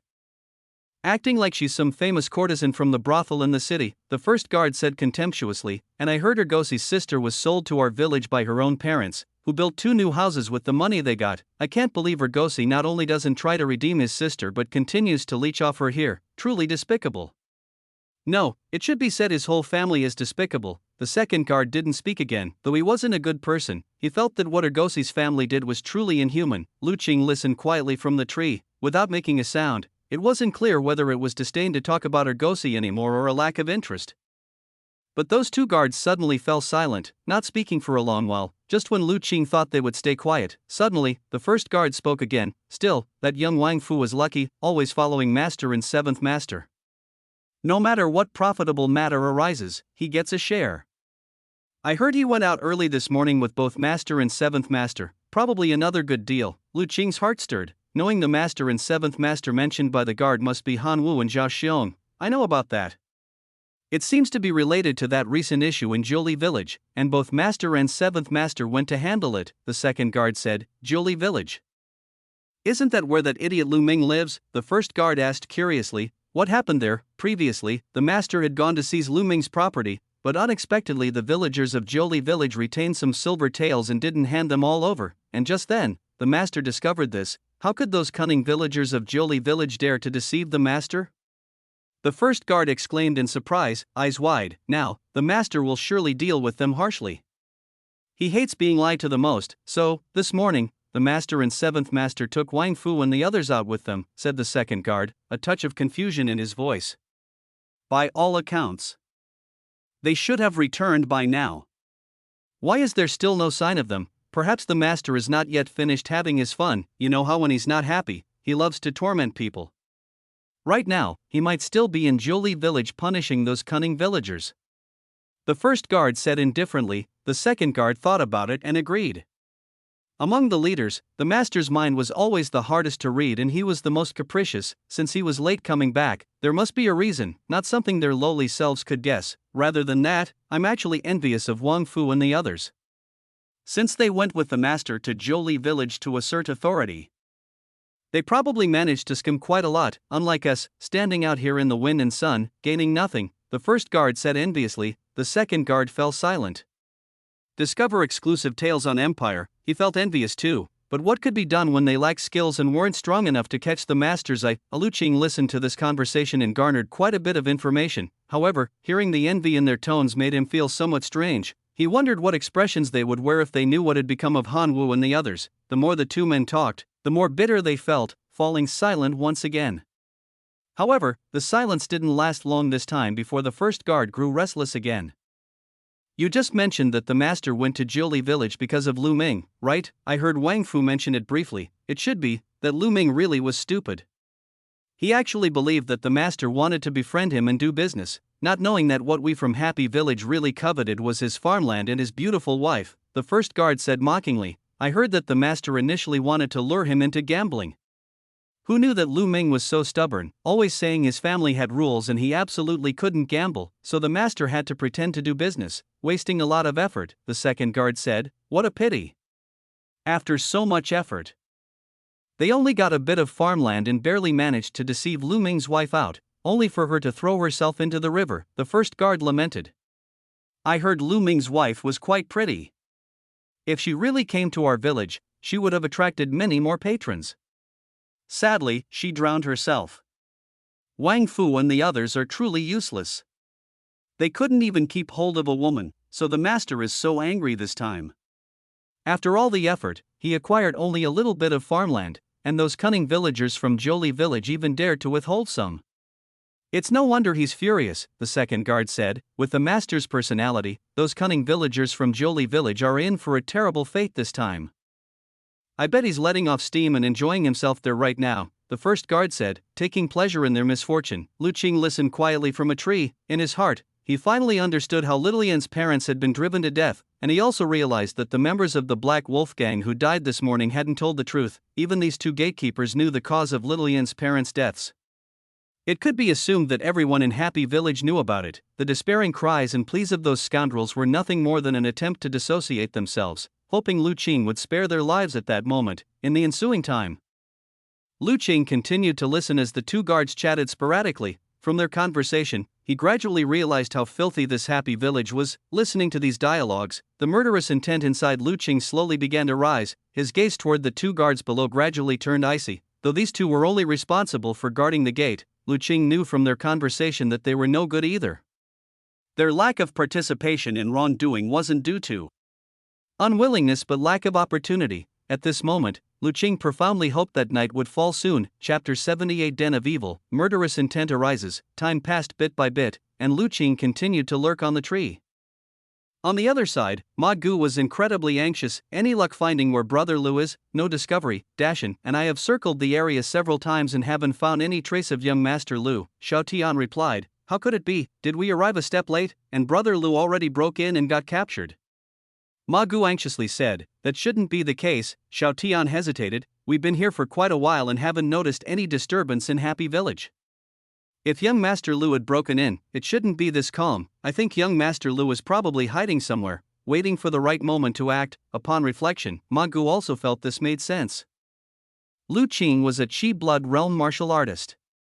If he had broken in, Happy Village couldn't have possibly dealt with him without any noise. A more significant possibility, as Xiao Tian had said, was that Lu Qing was hiding somewhere, waiting for the right opportunity. Then we'll also continue to wait. We absolutely can't let Brother Lu come to harm. Ma Gu suppressed his inner anxiety. Xiao Tian and Dashin exchanged looks. If it was the usual Master Ma, he wouldn't have overlooked such an issue. It seemed that Master Ma truly valued young Master Lu immensely, even losing his usual calmness. Unbeknownst to Lu Qing, Ma Gu had also brought people to wait on the other side of the mountain to meet up with him. He remained hidden in the tree, silently awaiting nightfall. Eventually, as time went by, dusk arrived, and the sky gradually darkened. At that moment, lights began to be lit inside Happy Village, gradually becoming brightly illuminated. Lu Qing, who had shut his eyes to rest during the afternoon, also opened his eyes. "All right, perk up, guests will be arriving soon." The two guards below, who had been quite lax until now, straightened up. Only then did Lu Qing realize that Happy Village was actually a nighttime business. No wonder he had been hiding for so long without seeing anyone enter. As the lights came on and time passed, Lu Qing finally saw people approaching, and there were quite a few of them. Some were plainly dressed villagers walking over, others were landlords dressed in fine silks, arriving by sedan chairs. Lu Qing even saw a sleazy-looking old man wearing patched clothes. It was baffling where these people got the silver to spend in the Golden Cave. Just as Lu Qing was preparing to make his move while the opposite side was busy receiving guests, suddenly, a mix of crying pleas and cursing sounds approached from the outside, getting closer and quickly arriving at the village gate. Lu Qing saw that it was a man in his 40s, grappling with a young girl. The crying and shouting were from the girl, who was clutching the man's hand, pleading sorrowfully, "Dad, please, you can't gamble with this money anymore. This is the silk I embroidered for a long time to exchange for Mom's medicine." "Bullshit. Your money is mine. I need money and using it is no issue," the man cursed. "Your mother's illness isn't severe. Letting her suffer a bit is fine. Besides, once I win back my losses, we'll have plenty of money for as many doctors and medicines as you wish." "Dad, really, you can't. Mom coughed up blood yesterday. If we don't get a doctor to treat her soon, Mom really won't make it." The girl still refused to let go of the man's hand, crying desperately, "What, not making it? I saw her fine this morning. A few more days of rest and she'll be all right," the man said impatiently. "Are you going to let go or do you believe I'll kick you?" "Dad, please, Mom really needs money for medicine, or she will actually die. She will really die." The girl's face was covered in tears as she tightly held onto the man's arm. "Then let her die," the man shouted as he kicked his daughter away. "It would save me the trouble of earning money to buy her medicine." Hearing these words, the girl who fell to the ground suddenly widened her eyes, seemingly unable to believe that her own father could say such things. However, seeing him about to walk into the village, she threw herself at him again, clutching his legs. "Dad, don't gamble anymore. Give me back the money, let go of me." The man, unable to walk because he was being held, became irritated and raised his hand to hit her. At this time, many onlookers had gathered at the village gate, most of them customers who had come to Happy Village for entertainment. Seeing this scene, instead of feeling pity, they watched with great interest. The two guards, seeing the man unable to walk because he was being held, couldn't help but laugh. The first guard shouted, "Zhao Lao-san, can you not even handle your own daughter? If you can't manage her, why not let our village help you out? We guarantee we can discipline her properly." The man, already agitated, brightened up at hearing this. "Master Chen, are you serious? Your village would take her?" The first guard was taken aback. He had only meant to tease, but Zhao Lao-san took it seriously. He glanced at the girl and noticed she indeed had a fair appearance. "You know, once she enters our village, it will be hard to redeem her later," the guard reminded him. "It doesn't matter, she's just a financial loss anyway. Being able to enter the village is her good fortune. Master Chen, just name your price." The man called Zhao Laosen didn't care, thinking he still didn't have enough money to cover his losses. "I can't make that decision, but I can help you by calling someone out to appraise her," said the first guard. "Then I'll have to trouble Master Chen," Zhao Laosen said, bowing his head. "Dad," the young girl said incredulously upon hearing the conversation. She saw the guard truly go into the village to call someone. A look of terror emerged in her eyes, and she quickly scrambled up from the ground, trying to run outside, thinking of running, but this time, she couldn't escape. Zhao Laosen grabbed her and dragged her back. "I told you to go back just now and you didn't, so don't think about going back now. Just stay in the village and make money for me." "Dad, no, I'm your daughter, how could you sell me?" the girl cried out, filled with immense fear. "It's for your own good. Being able to enjoy life in the village is much better than embroidering at home every day. Don't you want to buy medicine for your mom? As long as you make money there, your mom's illness can be cured." Zhao Laosen ignored his daughter's struggle and dragged her back to the entrance of the village. Just then, the guard had called someone from the village. Under the girl's despair, a contract was signed. Zhao Laosen received a sum of silver, and the girl was dragged away crying. After receiving the silver, Zhao Laosen didn't care about his daughter's cries at all and happily examined a piece of silver. Now, his gambling funds had significantly increased. This time, he was sure to recover his losses. Someone nearby saw him and couldn't help but mock him. "Zhao Laosen, you're really ruthless, selling even your own daughter. Aren't you afraid that when you go back, your wife will fight you to death?" "She wouldn't dare. Zhao Laosen blared. Besides, Lai Zitu, what right do you have to speak? Didn't you sell your widowed sister-in-law too, the one who raised you since you were young? Stung by the remark, Lai Zitu immediately fell silent. Zhao Laosen, is your daughter not yet wed? Discover exclusive tales on Empire. At this moment, a well-dressed, pot-bellied man asked. Zhao Laosen was taken aback. Yeah, she's only 16. What do you mean by wed? Didn't expect that Happy Village will get a new chick today. I must try her out, said the pot-bellied man, patting Zhao Laosen's shoulder. Don't worry, Zhao Laosen, I'll treat your daughter well. Old Master Wang, does that mean you should call Zhao Laosen father-in-law now? Someone in the crowd joked. Cut it out, what are you saying? He's nothing, I'd even despise acknowledging him as my grandson, the fat man cursed. Instant laughter filled the area in front of the village, leaving Zhao Laosen's face somewhat pallid. Above the large tree, Lu Qing had already stood up, his face, hidden in the shadows, couldn't be clearly seen. However, the icy aura emitting from his body made even little Li beside him somewhat bristle. Standing on the tree and observing the scum in front of the village for a while, Lu Qing finally restrained himself, not acting impulsively. It was not the time yet. Quietly, he descended from the tree and, using the cover of night, circled around and found a blind spot in the village. Silently scaling over it, little Li stood steadily on his shoulder. Once inside the village, Lu Qing began to survey the area. The village was not small in size, with many buildings, the most striking being a tall wooden tower in the center. Lu Qing's target was there, moving swiftly through the shadows of various buildings. Lu Qing was undetected by anyone. With each step closer to the main building, voices of cursing reached his ears. Rounding a corner, he saw a garishly dressed middle-aged woman and two men walking towards him. Following them was a young girl, the same one Lu Qing had seen at the village entrance. Her hands were bound, and she was being led by a rope, drawing curses for every slow step. Seeing the girl's face full of despair, Lu Qing hesitated for a moment before quietly following them. Soon, he saw the trio force the girl into a house at the corner of the village. Lu Qing followed and, noticing no guards, quietly approached. Reaching the house, he noticed it was different from the others. Constructed of stone, lock this young miss in and starve her for 3 days. She'll then behave. A sharp, harsh voice came from inside. And as for you other girls, if you don't obey, I'll throw you all into the mountains to be eaten by wolves. Lu Qing slowly looked inside, and as he clearly saw the situation, his pupils constricted. At the same time, the killing intent he had been suppressing could no longer be contained. Chapter 79 Murderous intent boils over. A bloody path, Aunt Jiao, just starving them like this, could they die of hunger? We paid a good amount of silver to buy these girls. If we lose one, none of the bosses would spare us. In the dim room, a lackey from Happy Village asked, Don't worry, I have experience. These girls are incredibly stubborn.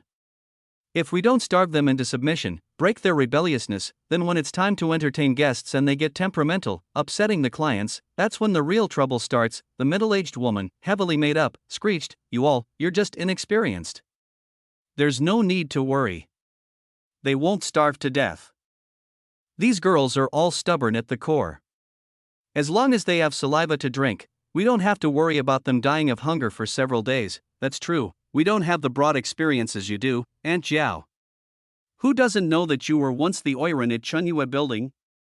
Naturally, you know much more than us juniors, the little lackey flattered. Experience tales with Empire. Yes, look at those girls in our village. After you trained them, which one isn't obedient and well-taught? This is all thanks to your efforts, Aunt Jiao, another lackey said, echoing the sentiment with a smile. Hee, you two little things sure do know how to talk. Aunt Jiao let out an ear-piercing laugh. Her body trembling, the rouge and powder on her face almost falling off. However, the next moment, that ear-piercing laughter came to an abrupt halt, because a sword tip had emerged from the front of her chest, completely piercing through her. Aunt Jiao, what's wrong with you? In the dim light, the two lackeys still hadn't realized what was happening. Seeing that she suddenly fell silent, they couldn't help but ask. Then, to their horror, they saw Aunt Jiao's body suddenly fly up and hit the stone wall across from them. Blood splattered everywhere, and she tumbled to the ground, dead or alive unknown. At the same time, a figure appeared from behind Aunt Jiao. Who is it? By now, the two lackeys realized they were under attack. However, before they could react, the next moment, the sword light flashed by, slicing across their throats. The two lackeys, who had wanted to call for help, suddenly couldn't make any sound at all. They could only clutch their throats, their eyes wide with terror as they fell to the ground. Their mouths moved silently, attempting to say something, but nothing came out. Blood flowed from their fingers, and their eyes gradually dimmed. This sudden turn of events was unexpected to everyone, but inside the room, Besides the newly arrived girl who let out a scream, all the others shrank back into the corners, shivering as they watched what unfolded. It seemed that the lessons of the past few days had taught them that no matter what happened, they dared not cry out loud again. The girl screamed out once, then suddenly realized something, and quickly covered her mouth, not daring to make another sound. After Lu Qing killed the three scumbags, there was no trace of happiness on his face. His ability to see almost perfectly in the dark allowed him to clearly see what was in the grim corner behind the large bars. There were 7 or 8 girls locked in chains. Judging by their builds and faces, the oldest was no more than 16 and the youngest, perhaps only 8 or 9, apart from the girl who had just been brought in. The rest were all disheveled, skinny, looking barely human, almost ghost-like. Looking at these girls who were fearfully watching him, Lu Qing didn't know how to comfort them. He could only say, "Stay here and don't move. Wait a little longer, and I'll come back to rescue you." After leaving these words, Lu Qing walked out of the room and closed the door behind him. Standing outside, looking at the bright lights, Lu Qing's gaze was filled with coldness. Killing those 3 scumbags didn't bring him any sense of relief. On the contrary, his desire to kill was boiling over. The plight of the girls in the room reminded him that Han Wu and his men had come to Jiuli village today with the intent of capturing little Yen.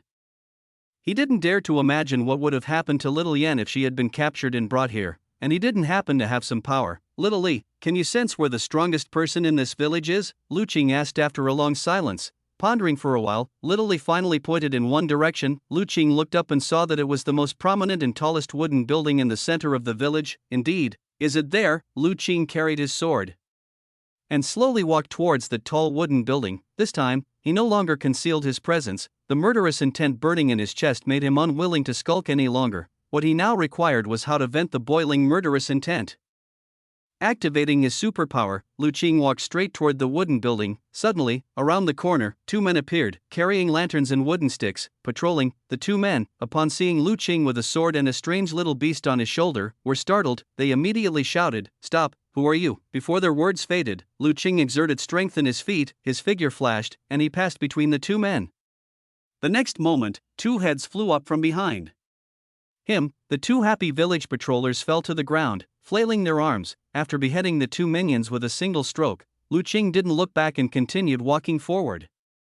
After dozens of steps, he saw a man cursing as he walked from the direction of the wooden building, muttering curses like "bastard," "impossible," and "recover my losses." He headed towards Lu Qing. When he reached Lu Qing, realizing someone was blocking his way, he looked up and cursed directly. "What the hell? Move aside, don't you see I need to get by?" Halfway through his curse, upon seeing the sword in Lu Qing's hand, he suddenly fell silent as if a duck caught by its neck, unable to utter another word. Lu Qing looked at the man's scabby head, recalling the conversation he had overheard outside the village. Without any hesitation, his hand swung lightly, and another head took flight. Lai Zitu was beheaded with a single stroke, without any chance to beg for mercy. Dodging the splattering blood, Lu Qing continued toward the wooden building. Now, he was very close to the building. At the large door on the bottom of the building, 2 men with blades and clubs stood guard. Seeing this, they were shocked and immediately ran over. "What are you doing?" Watching the 2 men running toward him, this time, Lu Qing didn't draw his sword. Instead, he crouched slightly, and in the next instant, the powerful qi blood within him erupted, his feet leaving 2 imprints on the hard ground as his figure suddenly vanished, charging toward the 2 men at extreme speed. Then, as they neared each other, with 2 loud thuds followed by a series of bone-cracking sounds, the 2 guards flew backward even faster. They crashed through the large doors of the wooden building, into the interior, causing countless screams. Amidst the screams, Lu Qing entered the building, with little Li no longer on his shoulder. Entering the building, Lu Qing glanced around, quickly taking in the situation. The first floor of the building was very spacious. It seemed to be a gambling den, but the large table in the middle with various gambling paraphernalia was smashed to pieces by the bodies of the guards he had kicked in, with various gambling games and scattered silver all over the floor. The various gamblers and scantily clad girls were panicking and taking refuge to the sides. As Lu Qing walked in, everyone couldn't help but look towards him. Just then, a voice filled with malice resounded from above. "Who dares to cause trouble in my happy village?" Lu Qing raised his head and looked at the several people walking out from the second floor, particularly the tall figure at the front. Suddenly, with a grin, he said, "Naturally, it's someone here to kill you." Chapter 80. The power of 1/ Wei Shan, nicknamed Heart-Plucking Wolf, the 9th master of the Black Wolf Gang, village chief of Happy Village. His nature is cruel and cunning, and he is insatiably greedy. Cultivation, postnatal Qi blood realm small success, skilled in boxing, kicking, and clawing techniques, fond of gouging out human hearts. Looking at the information of the ninth master of the Black Wolf gang above, Lu Qing broke into a grin, just as Ma Gu had described. This village chief of Happy Village was only at the Qi blood realm. He hadn't even reached the Qi blood great success realm. Merely having achieved Qi blood minor achievement like himself, he glanced at the others. Beside him, they were all ordinary people who had not yet entered the path of martial arts, but according to their information, they should be leaders in the village. Like Hanwu, everyone's all here. Good, saves me the trouble of finding you one by one. Lu Qing looked up at the several people above, an odd light in his eyes. The few ruffians he had killed earlier not only failed to diminish his killing intent but made it grow even stronger. The village chief of Happy Village, Heart-Plucking Wolf, was taken aback when he clearly saw Lu Qing. He had initially thought it was an adversary of their Black Wolf gang coming to smash up the place, but now, he realized it was a youth he had never seen before. Sensing the surging Qi blood from Lu Qing, he couldn't help but feel a chill in his heart, so young and yet already stepping into the Qi blood realm, and looking at his Qi and blood power. It was no less than his own. He had also reached the Qi blood minor achievement realm, a Qi blood realm martial artist in his teens. Realizing this, a very solemn expression crept onto Heart-Plucking Wolf's face, because he knew that such a rare young talent often had a significant background. When had his Happy Village ever provoked such a person, or was it that their headquarters had offended somebody they shouldn't have? All kinds of thoughts raced through his mind, yet Heart-Plucking Wolf's face revealed a smile. Young hero, who are you, and why have you come to cause trouble in my Happy Village? Is there some misunderstanding here? If there's anything wrong our Happy Village has done, we will most certainly apologize. As these words came out, shock appeared on the faces of those next to Heart-Plucking Wolf. It was the first time they had ever seen their big brother behave so politely, especially toward a youngster still wet behind the ears. The other side had come to cause trouble and had killed people in the village, yet the big brother was still welcoming him with a smile. Exactly who was this kid? Everyone couldn't help but look at Lu Qing again, but with their strength, unable even to break through to the Qi blood realm, how could they discern Lu Qing's depth? Hearing Heart-Plucking Wolf's probing words, Lu Qing's expression remained unchanged. Indeed, being a village chief meant one wouldn't be without brains, yet he didn't want to waste time talking. The killing intent permeating his heart made him utterly disinclined to engage in pleasantries with these people. Moreover, he had already felt that more people from the outside were rushing toward this place. Clearly, other members of the village were gathering. Although Lu Qing was not willing to let a single person in Happy Village go, it didn't mean he wanted to wait for the others to get ready before fighting. So facing Heart-Plucking Wolf's probing, he remained silent, spread his stance in a horse step, body slightly sinking, adopting the starting posture of the four-direction saber technique.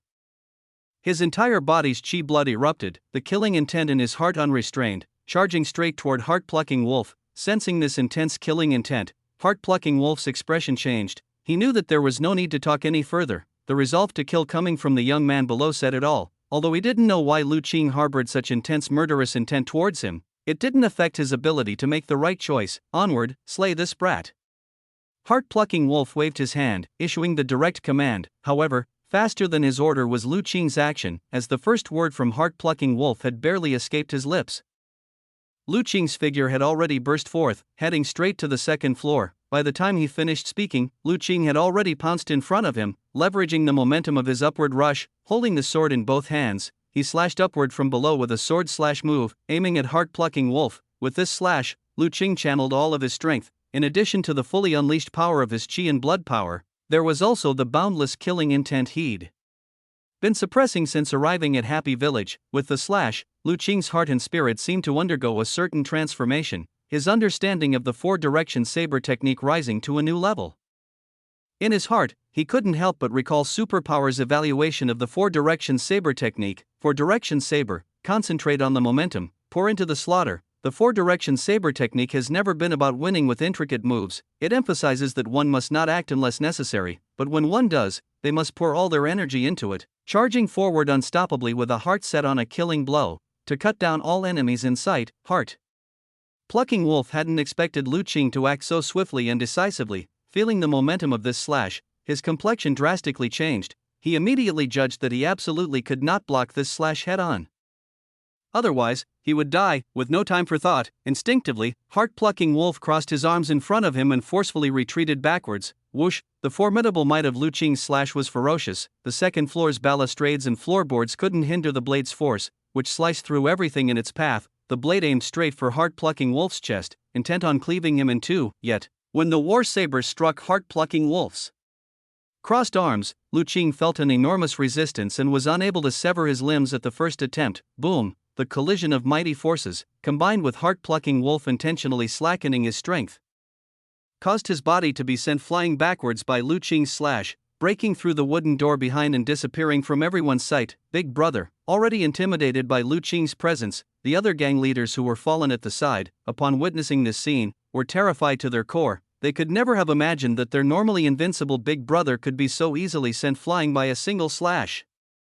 Where did this kid come from? Is this still a saber technique that can be executed within the Qi blood realm? On the second floor, tumbling to the ground, his throat sweet, his chest stuffy, heart-plucking wolf had already suffered grave internal injuries.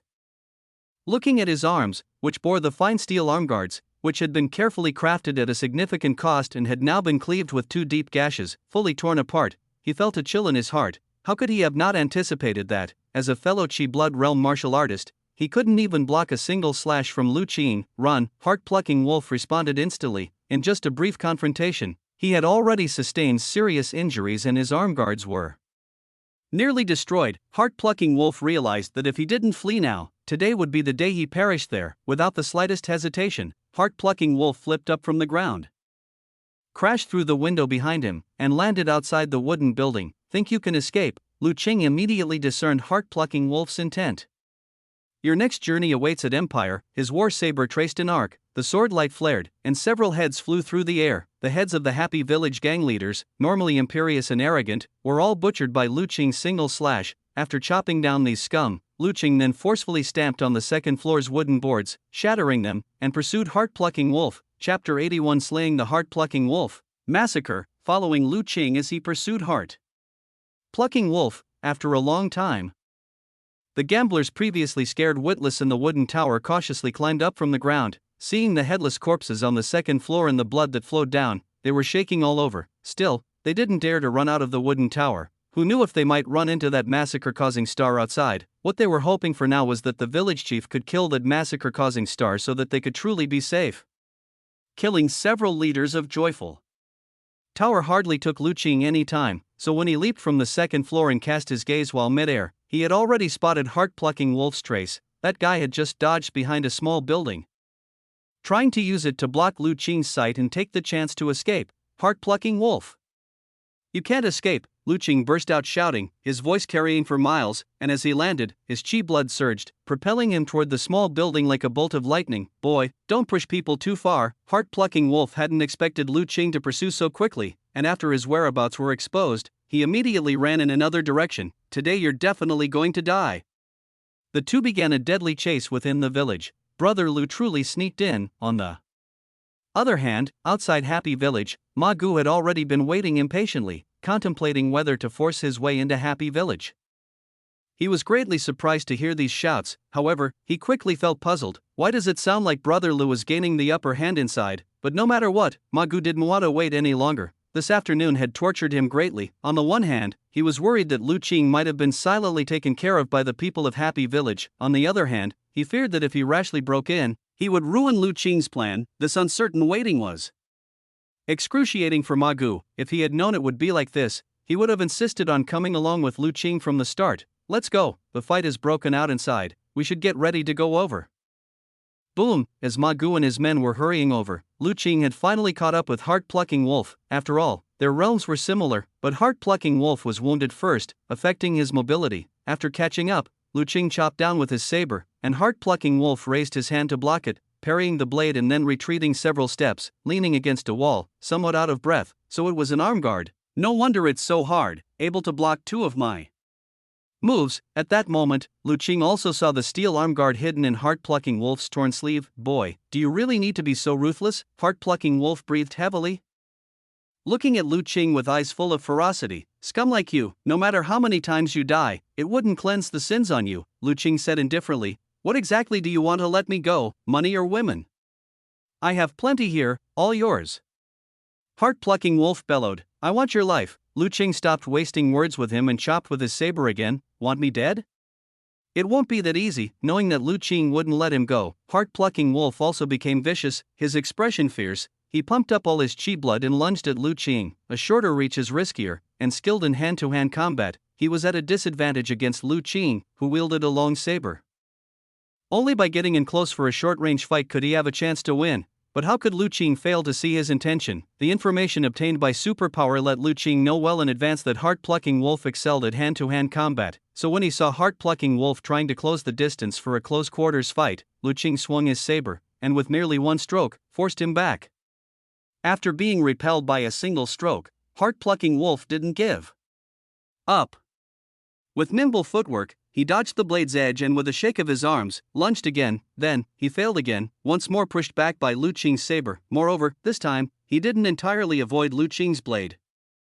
A fresh, blood-dripping wound appeared on his right shoulder. Had he not dodged quickly, his entire right arm might have been chopped off. Already suffering from internal injuries, now with an added external one, the actions of heart-plucking wolf inevitably slowed down a bit more, but he had no choice. At this point, it was either his death or Lu Qing's demise. In the current situation, only by pressing within 3 feet of Lu Qing was there a sliver of a chance for survival, otherwise, sooner or later, he would inevitably be chopped to death by Lu Qing's saber. Thus, in the time that followed, the battle between the two fell into a deadlock. The heart-plucking wolf desperately tried to close the distance, hoping to kill Lu Qing with the fist and foot techniques he excelled at, but often as soon as he moved, he would be pushed back by a slash from Lu Qing. Likewise, relying on nimble movement techniques, Lu Qing couldn't manage to kill him with a single slice. After all, the two were on par in terms of martial arts realm, and a genuine fight between them turned into quite a struggle. It seemed for a moment that neither could overcome the other, but heart-plucking wolf became increasingly desperate as they fought. He just couldn't understand why Lu Qing's saber technique was so exquisite. The moves seemed simple, yet no matter what he tried, he couldn't break through the blockade of that war saber. It was bad enough that this youngster had achieved small success in the chi blood realm at such a young age, but to also have cultivated such an exquisite saber technique, where on earth had this kid come from? Sun County had never heard of such a person. In his desperation, heart-plucking wolf, not careful enough, acquired another injury on his body. What was more fatal was that this time, it was on the leg. With his leg in pain, the movement technique of the heart-plucking wolf stalled instantly. A flash of sharpness passed through Lu Qing's eyes. He immediately seized the opening. His chi blood erupted, and he swung his saber towards his neck. Spare my life, this time. However, heart-plucking wolf couldn't avoid it any longer. Terror flashed in his eyes, and just as he was about to beg for mercy, his head was sent flying by a slash from Lu Qing. After beheading heart-plucking wolf, Lu Qing didn't stop for a moment. Shifting his figure, he killed his way toward the other happy village henchmen, who were trembling and peering this way from a distance. He never forgot that his purpose here was to completely obliterate Happy Village.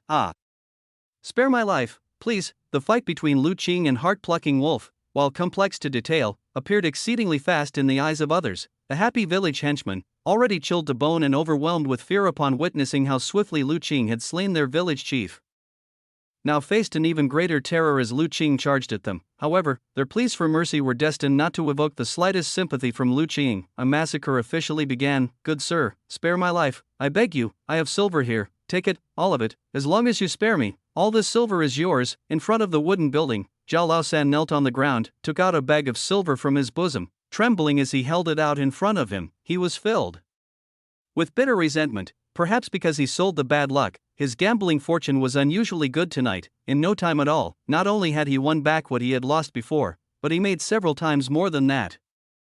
He could have continued to win, but now it was all disrupted by the youngster before him. How could he not hate? But no matter how much he hated in his heart, Zhao Laosan didn't dare show it. The youngster in front of him was a true harbinger of death. Hadn't he seen the corpses strewn all around? All were the work of this harbinger. Explore stories on Empire. Conversely, he was extremely frightened, afraid that Lu Qing would chop him down just like he had the others. Looking at Zhao Laosan crying and begging for mercy on his knees before him, there wasn't the slightest ripple in Lu Qing's eyes. With a light flick of the wrist, a flash of sword light passed, and Zhao Laosan's pleas for mercy stopped abruptly. A line of blood appeared at his neck, and he fell to the ground, his head separated from his body. And this scene was precisely witnessed by Ma Gu and the others as they entered Happy Village. Chapter 82 Shock and Request. seeing Lu Qing decapitate a man with a single stroke, and then upon glancing around at the corpses strewn across the ground, blood flowing everywhere, heads scattered about. Ma Gu and his men couldn't help but suck in a cold breath. They couldn't imagine what had transpired here to result in such a gruesome scene. Xiao Tian looked all around and suddenly cried out in an urgent voice, "Master Ma, look there." Ma Gu followed his gaze and saw a head rolling on the ground. Its eyes wide open in death, still filled with terror, a sight that was quite frightening, a heart-plucking wolf. Even he is dead. Ma Gu's heart skipped a beat, recognizing the owner of the head. Hearing the sound, Lu Qing turned his head and looked at the newcomers. That emotionless, icy gaze immediately caused Xiao Tian and the others to retreat several steps in fright. Even Ma Gu, a warrior of the muscle bone realm, felt his heart pounding, a chill rising from the bottom of his heart, making his whole body go numb. "Brother Lu, it's us." Fearing that Lu Qing might swing his saber directly at them, Ma Gu forcefully suppressed the chill in his heart and hurriedly shouted. There was no helping it. Lu Qing's current appearance was too terrifying. The murder intent encompassing his body was like a soul hooker who had burst out of hell, quite horrifying. After staring steadily at the people across from him for a while, which caused Xiao Tian and the others to tremble, the murderous intent in Lu Qing's eyes gradually subsided. Returning to calm, he didn't ask Ma Gu and the others why they had come here. Instead, he simply said, "You're here, just in time. Master Ma, there's something I'd like to ask for your help with." "What is it, Brother Lu?" Seeing that the murderous aura around Lu Qing had diminished a lot, Ma Gu let out a sigh of relief and asked.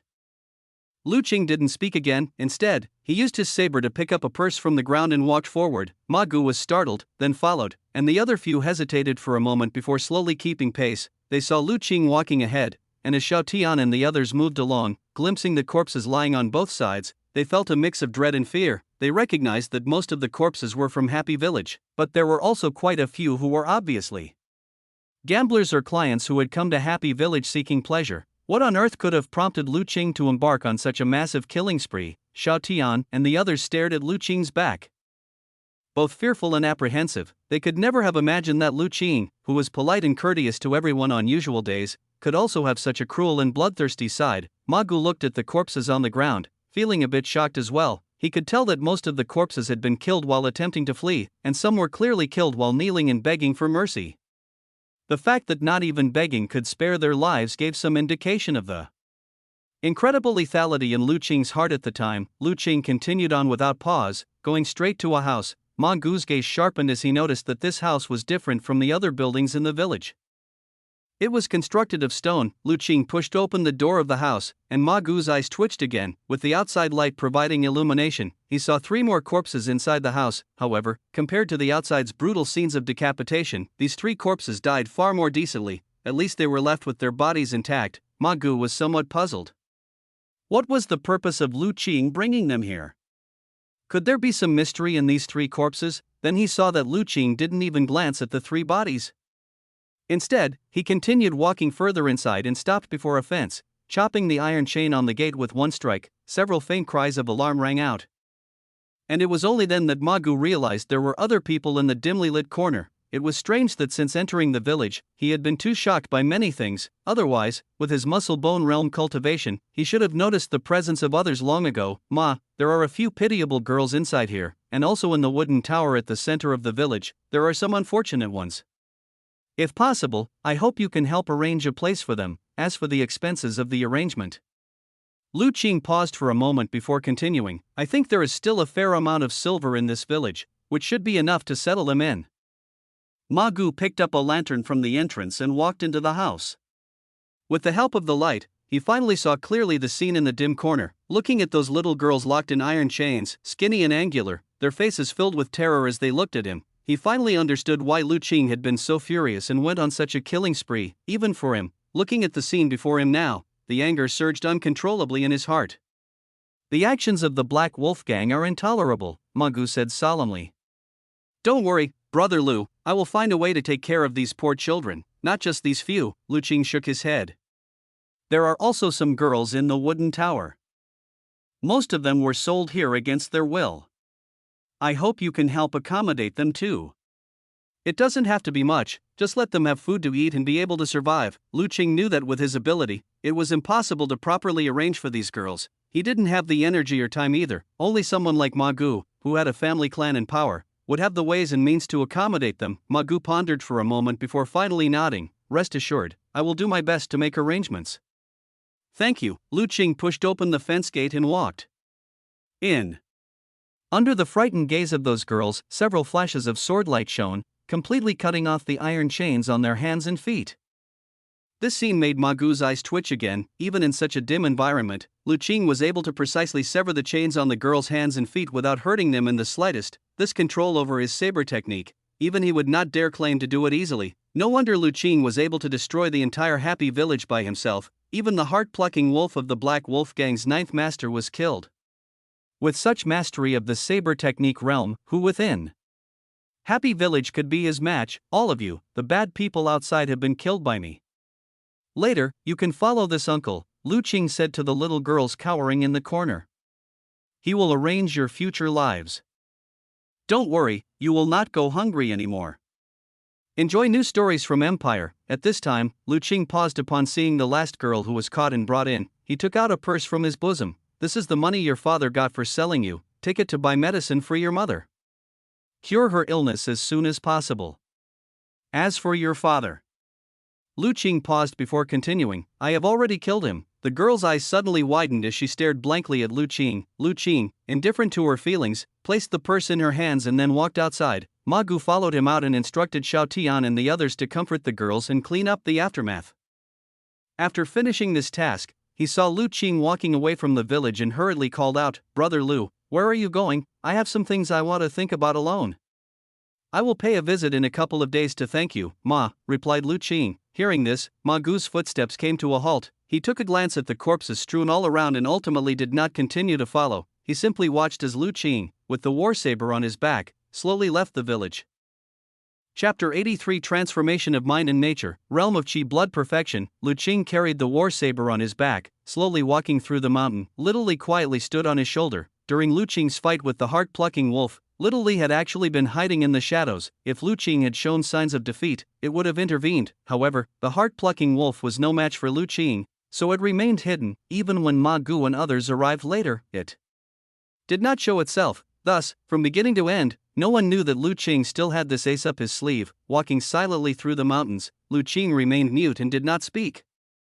At this moment, he was in an indescribable emotional state. Having killed so many people today, it was impossible for him not to be affected. After all, those were dozens, if not hundreds, of human lives, not mere ants. The cries and pleas of those people before their deaths had indeed impacted Lu Qing's heart, but rationally, Lu Qing understood that he had not done wrong. Given the actions of those from Happy Village, even dying 10 times over would not be pitied. On one side was the psychological impact of personally ending dozens of lives, on the other was the moral righteousness he recognized rationally. Thus, Lu Qing was now caught in a contradictory struggle within his mind. He knew he had to make sense of this matter, otherwise, today's events would become a heart demon that would haunt him for life. Wandering aimlessly along the mountain path, various thoughts tumbled through Lu Qing's mind. As he walked, he suddenly found the area before him opening up. Ahead, with no trees in the way, a bright moon hung in the sky, clear and bright. Unknowingly, he had reached the top of a mountain cliff. Lu Qing stared blankly at the bright moon above, motionless for a long time. Suddenly, he cracked a smile. Drawing the war saber from his back, he assumed a starting pose. Little Li lightly jumped onto a nearby rock, quietly watching without interrupting. Lu Qing began to practice his saber technique. What he practiced was still the 4-direction saber. However, unlike the previous vigorous and impressive practices, this time's practice seemed particularly devoid of flamboyance. Each move, fully restrained in power, was like an antelope hanging its horns, traceless, where the war saber passed. Instead of stirring the air, it seemed to completely merge with it, creating not a single ripple. If a martial arts expert were present, seeing Lu Qing's saber technique would likely be greatly surprised. Experience more content on Empire. Such expansive and compact movements, yet practiced with such a lack of disturbance, indicated that Lu Qing had achieved a very high realm of control over his own power.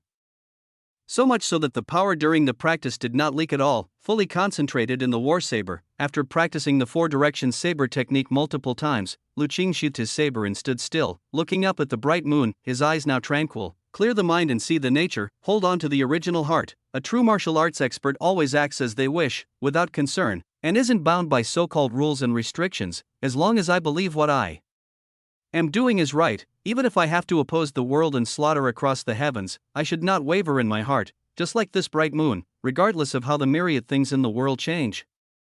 Or how deceitful human hearts can be, it remains so spotlessly pure, eternal, and unchanging. Without such spirit and conviction, how would I qualify in the future to climb the peaks of martial arts, to break through postnatal limitations, and achieve the position of an innate grandmaster? Watching the bright moon in the sky, waves of enlightenment flowed through Qing.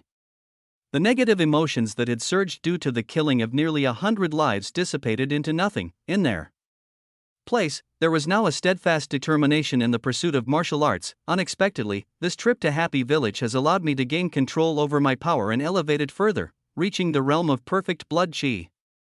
Indeed, just moments ago, Qing had comprehended his true nature and refined his temperament. His martial arts realm had also achieved a significant breakthrough. In terms of realm perception, he had reached the stage of Qi blood perfection. He had perfected control over his Qi blood power, achieving seamless integration. Of course, it was only the realm perception that had reached Qi blood perfection. Next, he still needed to continually nurture his Qi blood, increasing the total amount of his Qi blood power to truly reach the realm of perfect blood Qi realm. At that point, he would be able to attempt to break through to the next realm, the muscle bone realm, simultaneously.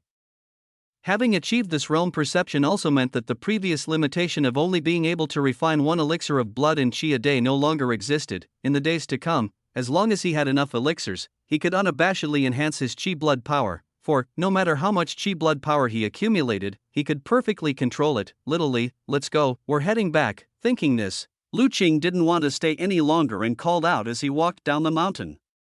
He had been away from the village for quite a long time. He didn't know how worried everyone must have been about him. Li swiftly landed on Qing's shoulder. Li, I owe you thanks for this time.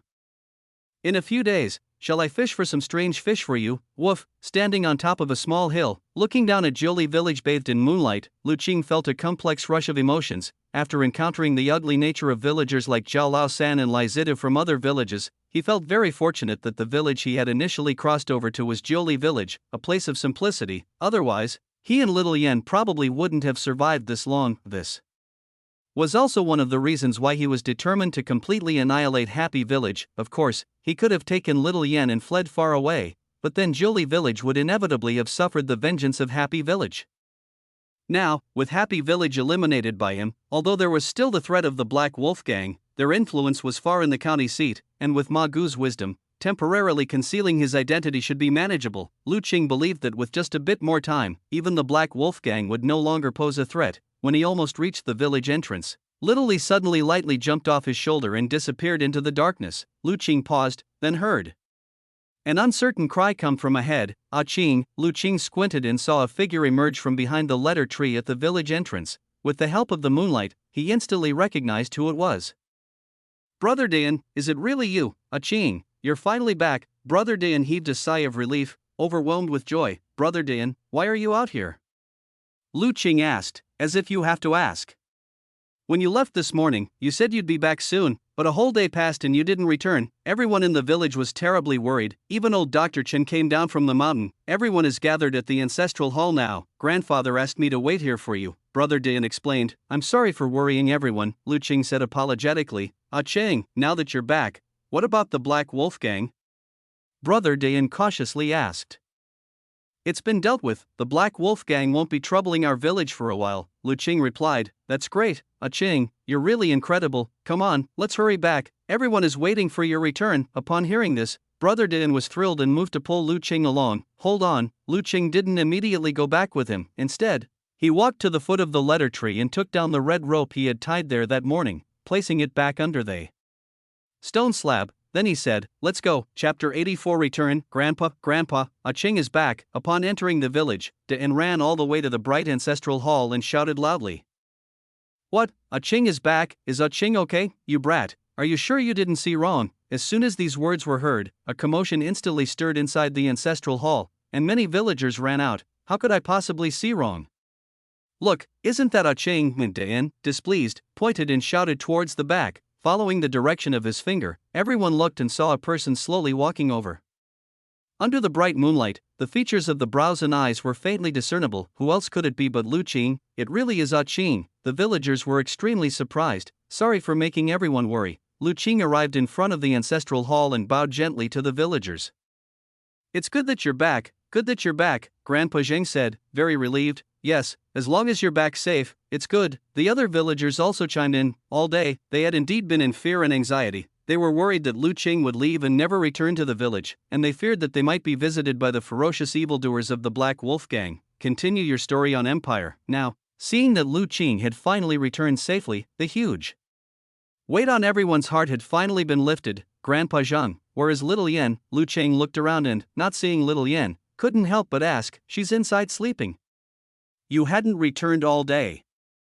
And in the afternoon, she kept crying for her brother, crying bitterly, and refused to eat dinner. Old Dr. Chen gave her a couple of injections, and only then did she fall asleep. Is Master also inside? Lu Qing asked. Yes, old Dr. Chen came down from the mountain with little Yan because you hadn't returned. Lu Qing fell silent. He knew that the reason his master had come down from the mountain, besides being worried about him, was probably also to protect the villagers of Jiuli village. Grandpa Zhang, I'll go inside first to apologize to my master for making him worry so much, Lu Qing said. That's right. Don't let it bother you. Though old Dr. Chen hasn't spoken, we can all see that he was equally very worried about you, Grandpa Zheng quickly added. Lu Qing walked into the ancestral hall and saw under a tree in the courtyard his master sitting on a stone, holding little Yan. Back already, old Dr. Chen saw Lu Qing and finally relaxed a bit on his face. Disciple was reckless, making master worry. Please punish me, Lu Qing said with his head lowered. It's good that you are back safely, old Dr. Chen sighed. Although he thought that Lu Qing's decision in the morning was reckless, he also knew, as a filial son suddenly learning the true facts of his parents' death, how many could genuinely remain calm. The reason he initially taught Lu Qing martial arts was exactly for fear of such an eventuality. Is everything resolved? The elder doctor looked at Lu Qing and keenly noticed some bloodstains on his clothes, but he didn't see any sign of injury on his disciple. It's temporarily resolved. For the next while, there shouldn't be anyone coming to disturb everyone in the village, Lu Qing answered. Oh? What did you do? Elder Chen, seeing such confidence in his disciple, asked somewhat unexpectedly. During the day, he had heard from the villagers that the people who had come to cause trouble in the village in the morning were from the Black Wolf Gang. As someone who often went in and out of the prefecture, how could the elder doctor not know what the Black Wolf Gang represented?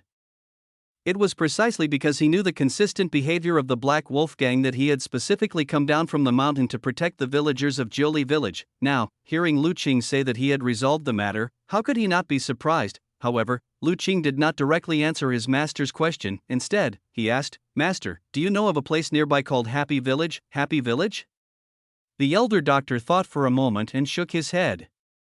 I haven't heard of it. Lu Qing was at a loss for words. But then he thought that his master, the elder, besides treating and healing people, was mainly focused on studying medical skills. He didn't really care about other matters.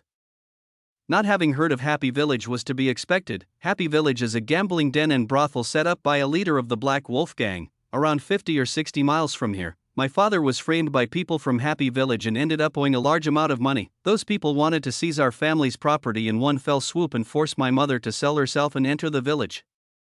My parents refused, and, in the end, they both drowned themselves in the river. I see. Elder Chen finally understood why his disciple had suddenly mentioned this village. The villagers outside also now understood how Lu Ming and his wife had actually died. So, Happy Village now?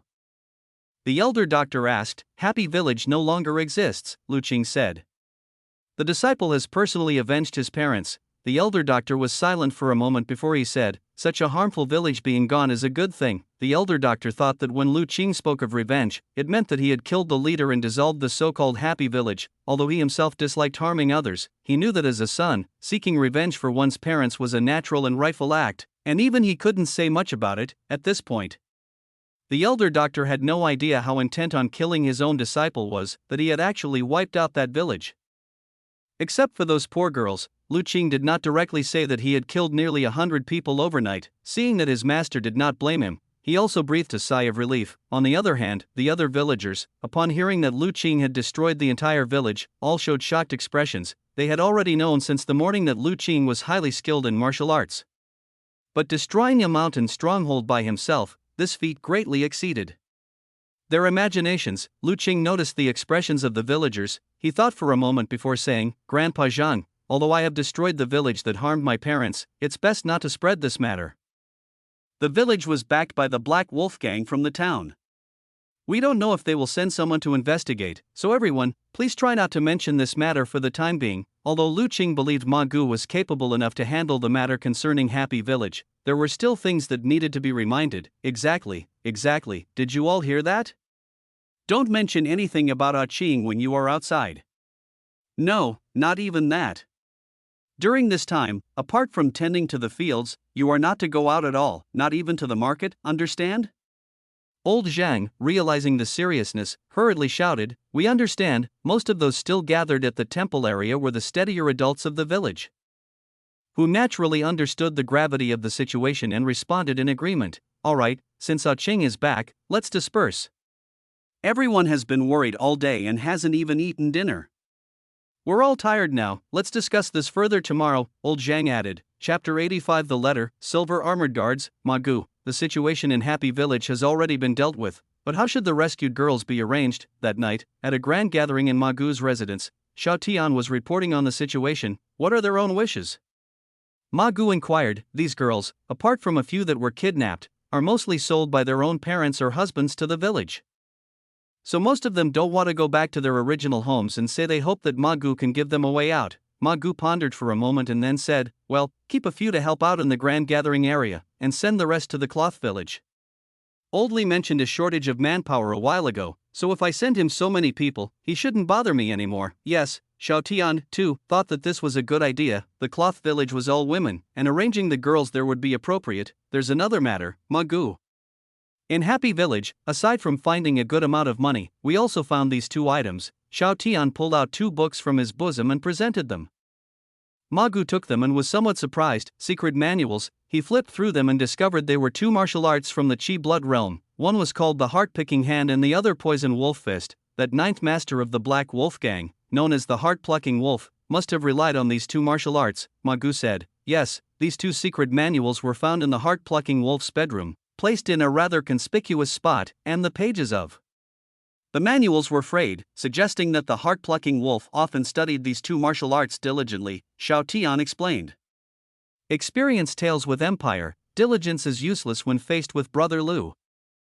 He couldn't even land a hit, not even a scratch on his clothes, Ma Gu disdainfully said. Ma Gu had observed previously that Lu Qing had nearly slaughtered everyone in Happy Village without a single injury on himself, only some bloodstains on his clothes. It was evident that the heart-plucking wolf posed no threat to Lu Qing. It's true, I asked the girls who were present, and they said that the heart-plucking wolf was beaten by young Master Lu just after a single exchange and wasn't his match at all. Xiao Tian said, my little brother is really something. I originally thought he was just extraordinarily talented in cultivation, but I didn't expect his prowess in martial arts and fighting skills to be equally astonishing. Ma Gu sighed. He was genuinely shocked by the strength Lu Qing had demonstrated, as a martial artist from the same Qi blood realm, and with the heart-plucking wolf being a seasoned fighter who had broken through the realm years ago, he hadn't been able to threaten Lu Qing in the slightest. The gap in their strengths was so wide that he couldn't quite imagine how Lu Qing had trained. While advancement in martial arts could be explained by cultivation talent, combat experience can't simply be accumulated through talent alone. However, from the battle traces in the village, it was clear that Lu Qing had been overpowering the heart-plucking wolf from start to finish. How did he manage to do that? Incomprehensible, truly incomprehensible. Ma Gu felt his mind was somewhat inadequate. I didn't expect young Master Lu to have such a heavy killing intent either, Xiao Tian remarked, recalling the scene in Happy Village where severed heads were strewn about. Now feeling quite uneasy, he could never have imagined that the usually gentle, humble, and polite Lu Qing, once he harbored the intent to kill, would be so terrifying, chopping heads off at every turn. As such, his heart was filled with an indescribable sense of awe toward Lu Qing. Ma Gu, remembering the carnage in Happy Village that night, also felt somewhat uneasy. As a powerful figure from the muscle-bone realm, he had had his fair share of battles and not without fatalities. However, even with a decade of fighting, his killings paled in comparison to what Lu Qing had wrought in a single night. He shook his head, casting away the gruesome scenes from his mind. All right, keep these 2 secret manuals with me for now. They are Brother Lu's spoils of war. In a couple of days, after tallying up the money found from Happy Village, I'll personally bring it to him, Ma Gu said. Ma Gu, what should we do next about the Black Wolf Gang? Xiao Tian asked. With Happy Village cut off, they will surely send people to investigate. Xiao Tian was worried. The Black Wolf Gang wasn't easy to provoke. Their power was even stronger than the Ma families. If the 2 factions clashed, they might not withstand the pressure. What response? We don't need to deal with this, Ma Gu said. the housekeeper of Wei values brother Lu greatly, and certainly doesn't want harm to come to him. I'll write a letter, and you'll depart tonight to deliver it to Wei Mansion. The rest, naturally, we don't need to worry about. Xiao Tian's eyes lit up, realizing that Ma Gu had already calculated a plan. That night, Xiao Tian set off hastily on a swift horse, arriving just as the city gates opened at dawn. He entered the prefecture and delivered the letter to the gatekeeper of Wei Mansion. When the housekeeper of Wei received the letter and read it, his face showed surprise. After thinking it over, he took the letter to a graceful courtyard where a middle-aged man, dressed in training attire and sporting a black beard, was practicing his punches and respectfully said, "Master, there is a matter for which I need your decision." "Oh? What's the matter? Even you can't make a decision." The middle-aged man continued his practice as he spoke. "It's about the disciple of old Dr. Chen." Hearing this, the bearded middle-aged man slowly brought his motion to a stop and ended his morning practice. "What is it?" "Here's a letter, just delivered by someone from the Ma family." The Grand Steward presented the letter. Chapter 86. The letter. Silver Armored Guards _2, Ma Gu? Is it the branch family member of the Ma family who was almost expelled? The middle-aged man with a black beard took the letter and said, "Yes, exactly that Ma Gu. Recently, when young Master Xian went out, he also stayed with him. It was thanks to his reminder that the young master was timely sent to old Dr. Chen and got treated," the Grand Steward explained. The middle-aged man with a black beard nodded and began to read the letter. As he read, his brows inevitably furrowed. "Is the matter mentioned here true?" After finishing, the middle-aged man with a black beard looked up. "I haven't investigated it yet, but that Ma Gu should not dare to lie about such a matter," replied the housekeeper. "Then, the actions of the Black Wolf Gang are really inappropriate. They have crossed the line," the middle-aged man with a black beard said. Frowning, "Should I send someone to deal with the Black Wolf Gang?" the Grand Steward tentatively asked. With the power of the Wei family, erasing a small gang like the Black Wolf Gang wouldn't be difficult, and he knew that the master probably wouldn't tolerate such issues. The middle-aged man glanced at the letter in his hands and after a moment's thought, said, "Give a warning to the Black Wolf Gang and tell them to restrain themselves, master." The Grand Steward was taken aback. This decision didn't seem like the master's usual style. The middle-aged man didn't explain immediately but instead lifted the letter in his hand. "The young man mentioned in this letter, he is the disciple of old Dr. Chen." "Right, indeed. When the young master was first brought to old Dr. Chen, it was this young master Lu who tirelessly made medicines all night that saved the young master's life. Such a ferocious young man," the middle-aged man with a black beard praised. "To slay nearly 100 criminals in one night, such ferocity is rare to see across the entire Qing state." The Grand Steward was silent. He hadn't expected that Lu Qing also had this side to him. At Half Mountain's small courtyard, he used to see Lu Qing every day but had never realized he was such a decisive killer. When he first saw the content of the letter, for a moment, he even doubted whether Ma Gu had mistaken the name. What stunned him more was the progress in Lu Qing's martial arts cultivation. He remembered that when he left the Half Mountain small courtyard, Lu Qing had just entered the Qi blood realm. It hadn't been long, and he was already capable of killing the heart-plucking wolf, a martial artist who had been refining in the Qi blood realm for years and had reached Qi blood minor achievement. Explore Hidden Tales at Empire. I recall that recently, you suggested that the mistress send some gifts to this young man, correct? The middle-aged man asked. Yes, initially when I was taking care of the young master at Elder Chen's place, I often saw young Master Lu. Noticing his intelligence and natural talent for martial arts cultivation, he indeed seemed like a rare young talent. Hence, I suggested that the mistress form a good relationship with him, the Grand Steward explained. Your judgment is good, he indeed is a rare talent, the middle-aged man remembered and praised again, but, a genius also needs pressure to grow faster. Leave the Black Wolf Gang for now, let them be a sharpener for this young man. I understand, master, said the Grand Steward, finally realizing the master's intention. All right, go and arrange it. The housekeeper of Wei dismissed himself, first called the guards of the mansion, gave some instructions, then wrote a letter himself and sent it with Xiao Tian, who was waiting outside for the news. While Xiao Tian carried the reply letter heading towards the bustling center, on the other side, from a side gate of Wei Mansion, a troop of guards mounted on horses streamed out, heading toward the west of the city. Are those Wei Mansion's silver armored guards? What's happened that Wei Mansion has deployed the silver armored guards? Last time Wei Mansion's silver armored guards were dispatched was when the young master of the Wei family had an accident a while ago. Has that young master sneaked out again? Nonsense. As far as I know, that young master's injuries haven't even healed yet. Where would he get the energy to go out? Then what's the cause this time, as Wei Mansion held a transcendent status within the prefecture? Its internal movements were always closely watched by the various factions in the city. Seeing this troop of guards appear, the spies of various factions immediately became alert. The Silver Armored Guards, a protective organization exclusive to Wei Mansion, are said to consist of martial artists at least at Muscle Bone Realm, in other forces within the prefecture. Those possessing such strength are considered central figures, yet, in Wei Mansion, they only serve as guards. That truly shows the unapproachable status of Wei Mansion within the county, a force that no one dares to provoke. Even the county lord, if he wanted to see the Wei family patriarch, would have to send a formal request in advance. And it would still depend on the mood of the Wei family patriarch at that time. Now seeing a small squadron of silver armored guards coming out of the Wei Mansion, how could this not shock all the major powers? Look, the silver armored guards are heading towards the west of the city. When the powers saw the destination of the silver armored guards, they were taken aback again. The western part of the city was always a mix of all sorts of people, where various sects and classes coexisted.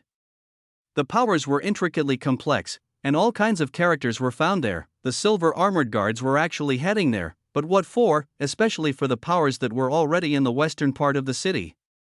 This sight made them particularly anxious, because they could not be sure whether the silver armored guards were coming for them. Thus, under the watch of all the powers in the city, the silver armored guards made their way to the west and eventually stopped in front of a building, Chunyue Building. When everyone saw the destination of the silver armored guards, they were all stunned. Who didn't know about Chunyue Building, the most famous brothel in the prefecture? But what were the silver armored guards doing at Chunyue Building? Was some important person inside, and they needed to provide assistance. However, the next moment, everyone knew they had guessed wrong. The leading silver armored guard, stopping in front of Chunyue Building without even dismounting, directly shouted, "Black Wolf, get out here, Black Wolf!" Hearing this shout, everyone was stunned again. They had never imagined that the silver armored guards would come to the Chunyue Building looking for the man behind the scenes, the leader of the Black Wolf gang, Black Wolf. This revelation made everyone eager to watch what would unfold.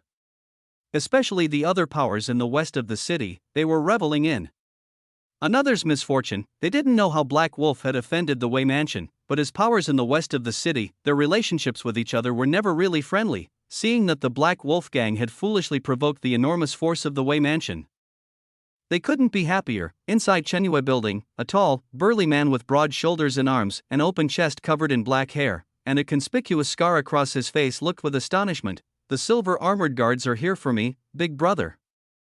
At this moment, several men burst into the room. "What's going on? Why do the Wei Mansion's silver armored guards want to see you?" They were other leaders of the Black Wolf gang. "I don't know either," Black Wolf said with some panic. He immediately recalled the recent happenings in the gang but couldn't figure out how they had offended the Wei Mansion. Why are the Wei Mansion's silver armored guards coming with such ferocity? "Specifically asking for you," asked the second in command of the gang. "I'd love to know. Haven't I been with you all in the gang lately, not even leaving the west side? Where could I have had the chance to provoke the Wei Mansion, and moreover, where would I get the guts to do so?" Black Wolf was both startled and panicked, completely lacking his usual authority in the gang. The other leaders thought likewise. Despite their Black Wolf gang being quite influential in the west of the city and known as one of the top 3 gangs, in the face of a behemoth like the Wei Mansion, they were really nothing. So give their big brother 10,000 guts, and he still wouldn't dare provoke the Wei Mansion. "What do we do now? Should we go out?" asked one of the leaders. "Do we have a choice?" Black Wolf said with a bitter laugh. The other leaders fell silent. True, with the silver armored guards right at the doorstep, even if they wanted to flee, it was too late. Maybe things aren't as bad as we think. Although the silver armored guards came aggressively, they didn't barge in. "There might still be room for negotiation," said the second in command. "That makes sense," said the other leaders, their eyes lighting up. With Wei Mansion's aggressive stance, if their Black Wolf gang had truly offended them fatally, they wouldn't be so polite to call out from outside. They would have already barged in to capture people. "Alright, I'll go out," trusting the judgment of his second in command. Black Wolf gritted his teeth at the statement.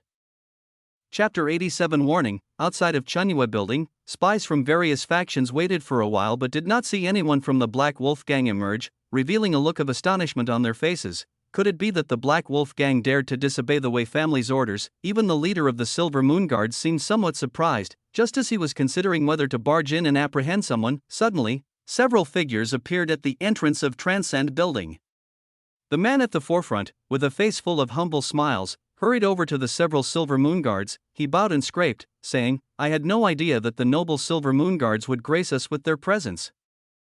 My failure to welcome you from afar is inexcusable, please forgive me. Those behind him, other leaders of the Black Wolf Gang, also accompanied their smiles with extremely low postures. However, the Silver Moon Guards were not swayed by this act. The leader, a Silver Moon Guard armed with a long spear, directly shouted, "Black Wolf, do you admit your guilt?" Black Wolf's heart pounded fiercely. The other leaders of the Black Wolf Gang also changed their expressions. "Sir, I have been wronged. I genuinely do not know what the crime is. Even if you gave me 100,000 times the courage, I would not dare to offend your mansion." Black Wolf wore an expression of grievance. Bang! No sooner had Black Wolf finished speaking than the leading Silver Moon Guard flipped his spear around, the butt leading, and with the swiftness of lightning that leaves no time for ears to react, he jabbed it toward Black Wolf's chest. This sudden move, executed with extreme urgency and sophisticated technique, took Black Wolf by surprise with his capabilities, leaving him no time to react before the spearhead struck him in the chest. The powerful force erupted, causing him to spurt a mouthful of fresh blood and send him flying backward, crashing into the wall of Chunhua building, creating a hole in it. "Big brother," the other Black Wolf Gang leaders cried out in shock. But it was far from over. As their cries of alarm barely left their mouths, several more spear shadows flashed by, and the remaining Black Wolf Gang leaders likewise spat out fresh blood and flew backward, landing beside Black Wolf. This sudden development stunned the onlookers. None had imagined that the Silver Moon Guards would strike without warning. Even less expected was that the infamous Black Wolf, known throughout the west of the city, would be unable to withstand even a single move, resulting in serious injury and bloodshed. "Sir, why is this?" Sitting paralyzed in front of the wall, Black Wolf looked toward the Silver Moon Guard with fear. Perfect bone marrow realm. With just one move, he deduced that the Silver Moon Guard's martial arts cultivation was far above his own, having reached the realm of the perfect bone marrow realm. Otherwise, how could he, who had achieved great success of sinew and bone, be unable to defend against even one move? Only someone who had reached perfection in the bone realm, with absolute control over their own power, achieving the flawless, ideal state, could leave him unable to trace the path of that single spear thrust. For a mere guard to possess the power of the perfect bone marrow realm, at that moment, Black Wolf saw for the Wei Mansion reached its pinnacle. "Black Wolf, don't think that the deeds of your Black Wolf Gang can truly deceive everyone." At that moment, the leading Silver Moon Guard spoke indifferently. "Your Black Wolf Gang has set up a fort in the mountains outside the city, snatched people's wives and daughters, forced the good into prostitution, and caused harm all around. Do you really think others are unaware, for the matter of Happy Village?" Black Wolf's eyes widened in incredulity. He never imagined that the inconspicuous Happy Village on the outskirts of the city would bring calamity upon him. Since when did the mighty Wei family pay attention to such trivial matters? "Sir, it's not like that," Black Wolf hurriedly tried to explain. But the Silver Moon Guard did not give him a chance. "Regarding that Happy Village, our family head is very displeased. Happy Village has been destroyed, but your Black Wolf Gang cannot go unpunished. This spear thrust is just a warning. If you do not learn to restrain yourself, then there is no need for the existence of your Black Wolf Gang." It had even alarmed that person from the Wei family. This truly filled Black Wolf with dread. However, before he could continue to explain anything further, several Silver Moon Guards had already turned their steeds around and left in the direction from which they had come, utterly disregarding the prone leaders of the Black Wolf Gang lying on the ground. The Silver Moon Guards arrived suddenly and left just as quickly. Yet the shock they left behind was by no means small. With just one Silver Moon Guard taking action, a few casual thrusts of his spear were all it took to leave the entire group of Black Wolf Gang leaders with serious injuries they couldn't rise from. The unfathomable depths of the Wei Mansion once again inspired immense respect and fear in the powers of the County Lord Mansion. Over the past few years, the Wei family had shifted the focus of their clan's operations to the State Mansion. In Sun County, they kept a much lower profile. This had led many powers to grow restless recently. But the mobilization of the Silver Moon Guards now made it abundantly clear to everyone, Sun County was still under the Wei family's control. Looking at the severely injured leaders of the Black Wolf Gang in front of Chunhua building, there was pity in many eyes, but even more so, there was schadenfreude. Having offended the Wei family, even the Wei family patriarch had expressed his displeasure. For the Black Wolf Gang, life in this prefecture would likely become quite difficult from now on. Those few powers also based in the western part of the city looked at Black Wolf and the others with ill intentions in their eyes. There were even some who started thinking about whether they should take advantage of Black Wolf and his group's injuries to finish them off. However, this thought was quickly dismissed as soon as it arose. Find adventures at Empire. Even the Silver Moon Guards hadn't killed Black Wolf and his people outright. Taking action now would be a direct affront to the Wei family. Only a fool would court such trouble after witnessing the Wei family's display of power, yet, while they couldn't kill them, the power dynamics in the western part of the city could certainly change. The Black Wolf Gang had run rampant in the west side for long enough. It was time for them to cede some benefits. The few local factions in the west side were making their calculations. Other powers, however, were interested in another matter. Find out immediately what this happy village is that the Silver Moon Guard mentioned. Was the command echoed among many factions. In the County Lord Mansion, a middle-aged man with handsome features and a pair of phoenix eyes issued a similar command. After his subordinate left, his gaze turned towards a certain direction in the city, his eyes sparkling with an indiscernible light. As the county lord, he was supposed to be the highest authority in the prefecture, but because of the Wei family's presence, his prominence in the county lord mansion had been somewhat diminished. Of course, this was also a deliberate choice on his part. After all, the Wei family was not something he could afford to provoke, even though he himself hailed from a prestigious family. Because the Wei family was special, among other respected families, few had a living ancestor in the innate realm. I really want to see what it is that has caused you, who are usually so reclusive, to suddenly become so high profile, murmured the man with phoenix eyes, gazing ahead. Xiao Tian had no knowledge of what had happened in the city. After receiving the reply from the Wei mansion, he had immediately left the city, rushing back to the market. Therefore, he missed the whole spectacle. Because his steed had not been given enough rest, Xiao Tian did not hurry on his return journey. It was only in the afternoon that he arrived back at the market, delivering the letter to Ma Gu.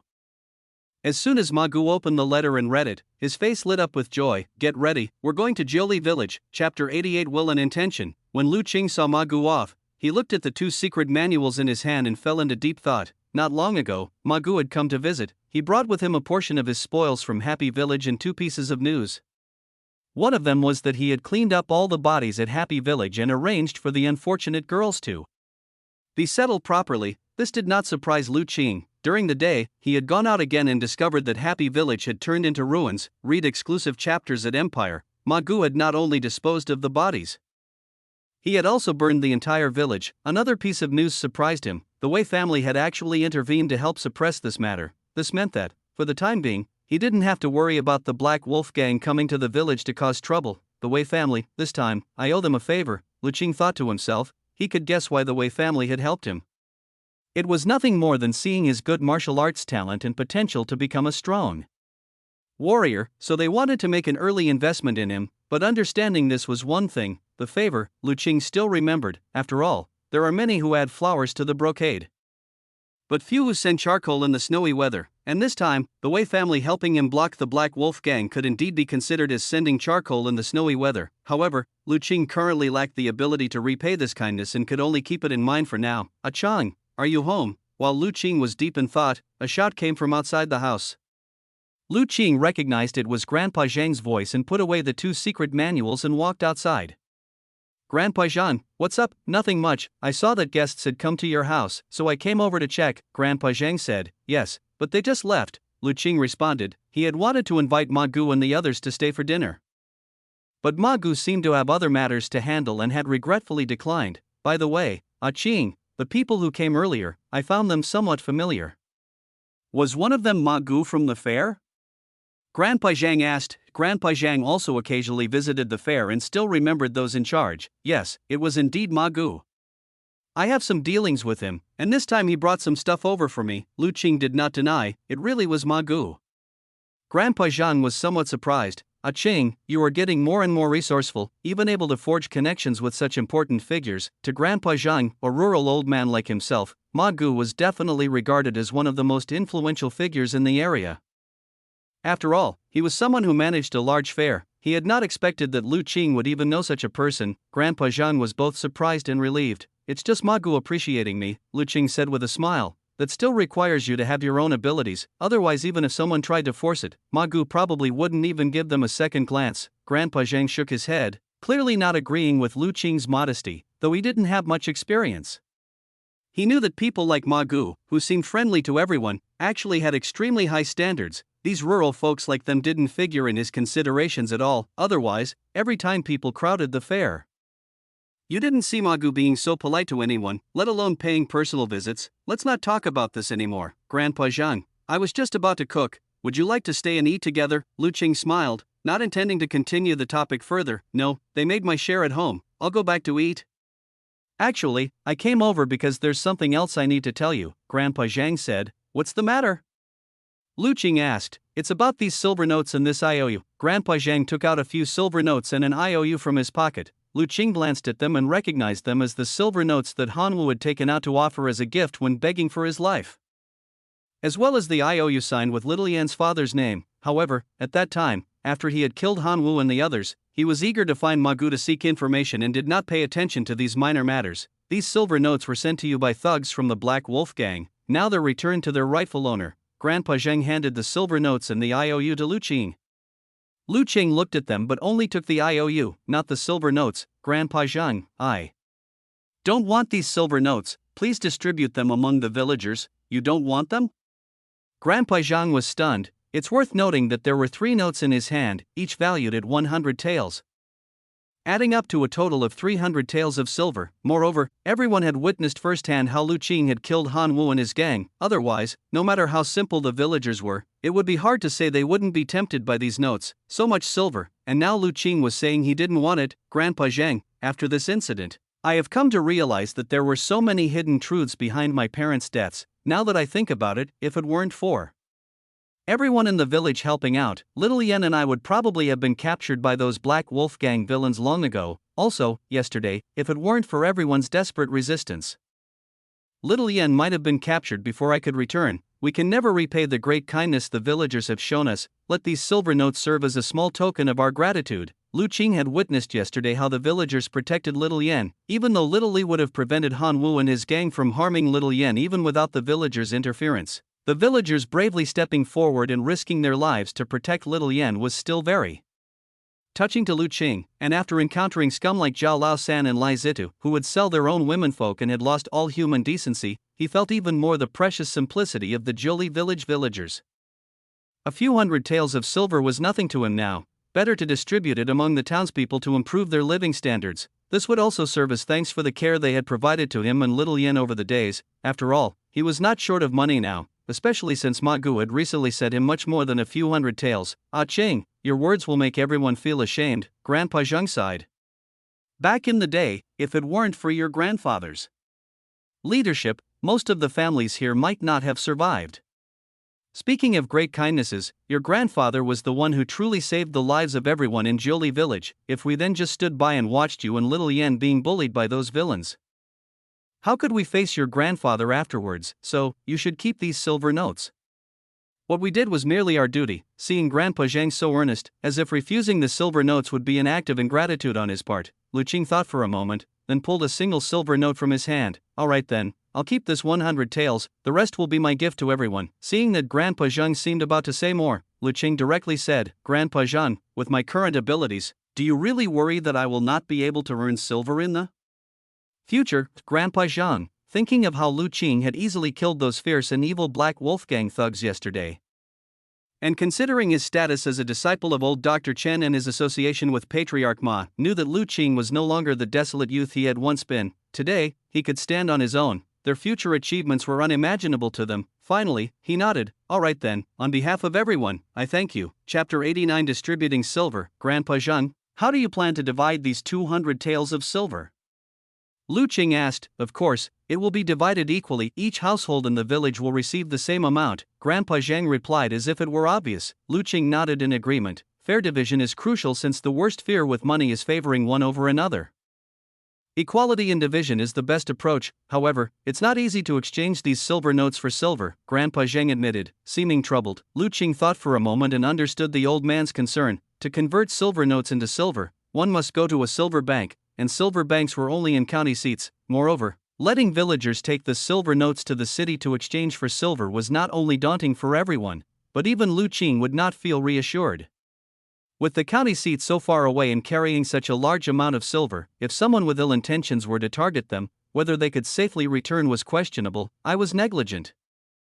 Grandpa Zhang, hand me the silver notes, Lu Qing said. I will go see Elder Ma tomorrow and exchange the silver notes for silver. That would be best, Grandpa Zhang replied immediately, handing over the 2 silver notes to Lu Qing. I'll bring the silver to you tomorrow. After Grandpa Zhang left, Lu Qing returned to his room, opened a small chest, and inside, a dazzling silver glow shone. It was a chest full of silver. This chest of silver was one of the gifts Ma Gu had brought recently, last night. Ma Gu and his men had scoured Happy Village. It was unknown how long Happy Village had accumulated the money without sending it to headquarters, but Ma Gu and his men had reaped a rich harvest. After counting, Ma Gu brought over the share he deemed belonged to Lu Qing. Unable to refuse, Lu Qing accepted it. Lu Qing began to take silver from the chest. The silver Ma Gu had packed was meticulously arranged, mostly consisting of silver ingots, large ones of 10 taels, and small ones of 5 taels. Lu Qing directly took 40 of the 5-tael silver ingots, almost completely emptying the chest of small ingots. Early the next morning, Lu Qing carried the silver to Grandpa Zhang's house. Grandpa Zhang, Lu Qing called out, standing outside Zhang's house. "A Qing, come in quickly." Grandpa Zhang had not slept well last night, and he stayed home all morning, not going anywhere. Just in case Lu Qing came to find him while he was out. It wasn't that he was greedy for the silver, but since the silver was meant for distribution to everyone in the village, it was a matter of great importance, and he did not dare be careless. Lu Qing carried the silver and followed Grandpa Zhang into the house. "Qing, why have you come?" Coincidentally, Grandpa Zhang's family, including his 2 sons and daughters-in-law, were all at home. Seeing Lu Qing enter, everyone stood up. Quite surprised, especially Grandpa Zhang's 2 sons, who looked at Lu Qing with a somewhat restrained expression. Yesterday, when Han Wu and the others came, they were present and had personally witnessed how Lu Qing had killed those villains. Thus, the 2 brothers felt an indescribable awe toward Lu Qing. "I've come to deliver the silver." Lu Qing smiled. "Deliver the silver?" Grandpa Zhang's sons and daughters-in-law were puzzled. Lu Qing emptied the bag of silver ingots onto the table, and the dazzling silver light immediately made everyone's eyes shine. In the stunned gaze of Grandpa Zhang's son and daughter-in-law, Lu Qing said, "Grandpa Zhang, I have exchanged all the silver notes into silver. Here are 40 silver ingots, each weighing 5 taels. Please use them to distribute among everyone." All right, I will gather everyone together to distribute the silver right away." Grandpa Zhang was also shocked by the pile of silver. But after all, he had lived for several decades and had more self-control than his son and daughter-in-law, and he quickly regained his composure. "Dad, what do you mean by distributing silver?" At that moment, Grandpa Zhang's eldest son finally reacted. Qing said that he wanted to distribute the silver notes obtained from those criminals yesterday to everyone in the village. This silver is what he had exchanged at Master Ma's place at the fair, Grandpa Zhang explained. "Are all these silver pieces to be distributed?" Grandpa Zhang's son and daughter-in-law said in surprise. "Don't talk nonsense, you two. Go quickly and call everyone to the ancestral hall. Do not mention distributing the silver. Just say I have something important to discuss with everyone." Grandpa Zhang scolded sharply. "All right, I'll go now." The 2 sons hurriedly ran out. "Grandpa Zhang, I won't get involved in distributing the silver. You can oversee it. Fine adventures at Empire." Lu Qing then stood up, preparing to leave. "How can that be? The silver is yours. It wouldn't look right if you were not present." Grandpa Zhang said hastily. "No worries, it's just a bit of silver. Don't be too nervous, Grandpa Zhang, just distribute it normally to everyone. I still have important matters to attend to at my master's place, so I'll not go over." Lu Qing wanted to distribute the silver to make everyone happy. But if he appeared there, he would inevitably have to face a barrage of gratitude and pleasantries, so it was better not to appear. Seeing Lu Qing insist, Grandpa Zhang could only respond, "Well, if there is an emergency at old Dr. Chen's, then you go ahead." Watching Lu Qing leave, Grandpa Zhang sighed. He had guessed why Lu Qing didn't want to go to the ancestral hall. The boy was shy and too embarrassed to face the thanks from his uncles. He didn't know how to counsel him on this matter and just let it be. In the village, Grandpa Zhang still carried considerable authority. When he announced he had an important matter to discuss, it didn't take long for the villagers to gradually gather at the ancestral hall.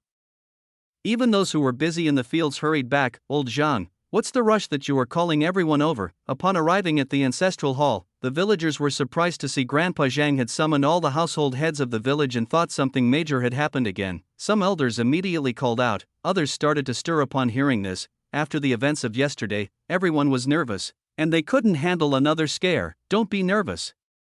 I've called you here because there is good news to announce," Grandpa Zhang shouted, signaling everyone not to panic. Behind him on a table, there was a cloth bag, bulging out, with no one knowing what was inside. Next to it were a small scale and scissors, their purpose unknown. "What good news?" Hearing it was good news, everyone finally relaxed and eagerly asked. "Yesterday, Qing obtained some silver notes from those criminals he killed, and he has decided to distribute most of them to everyone." Grandpa Zhang carefully poured out the silver ingots from the bag behind him. "Here, this is the silver Qing exchanged back, totaling 200 taels. In our village, excluding Qing's house, there are 37 households. When averaged out, each household will get about 5 taels and a bit of silver, at the sight of the large pile of shiny silver ingots in the ancestral hall. Everyone was initially stunned. Upon hearing Grandpa Zhang's words, they couldn't help but burst into an uproar. Not far away on the hillside, Lu Qing, who was en route to Half Mountain's small courtyard, heard the commotion and smiled. Chapter 9086, Little Li, is this the spot where you found the ginseng? Lu Qing surveyed the surroundings, asking the little creature perched on his shoulder. At this moment, he was deep in the mountains, tens of miles away from Jiuli village. The dense jungle around him was filled with towering trees, emanating a primitive aura. The world inside and outside the mountain truly seemed like two different realms. Since learning that the Black Wolf gang had been suppressed by the Wei family and couldn't bother him for a while, Lu Qing felt much relieved. He began considering how to use this opportunity to rapidly increase his strength. As long as his power grew, he wouldn't need to fear the likes of the Black Wolf gang. For now, the easiest aspect for him to improve was his Qi blood power. After understanding the mysteries of Qi blood perfection, there were no bottlenecks left for Lu Qing in the realm of Qi blood. As long as he had enough elixirs, he could unrestrainedly enhance his Qi blood power. However, since his previous cultivation had almost depleted the blood-nourishing elixir his master had made, after some thought, Lu Qing decided to bring Little Li into the mountains to gather the wild ginseng that it had previously found. This was also the reason why Lu Qing was currently in the deep mountains. "Ow!" Little Li cried out, nodded, and pointed in a certain direction with its paw. Lu Qing immediately activated his superpower to start inspecting the area, ignoring the common herbs. His target was solely ginseng. After a search, he quickly made a discovery: ginseng, a precious herb, edible, non-toxic. This ginseng is 50 years old. Looking at the white light emanating from the ginseng in his view, Lu Qing felt somewhat disappointed. This ginseng was not a century old, and the superpower light it emitted was only white, far less precious than the 2 ginsengs Little Li had given him. Without disturbing the newly discovered ginseng, Lu Qing continued his search. A 50-year-old wild ginseng, though still considered precious in outside herb shops, wasn't much in Lu Qing's opinion now, so he decided to look further. It wasn't long before he made another discovery: ginseng, a precious herb, edible, non-toxic. This ginseng has grown for an average of just 5 years and has mediocre medicinal effects. Unexpectedly, this ginseng was even worse than the previous one. Being only 5 years old, it was practically a child among ginsengs. Can't be. Is my luck that bad? Looking at the information provided by his superpower, Lu Qing was somewhat dumbfounded. I refuse to believe this. Lu Qing resumed his search.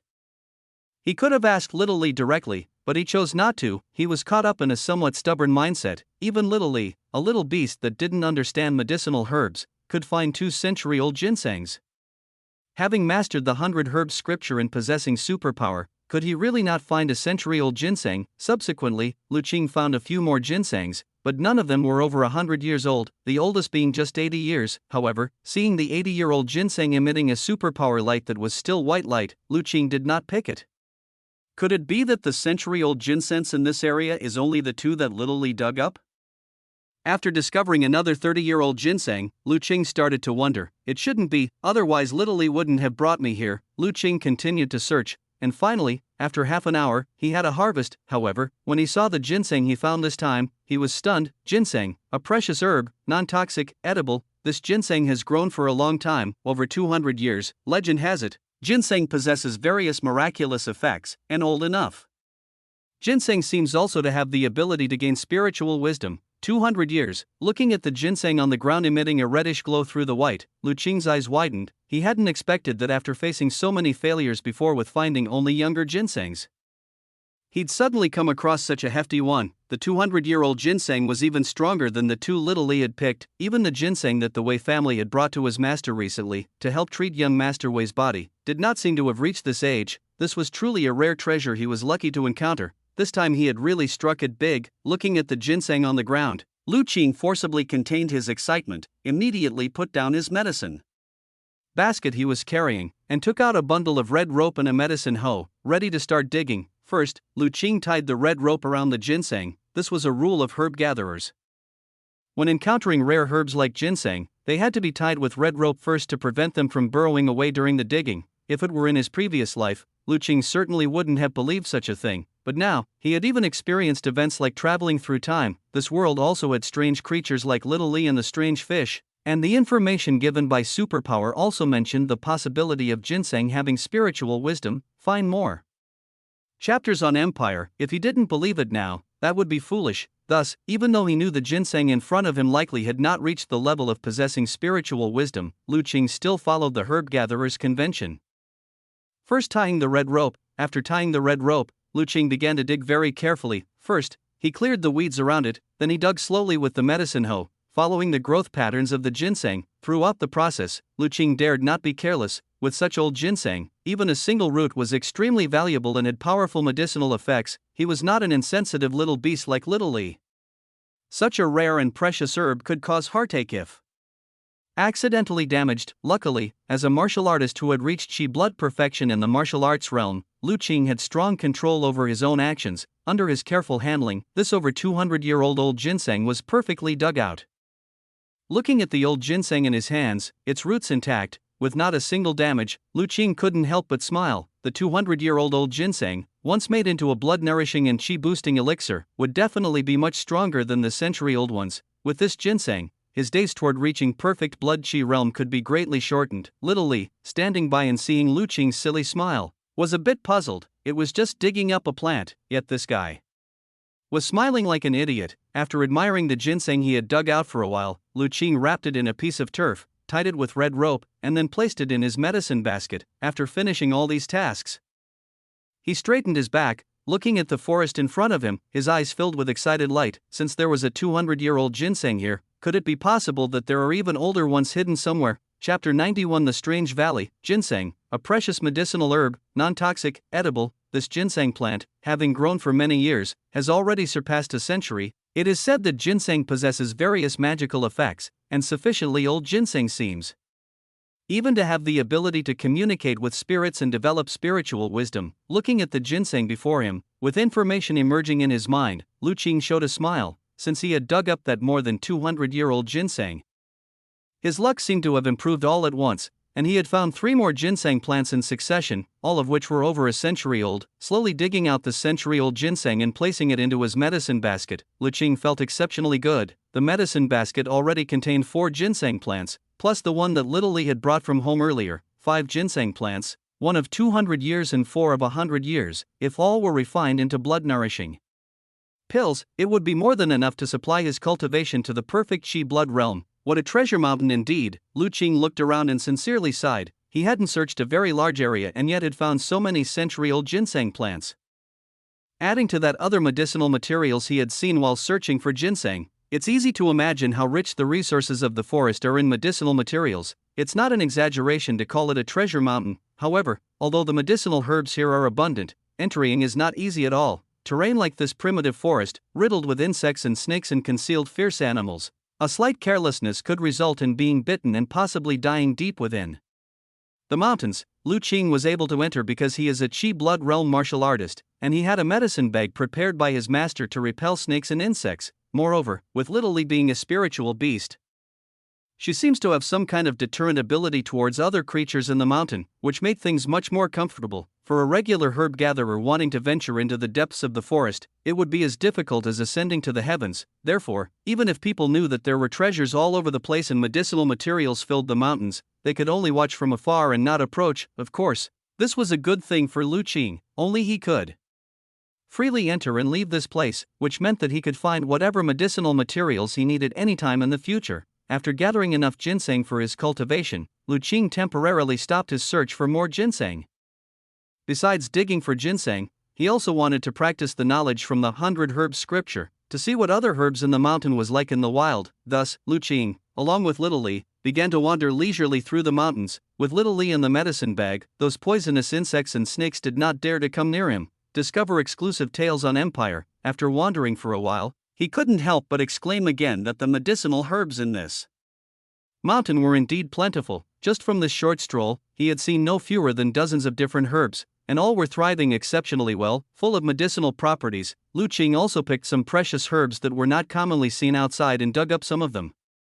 His master would often treat the villagers from nearby villages for free on ordinary days, consuming a significant amount of medicinal herbs. Ordinary herbs could be found on the hills near the village, so Qing specifically chose herbs that were not available outside or rarely seen for digging. After digging for a while, Qing discovered another surprise: sanchi, a precious medicinal herb, non-toxic, for medicinal use. It has the effects of blood circulation and hemostasis and pain relief, an excellent remedy for treating both external and internal injuries. Looking at the robust white light on the medicinal plant before him, Lu Qing was very excited. He hadn't expected to find sanchi here. This, too, was a very rare type of medicinal material, the famous antiseptic medicine on the rivers and lakes, known as the holy medicine for healing injuries, has sanchi as its main ingredient. Previously, in order to treat young Master Wei's blood loss, his master had specifically requested sanchi from the Wei mansion. This tells you how remarkable this herb is. Lu Qing immediately began to dig it up. The light of superpower emanating from this sanchi, although only white light, was still very rare. After digging it up and taking it back, it would be enough to make a large bottle of antiseptic medicine, which could save lives at critical moments and should not be missed while digging the sanchi. Lu Qing also had a hint of doubt in his mind. According to the 100 Herbs scripture, ginseng and sanchi are never supposed to grow in the same place, because the environmental conditions needed for these two types of medicinal herbs are entirely different. Ginseng, like shade and cold, is tolerant of low temperatures, and doesn't like direct sunlight, so the climate of this deep forest indeed suits it. But sanchi is different. It likes humidity and doesn't tolerate extreme heat or extreme cold, its most suitable growing environment being a place with warm winters and cool summers. Logically, it shouldn't appear here, because Lu Qing knows from memory that Jiuli village gets snow in the winter.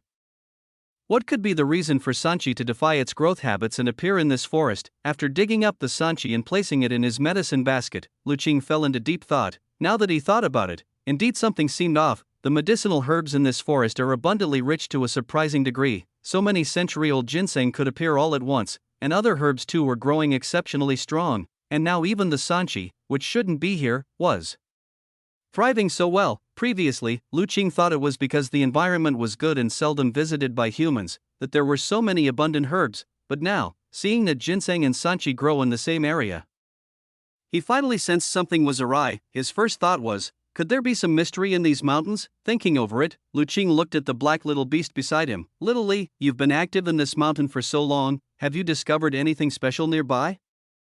Chapter 92 Strange Valley _2, a special place. Little Li looked puzzled, tilting its head at Lu Qing with a look of confusion in its eyes, clearly not understanding his point. Seeing this, Lu Qing pondered for a moment and continued, I mean, is there any place nearby that feels different to you, perhaps more dangerous, or somewhere that feels particularly comfortable? This time, Little Li seemed to grasp some understanding. It tilted its head, thought for a moment, then bit the corner of Lu Qing's robe and pointed in a certain direction. Was there really such a place? Continue your journey with Empire. Lu Qing was startled. He looked at Little Li's actions and asked, do you mean you want me to follow you there? The black little beast nodded. Is that place dangerous? If it was dangerous, he had no intention of going there. It wouldn't be worth jeopardizing his own safety out of mere curiosity. The black little beast shook its head. Lu Qing thought it over and decided to trust Little Li's intuition. Alright, let's go then. Walk slowly, otherwise, I won't be able to keep up. With that, Little Li hopped and skipped ahead, leading the way, while Lu Qing followed behind, channeling his chi blood. Although they were in the mountains, they moved at a decent speed, neither too fast nor too slow. Soon, Lu Qing, following Little Li, arrived at a valley. Is it up ahead? Seeing Little Li stop, Lu Qing asked. Little Li nodded and gestured with its paw, indicating that this was the special place it had mentioned. Lu Qing observed the surroundings and felt no apparent danger. On the contrary, upon arriving here, he felt an overwhelming sense of relaxation and mental clarity, as if even his brain had become significantly clearer. He was invigorated, realizing that they had indeed come to the right place. Not to mention anything else, just the quality of the air that made his mind clearer and relaxed. His body spoke volumes about the extraordinariness of this place. Seeing Lu Qing standing motionless, Little Li, somewhat puzzled, tugged at his robe and then took the lead towards the valley. Lu Qing hastened to follow. As they entered the valley, Lu Qing was stunned. He saw a valley vibrant with the chirping of birds and the fragrance of flowers, with water bubbling through, a place bustling with life. Inside and outside the valley seemed almost like two different worlds. Little Li seemed quite familiar with this valley. As soon as they entered, it took Lu Qing straight through to the deeper part. Upon reaching the end of the valley, there was a waterfall hanging in the middle of the valley, under which was a clear blue pond. The falling water splashed endlessly into the pond. Little Li stood on a large rock in front of the waterfall, pointing at the waterfall and calling out to Lu Qing. You're saying there's something inside? Lu Qing looked at the waterfall in surprise. The waterfall wasn't very big, and the curtain of water was thin. He soon noticed something peculiar. Behind the water curtain, there indeed seemed to be a cave entrance. Little Lee called out again, "Are you saying I should go in?" Lu Qing asked. Little Lee nodded. Lu Qing fell into deep thought. It wasn't that he didn't trust Little Lee, but blindly exploring a cave without knowing anything about it carried significant risk, not to mention, this valley already looked quite odd. Who knew what could be inside the cave? What if there was some strange creature inside, and he was just walking into a trap? Little Lee, how about we go in together? Lu Qing suggested after some thought. Little Lee, being a red light spiritual beast, was far stronger than him. Having it by his side would greatly increase his sense of security. Little Lee immediately shook its head, looking at the water curtain with disdain. Lu Qing then remembered that this creature naturally detested water.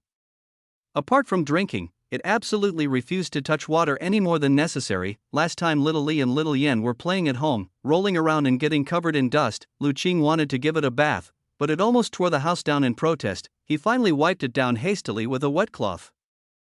Just like that, the little creature threw a tantrum and ignored Lu Qing for quite some time. "It's okay, I'll carry you inside, and I won't let you get wet at all," Lu Qing said with a smile. "Besides, you want to know what's inside, don't you?" Upon hearing this, Little Lee showed a hesitant expression. Seeing this, Lu Qing immediately laughed. He knew that this guy hated water so much, he definitely hadn't been inside before, and judging by its demeanor, there was clearly something inside that was attracting it. Whatever could make water-hating Little Lee so fixated must be extraordinary. You should know, Little Lee wouldn't even spare a glance at something like century-old ginseng. "Don't worry, I'll wrap you with my clothes so your fur won't get wet at all," Lu Qing said. Seeing Lu Qing's assurance, and coupled with the fact that things inside the cave really attracted it, Little Lee struggled for a bit but eventually nodded reluctantly. Seeing that the little guy finally agreed, Lu Qing immediately took off the medicine basket from his back and placed it on the nearby dishur. Then he took off his outer garment and folded it into a nest shape. Upon seeing this, Little Lee immediately burrowed inside. It didn't mind that the clothes carried Lu Qing's scent. After all, at home, it slept in the same room with Little Yen and Lu Qing. Its nest was even made from Lu Qing's old clothes, so it was already used to it. Seeing Little Lee burrow into the clothes, Lu Qing slung the war saber on his back. Yes, this time he had brought the war saber with him into the mountains. After all, aside from venomous insects and snakes, there might also be jackals and other ferocious animals. He couldn't possibly leave his handy weapon behind. After securing the war saber and attaching the medicine hoe at his waist, Lu Qing then picked up Little Lee, stepped back a few feet, and with an eruption of qi and blood power, he sprinted and jumped towards the waterfall. The moment his body touched the water curtain, Lu Qing bent his waist, curled up entirely, protecting Little Lee within his arms, and rolled steadily to land behind the water curtain, into the cave entrance. Upon entering the cave entrance, Lu Qing immediately drew the medicine hoe at his waist, ready for anything that might leap out. However, luckily, it was only his over-imagination. Nothing emerged from inside. Lu Qing breathed a sigh of relief. Inevitably, he had seen too many movies in his past life where dangers burst out upon opening such secluded portals. He definitely didn't want to experience that himself. Feeling Lu Qing stop, Little Lee poked its head out from his embrace. "See, I told you I wouldn't get you wet." Lu Qing checked and found that apart from his outer garment that got a little wet, Little Lee wasn't damp at all. On the contrary, it was he who now looked quite drenched. However, Lu Qing didn't mind these. If he wanted, by stimulating the qi and blood within his body, he could dry the clothes in no time. But currently, with the situation in the cave still unclear, he didn't want to waste his qi and blood power on such trifles. Wow, Little Lee, realizing it indeed hadn't gotten wet, was very happy. "Let's go, let's head in." Lu Qing looked into the cave, couldn't make out anything, and sensing no danger, decided to go in. After all, now that they were here, how could they not take a look? He took out a fire lighter, lit it, and then carrying Little Lee, walked slowly inside. However, Lu Qing soon realized this was superfluous. Within a few steps and after turning a bend, he found that the cave was gradually lighting up. The cave walls on both sides, resembling stalactites, sparkled with an enchanting glow. Looking at the fire lighter in his hand, Lu Qing chuckled, extinguished and tucked it away, and continued walking forward with Little Lee. Interestingly, although the cave entrance was located behind the waterfall, the cave itself wasn't damp at all but rather very dry. This very much pleased Little Lee, who climbed out from Lu Qing's embrace and resumed its position on his shoulder. The cave was quite deep but not dark. The further they went, the brighter the phosphorescent glow from the cave walls. Lu Qing also specifically used his superpower to investigate and discovered that these were a unique type of luminescent mineral, harmless to the human body. Before reassuredly continuing forward, as they ventured deeper into the cave, Lu Qing also felt the continued clarity of mind he had been experiencing since entering the valley was getting stronger. Even without little Li's reminder, he vaguely sensed that something deep within the cave was mysteriously drawing him in. Finally, after several twists and turns and a considerable walk, both man and beast felt the space ahead suddenly open up. When Lu Qing saw the scene before him, he was stunned. Chapter 93 Great Opportunity, Earth Vein Spirit Liquid. What is this? Lu Qing stared at what was before him, his heart filled with shock. He saw a wide and tall cavern suddenly opening up before him and little Li. Within the cavern, the walls around and the ground below had the quality of white jade, etched with complicated and primitive mysterious runes that looked extremely mystical. In the middle of the cavern, there was a large stone platform. On the platform hung a shimmering stalactite, its pointed end directly above the center of the platform. Lu Qing was astonished by the nearly fully jade-like chamber that presented itself before him. He had never imagined that such a peculiar place could exist within the belly of this mountain. There was no danger like he had anticipated. Instead, at the end of the cave, there was an unimaginably jade-like chamber. Even little Li was somewhat stunned. It did not expect that the place it had long been thinking about would be such a glittering location. Standing outside the jade cave, Lu Qing did not enter immediately. His sense of clarity strengthened as he approached this place, and with it, a growing sense of caution. Such an extraordinary chamber didn't seem like a natural formation at a glance. Since it was man-made, it was difficult to say it did not have any protective measures. Although he didn't feel any danger at the moment, he still did not want to rush in recklessly. However, what Lu Qing did not expect was that at this moment, little Li left his shoulder and darted towards the interior of the cavern. Wait a second, little Li, Lu Qing shouted in alarm. What shocked him even more was the instant flurry of little Li about to enter the chamber. A faint light barrier flared up, intending to stop little Li right then and there. Just as Lu Qing thought little Li might be injured, a flash of dark light suddenly appeared, and the light barrier was effortlessly torn by little Li, vanishing like a popped bubble. Watching little Li safely land inside the cavern, Lu Qing's mouth hung open, hardly able to believe it. The jade cave was so mystical. He thought its defensive power must be formidable, but little Li had just bypassed it with such ease. Little Li stood inside the cavern, looking back at Lu Qing with a somewhat puzzled gaze. It seemed to not understand what he had been shouting about just a moment ago. But it's nothing. Seeing that little Li had been inside the cavern for some time with nothing else happening, Lu Qing realized that he had been overly cautious. As a spiritual beast, little Li had a much greater ability to sense danger than himself. Since it hadn't felt any danger, there probably really was none. Lu Qing stepped forward and tried to walk into the cavern, unsure if the light barrier, once destroyed, could regenerate. This time, he entered the cavern smoothly, encountered no resistance whatsoever. Upon truly stepping into the cavern, the sense of clarity in Lu Qing's mind increased again. His spirit felt as if it had been dusted clean, and it was greatly refreshing. When pondering any issue, his thoughts moved much quicker. A peculiar light flashed in Lu Qing's eyes. Even without other treasures in the cave, the sense of clarity emanating from the cavern alone was already a significant gain. He felt that if he could cultivate here, there might be great benefits for him. Cultivation matters could wait for later. Right now, Lu Qing was more interested in the items in the cavern. Little Li was already restless and, seeing that he had finally entered, quickly pulled him towards the stone platform in the center. Following little Li's will, Lu Qing arrived at the stone platform. The platform was half a person's height, and like the walls and ground around it, it was nearly jade-like. Atop the stone platform, mysterious patterns were similarly engraved. In the center was a smooth depression, filled with a liquid resembling white jade. Seeing this liquid, Lu Qing looked up at the stalactite column hanging above the platform, speculating that the liquid must have dripped down from there. He concentrated on the liquid on the stone platform. After a while, a faint golden glow emerged from the white jade liquid. Earth Vein Spirit Liquid, a rare treasure liquid, non-toxic, and consumable. Your next read is at Empire. This spiritual liquid is indeed a rare treasure liquid, able to revive the dead, mend bones, extend life, and improve innate talent and potential in both humans and beasts, defying fate itself. It is rumored that magic users, by utilizing the landscape, can inscribe arrays, sort the Earth's energy, and condense the essence of the Earth Vein to form this treasure liquid. Earth Vein Spirit Liquid can be consumed directly or used to craft elixirs. Its uses are boundless. This golden light. When Lu Qing saw the superpower light emerging from the white jade liquid, he was already stunned. He never witnessed an item exhibiting golden superpower light before. He knew that even little Li, being such a miraculous spiritual beast, in his eyes, merely emitted a red light. But after reading the information provided by the superpower inspection, he was utterly dumbfounded. Reviving the dead, mending bones, extending life, improving talent, increasing potential, defying fate. Each term, if found associated with any item, would instantly turn it into a highly sought after treasure, yet now, they were all used to describe the white jade liquid in the stone platform. It clearly showed how precious the earth vein spirit liquid was. Suddenly, Lu Qing looked at the earth vein spirit liquid with burning desire. Such a treasure liquid truly deserved its status as a rare treasure. Compared to it, ginseng and other herbs were completely insignificant. It took quite a while for Lu Qing's excited heart to gradually calm down. He stopped literally from wanting to scoop up the earth vein spirit liquid with its paws. This kind of treasure liquid should not be used so carelessly. Losing even a trace would be a wasteful loss that could cause immense heartache.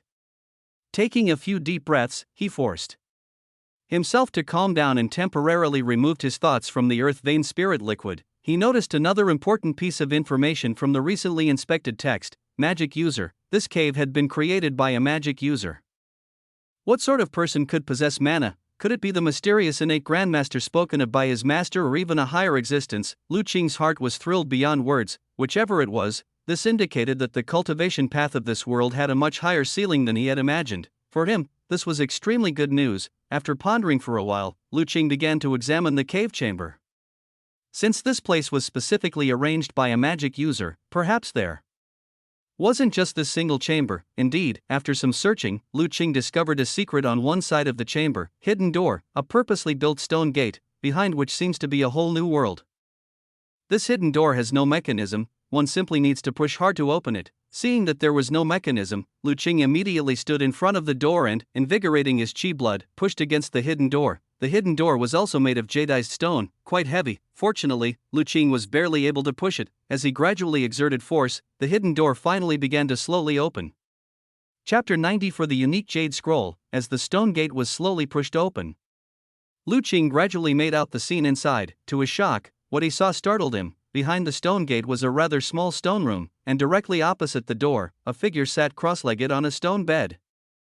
The sudden appearance of someone behind the door really scared Lu Qing quite a bit. Fortunately, he quickly realized that the figure showed no signs of life, and the visible face had become skeletal, which allowed him to heave a big sigh of relief. At the same time, he couldn't help but mock himself internally. He never imagined that after being on guard for so long against ambushes when opening doors, he still couldn't avoid this scare, knowing that the person opposite had been dead for who knows how long. Lu Qing then confidently entered. He didn't touch the skeleton but instead made a complete round of the stone room. The space behind the door wasn't too large, divided into 3 stone chambers, each about the size of a normal room. Apart from the chamber with the skeleton, based on their setups, one appeared to be a quiet room, while the other resembled an alchemy room. Unfortunately, whether it was the quiet room or the alchemy room, they were both empty, with hardly anything left. There were some jade bottles in the alchemy room, but after Lu Qing checked them, he found nothing inside, resulting in no gains at all.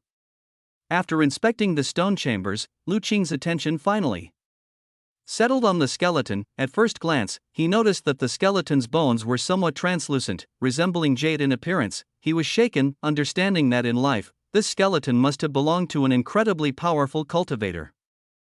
Enjoy exclusive adventures from Empire. The second realm of martial arts cultivation, the muscle bone realm, is specifically for tempering muscles and bones, but in the inheritance Lu Qing had received, there was no mention that upon reaching perfection in the muscle bone realm, one could cultivate one's bones to be like jade. Therefore, this skeleton must have been from a warrior far beyond the muscle bone realm, even beyond the postnatal realm. Could this be the mysterious being who created this jade cave? This thought flickered through Lu Qing's mind. He began to examine the skeleton with concentration. Before long, a dense red light surfaced on the skeleton. Innate realm skeleton. This skeleton turned to this state after the death of an innate realm expert.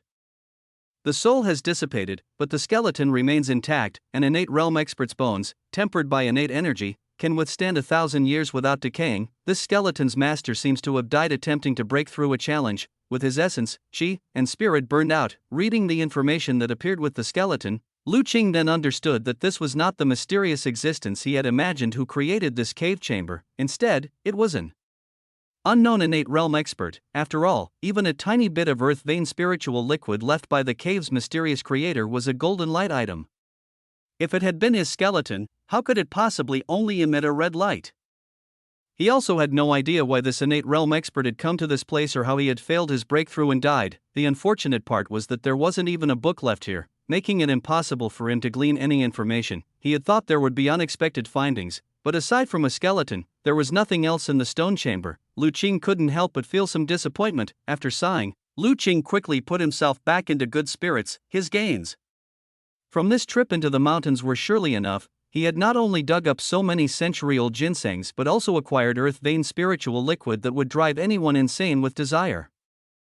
If he were still not content, it would be considered overly greedy. After calming himself down, Lu Qing's gaze landed on the skeleton once again. He was debating whether he should lay it to rest properly. Logically, it was best for the skeleton to remain here. After all, the stone chamber was immaculate, and even if left for hundreds of years more, the skeleton would not change in the slightest. However, Lu Qing would undoubtedly be visiting this cave often in the future, even though it didn't scare him. Having to face a skeleton every day still made him uneasy, so after some thought, he decided to go ahead and properly bury the skeleton. Having made up his mind, Lu Qing gave 3 respectful bows to the skeleton, apologized in advance, and then began to prepare to move it out. However, just as he moved the skeleton slightly, he suddenly heard a clatter as something fell from the skeleton. He initially thought he had accidentally dismantled a bone from the skeleton and was about to apologize when he looked down and found that what had fallen to the ground did not seem to be a bone. It seemed to be a long, square jade stone. Curious, Lu Qing picked it up. Then he saw that it was indeed a beautiful piece of jade. On it were several strange patterns. Looking at the patterns on the jade, Lu Qing felt they seemed familiar. After thinking for a moment, it suddenly hit him. Wasn't this the same as the patterns carved on the walls of the cave outside? Lu Qing was immediately startled. Those patterns outside must have been carved by the mysterious being who created the cave. Could this jade have something to do with them? Lu Qing quickly activated his superpower and concentrated on the jade in his hand. After a while, a dense red light emerged from the jade. Inheritance Jade Scroll, a type of jade scroll that can record and pass on information.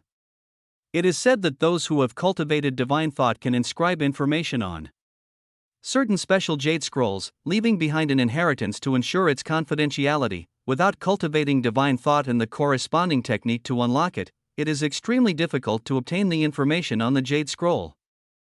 Would you like to download Red Light? When Lu Qing saw the superpower light emerging from the jade in his hand, he was taken aback. He knew this object probably had little to do with the mysterious being who had created the jade cave, but he was still very excited. According to the information given by his superpower, he knew this might just be what he had been searching for. He immediately chose to download. And based on past experience, he firmly focused on the jade scroll in his hand. Download in progress, current progress, 1%, 2%, 3%, 97%, 98%, 99%, 100%, download complete. Would you like to learn cultivation technique found? Would you like to simulate? The information download inside the jade scroll was much slower than Lu Qing had imagined. It took a full quarter of an hour before he saw it was complete. Then he saw that after the download was complete, his superpower actually gave him 2 options. One asked whether he wanted to learn the information inside, the other inquired whether he wanted to simulate the cultivation technique. This meant that the jade scroll contained not only ordinary information but also a cultivation technique. Inheritance. At this, Lu Qing was truly overjoyed. Even if the jade scroll wasn't left by the mysterious being who opened the jade cave, it must be extremely precious, otherwise, the unknown innate realm expert wouldn't have kept it close by even before death. Therefore, the cultivation technique inheritance it contained must be invaluable. He immediately made a decision. He chose to simulate the cultivation technique while learning the other information. As he made his choice, Lu Qing immediately felt a flood of information rushing into his mind. He closed his eyes, familiar with the process, and silently received the information. After a long while, when he opened his eyes again, they were filled with delight. Chapter 95 The Regret of Innate Perfection Experts. This inheritance jade scroll is indeed magical.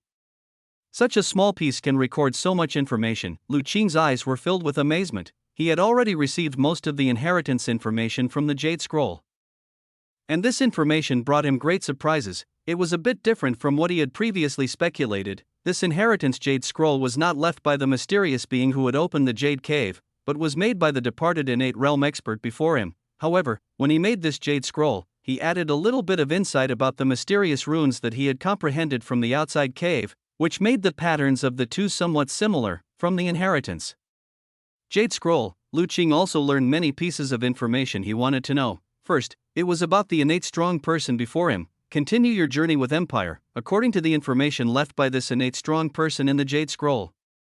His name was Li Weitian, who was once a world-renowned martial arts expert, awe-inspiring all around, even among the innate realm. he was considered one of the most top-notch existences. With his immensely strong cultivation, he once suppressed the innate realm experts of neighboring nations, dazzling all around. Unfortunately, even as an innate realm expert, there came a day when his lifespan was exhausted.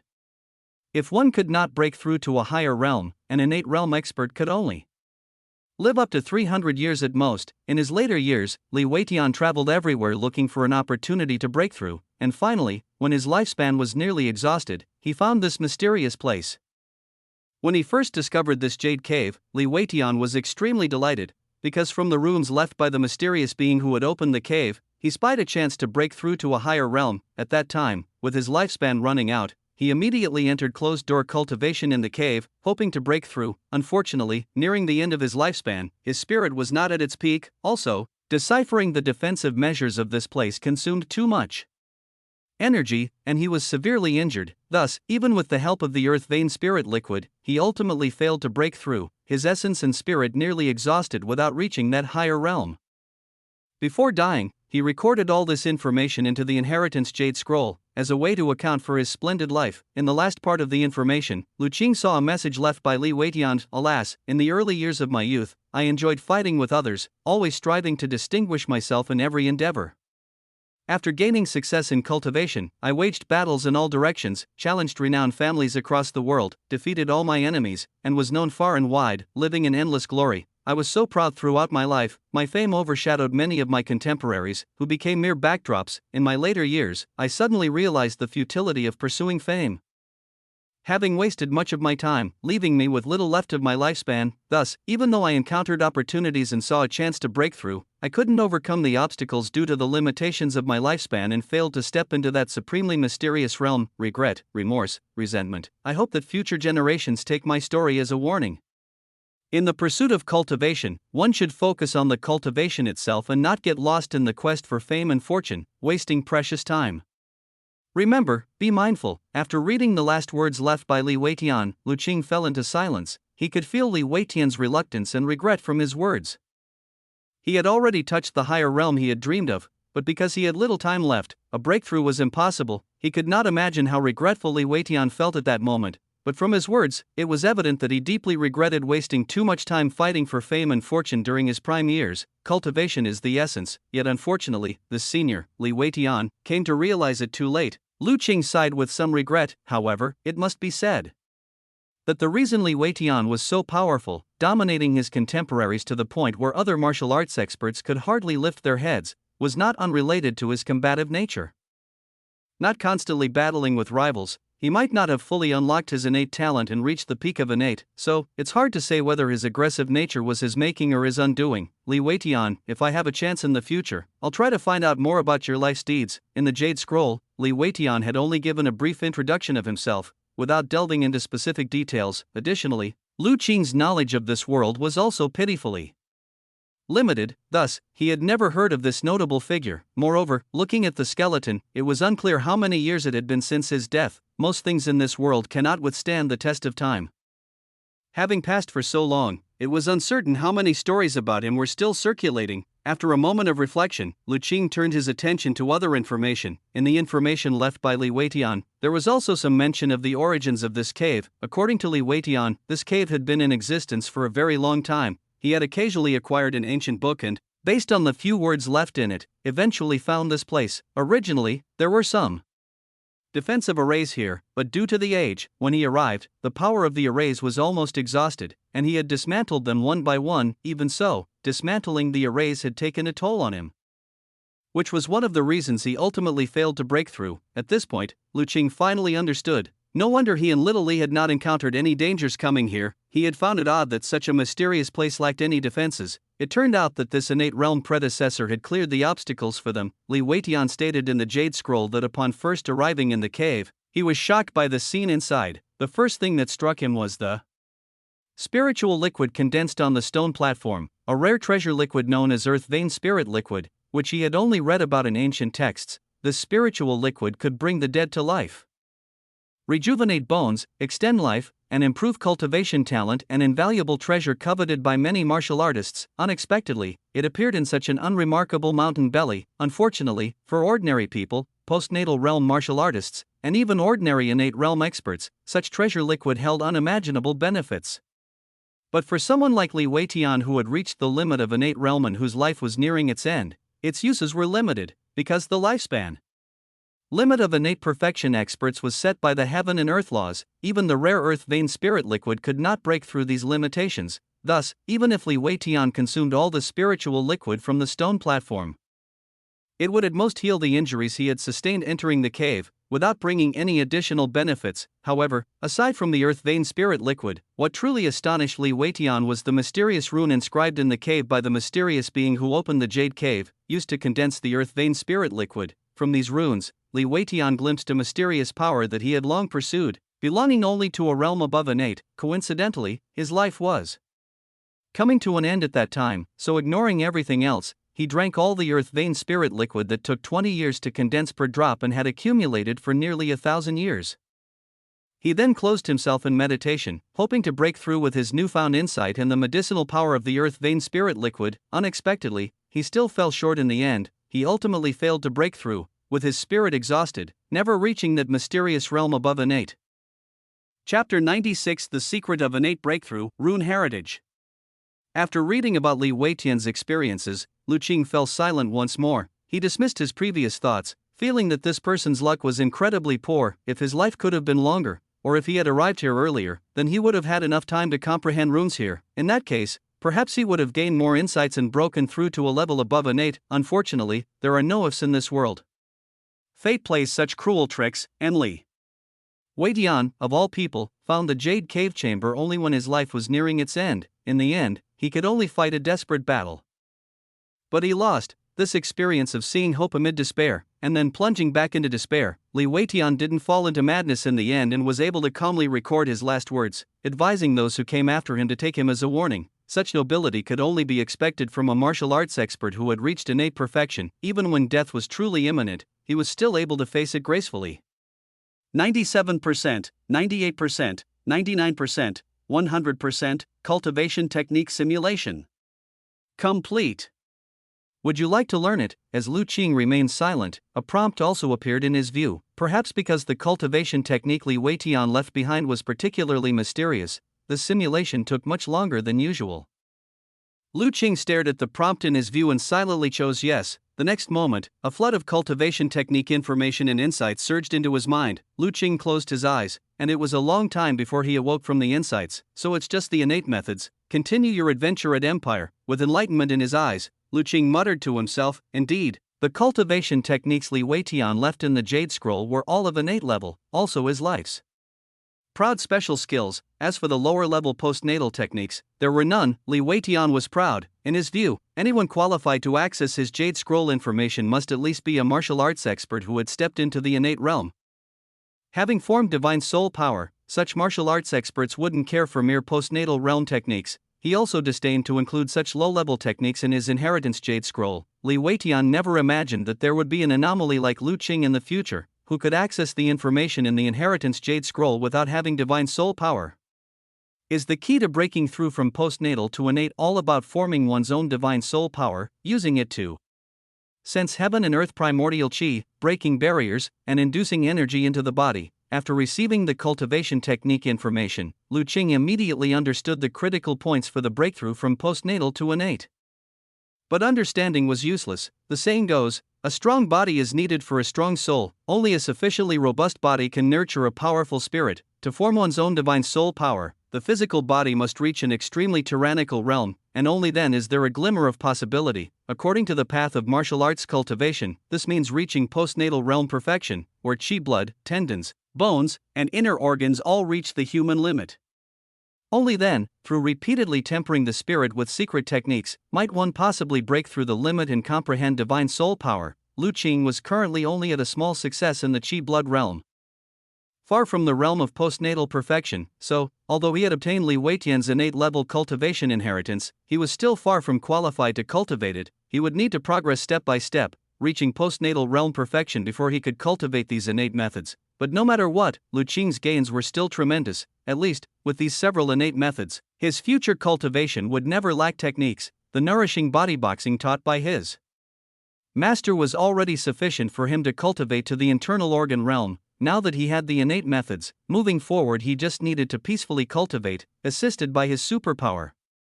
And achieving the innate realm would not be wishful thinking. With a very positive mood, Lu Qing took Li Weitian's remains outside the valley, buried them properly, and then returned to the cave. After returning to the cave, he still didn't touch the earth vein spiritual liquid. Instead, he stood in front of the cave wall, observing the mysterious patterns carved into the jadeized wall. In the inheritance jade scroll, Li Weitian highly praised these mysterious patterns, calling them runes.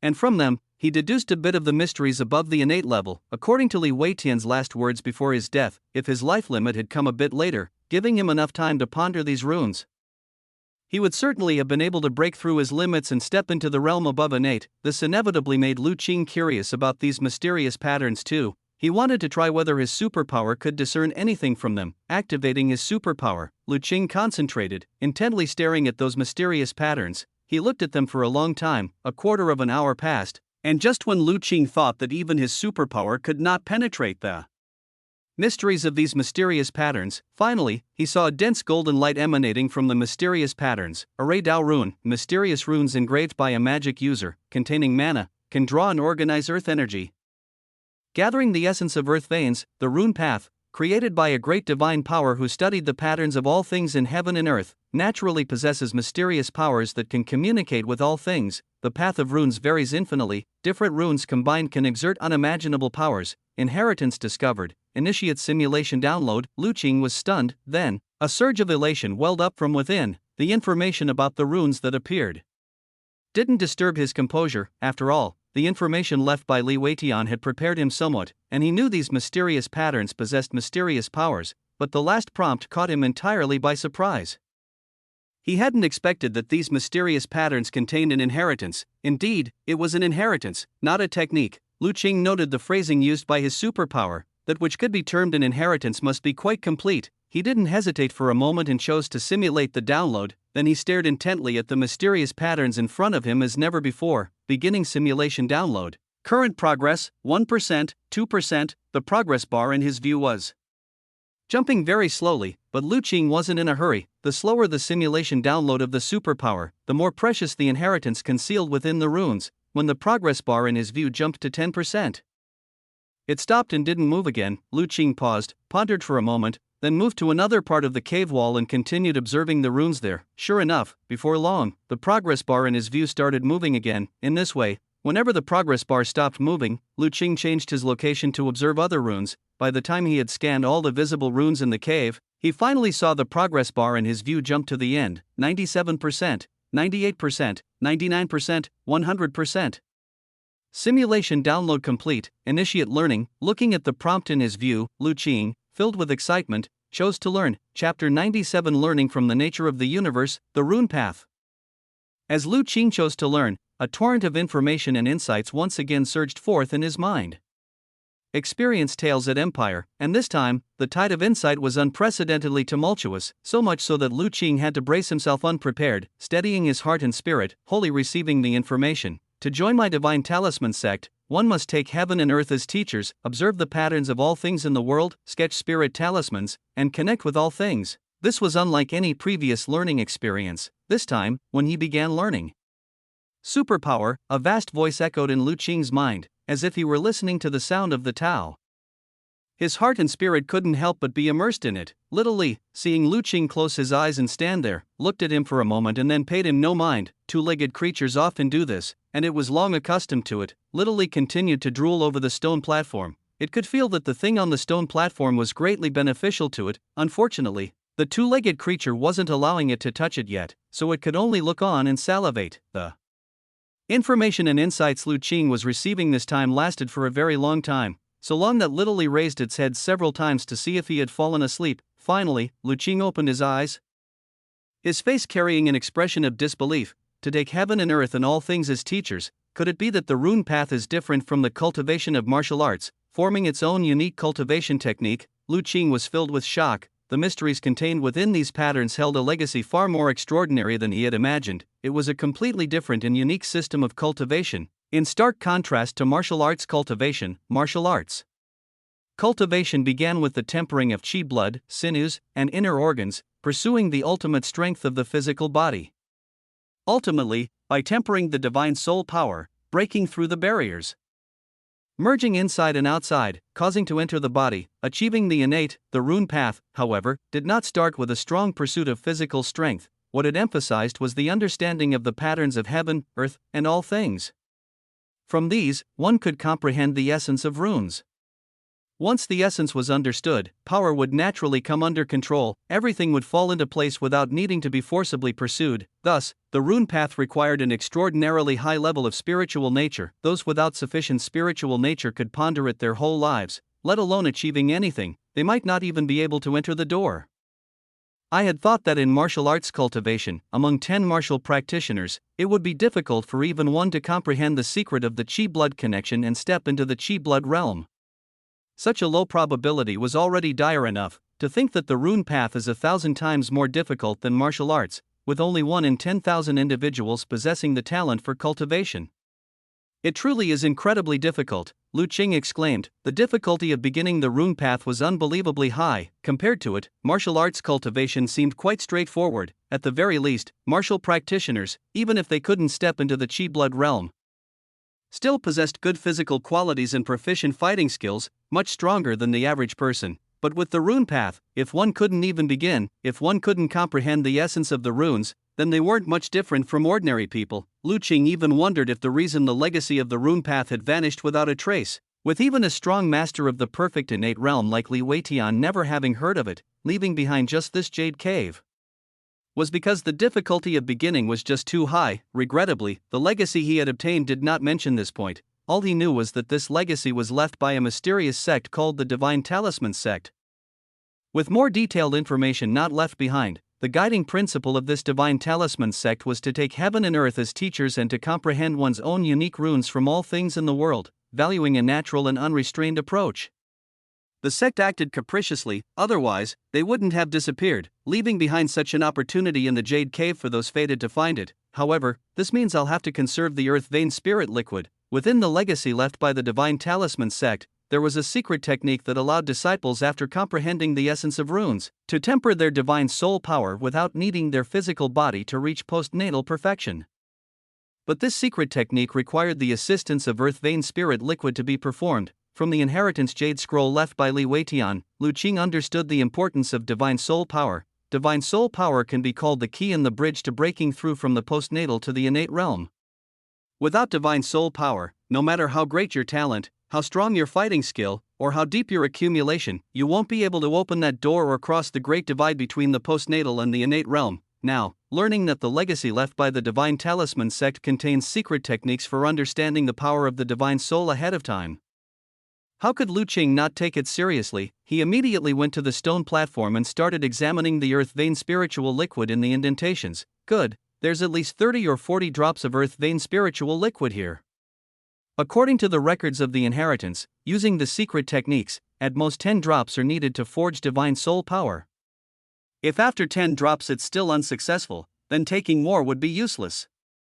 This is already more than enough. Seeing the quantity of the Earth Vein Spiritual liquid, Lu Qing breathed a sigh of relief. At the same time, a thought crossed his mind. The Earth Vein Spiritual liquid on the stone platform had once been emptied by Li Weitian. Since 1 drop of the liquid condenses every 20 years, doesn't that mean that Li Weitian must have been a figure from at least 7 to 800 years ago? 7 to 800 years, in this world, once a century passes, it can certainly be called turbulent and ever-changing. Li Weitian was such an ancient figure, it's questionable whether or not there's anyone who still remembers him in this world. Little Li saw Lu Qing staring at the items on the stone platform and instantly became excited. It jumped on the platform, tugging at Lu Qing's clothes. Lu Qing looked at the black little beast, seeing it pointing at the Earth Vein Spiritual liquid in the platform with an eager face. "Do you want to eat this?" Lu Qing asked. Seeing little Li nod, Lu Qing began to ponder. The reason he was able to find this treasure trove was largely thanks to little Li's contribution. Without its lead, he would have never discovered such a miraculous cave behind the waterfall. Since it wanted the Earth Vein Spiritual liquid, it was only right to give it some. According to the information revealed by his superpower, consuming the spiritual liquid brings tremendous benefits for both humans and beasts. Towards little Li, Lu Qing was not stingy. He nodded. Okay, but first take a few drops and see. If that's not enough, then you can take more, even though Earth Vein spiritual liquid was miraculous. It wasn't the case that the more you consumed, the better. According to the records of the Divine Talisman sect's legacy, the effectiveness of Earth Vein spiritual liquid in improving talent had its limits. For living creatures below the innate realm, the effects were strongest. Above the innate realm, the effectiveness diminishes significantly.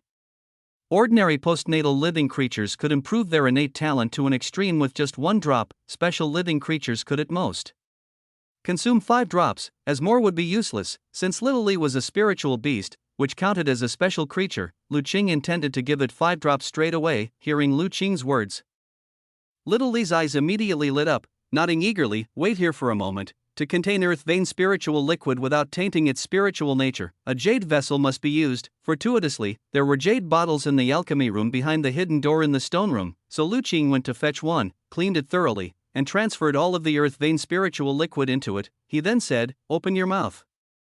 Little Li, staring intently at Lu Qing, upon hearing the words opened its mouth obediently with joy. Lu Qing poured 5 drops of Earth Vein spiritual liquid into Little Li's mouth from the jade bottle. The black little beast smacked its lips as if it enjoyed the taste, and immediately began happily squinting its eyes, rolling around on the stone platform. However, its joy didn't last long. After a while, it began to feel eyelids growing heavy and soon fell into a deep sleep on the stone platform. Lu Qing was not surprised.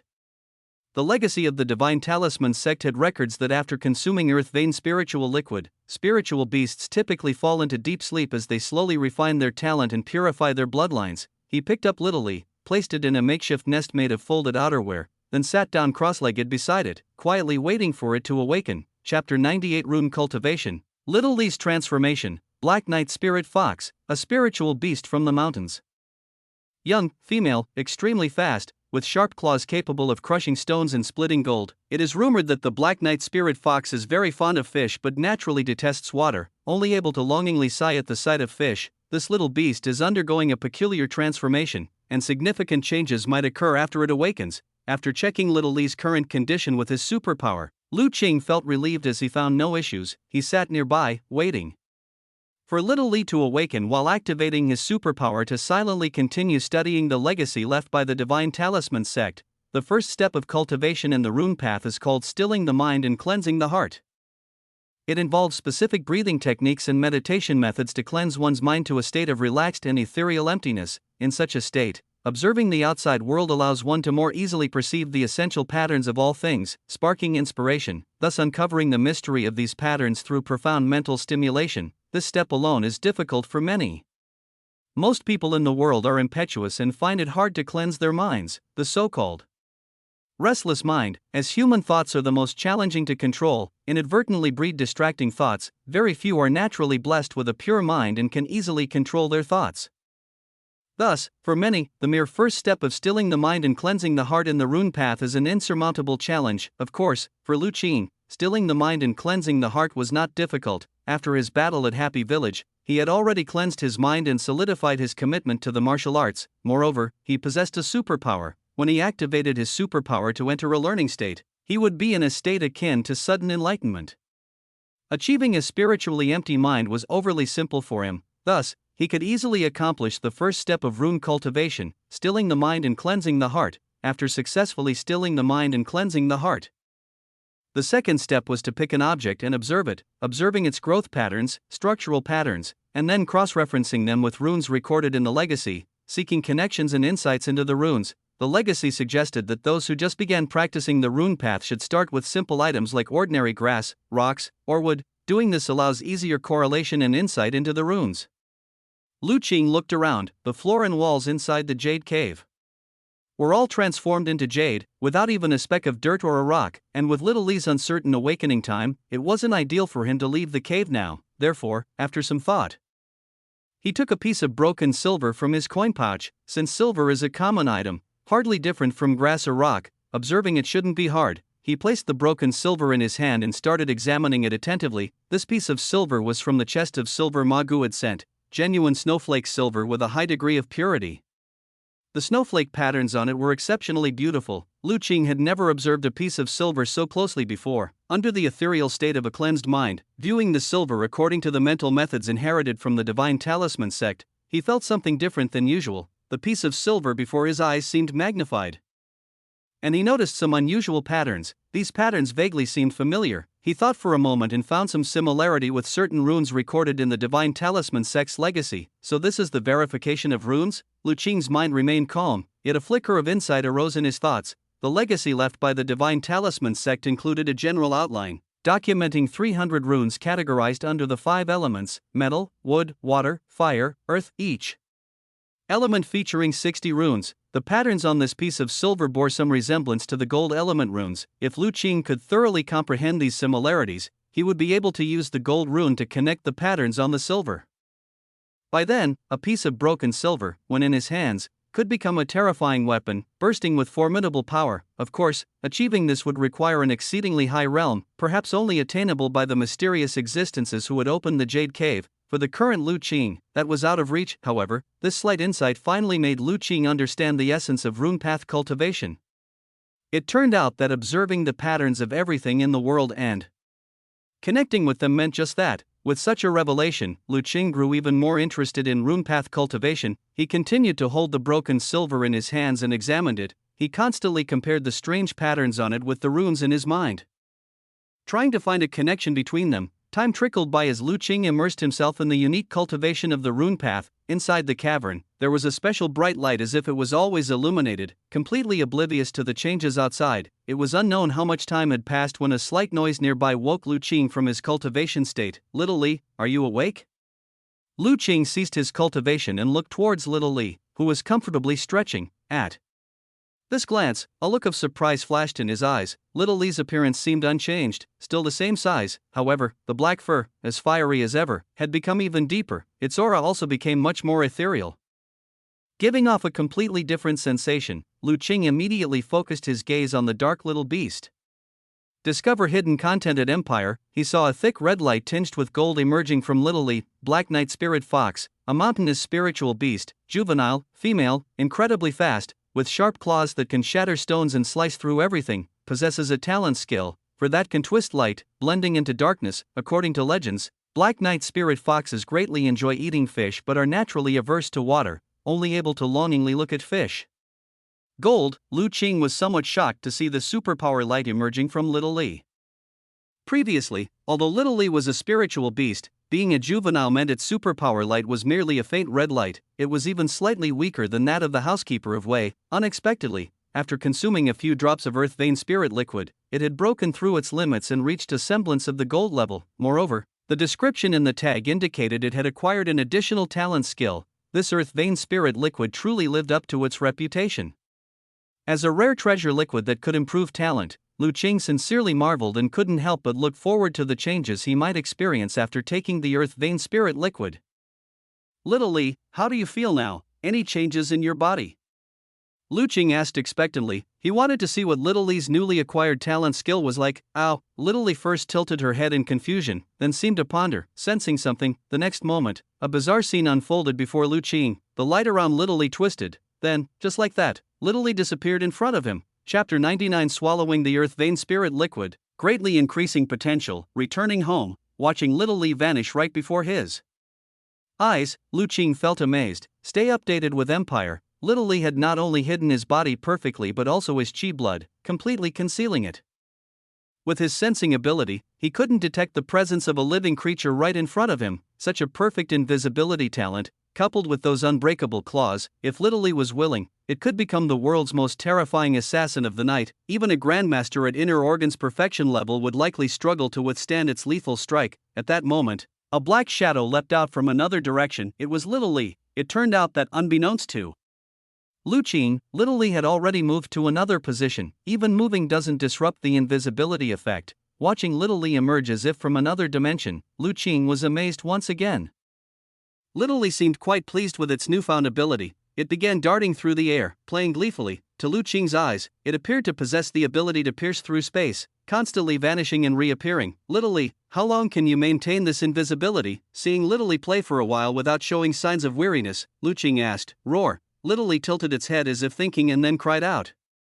"Do you mean that as long as you wish, you can maintain the invisibility indefinitely?" Having spent so much time with the little black beast, Lu Qing could now understand its intentions relatively easily. Little Li nodded. Is this what a talent skill is? Truly defies all reason.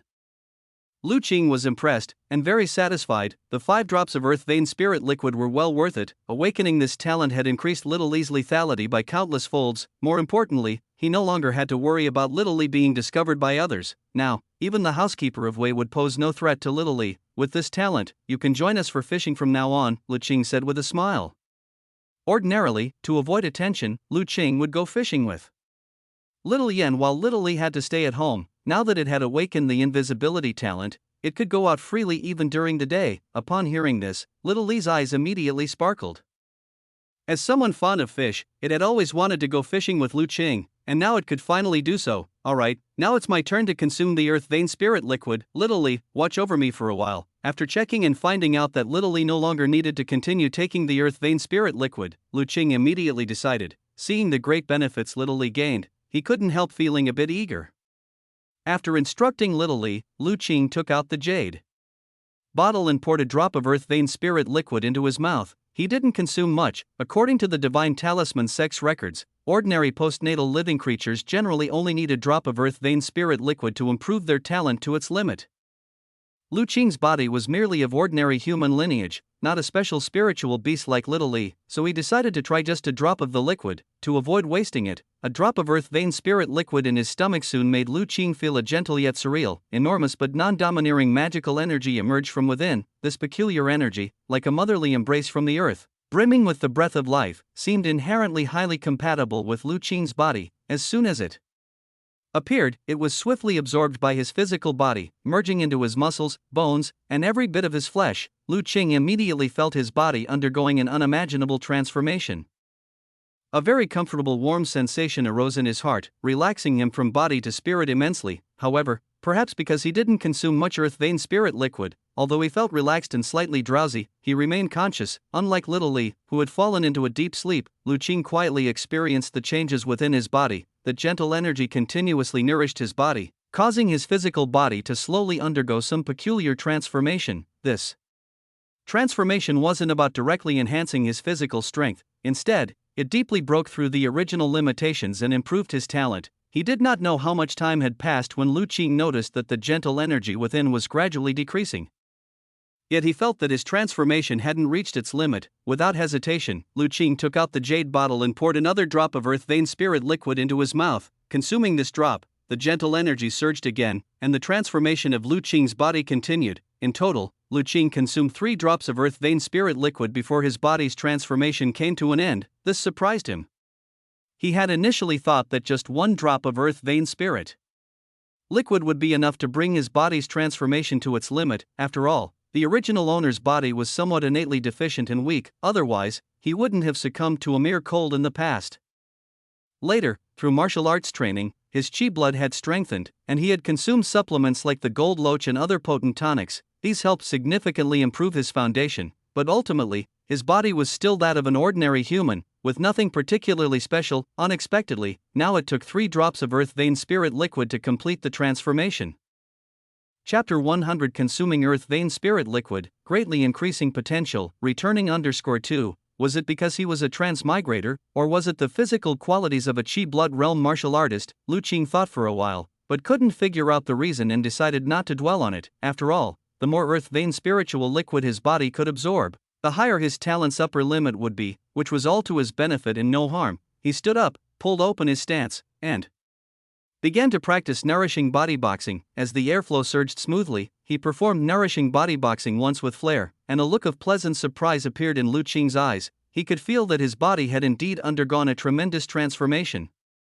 Although the Earth Vein spiritual liquid didn't directly boost his qi and blood power, he was still at the small success realm of the qi blood realm, but now, he could probably overpower several of his former selves all by himself. His potential had become much stronger, and at the same realm, he could exert much more power than before. In this case, those ginsengs I dug up earlier probably won't be enough. Before, Lu Qing had found a 200-year ginseng and 3-century-old ginsengs, along with 1 more century-old ginseng at home. If all 5 ginsengs were processed into blood-nourishing qi-enhancing pills, it would have been more than enough to cultivate him to the perfect blood qi realm.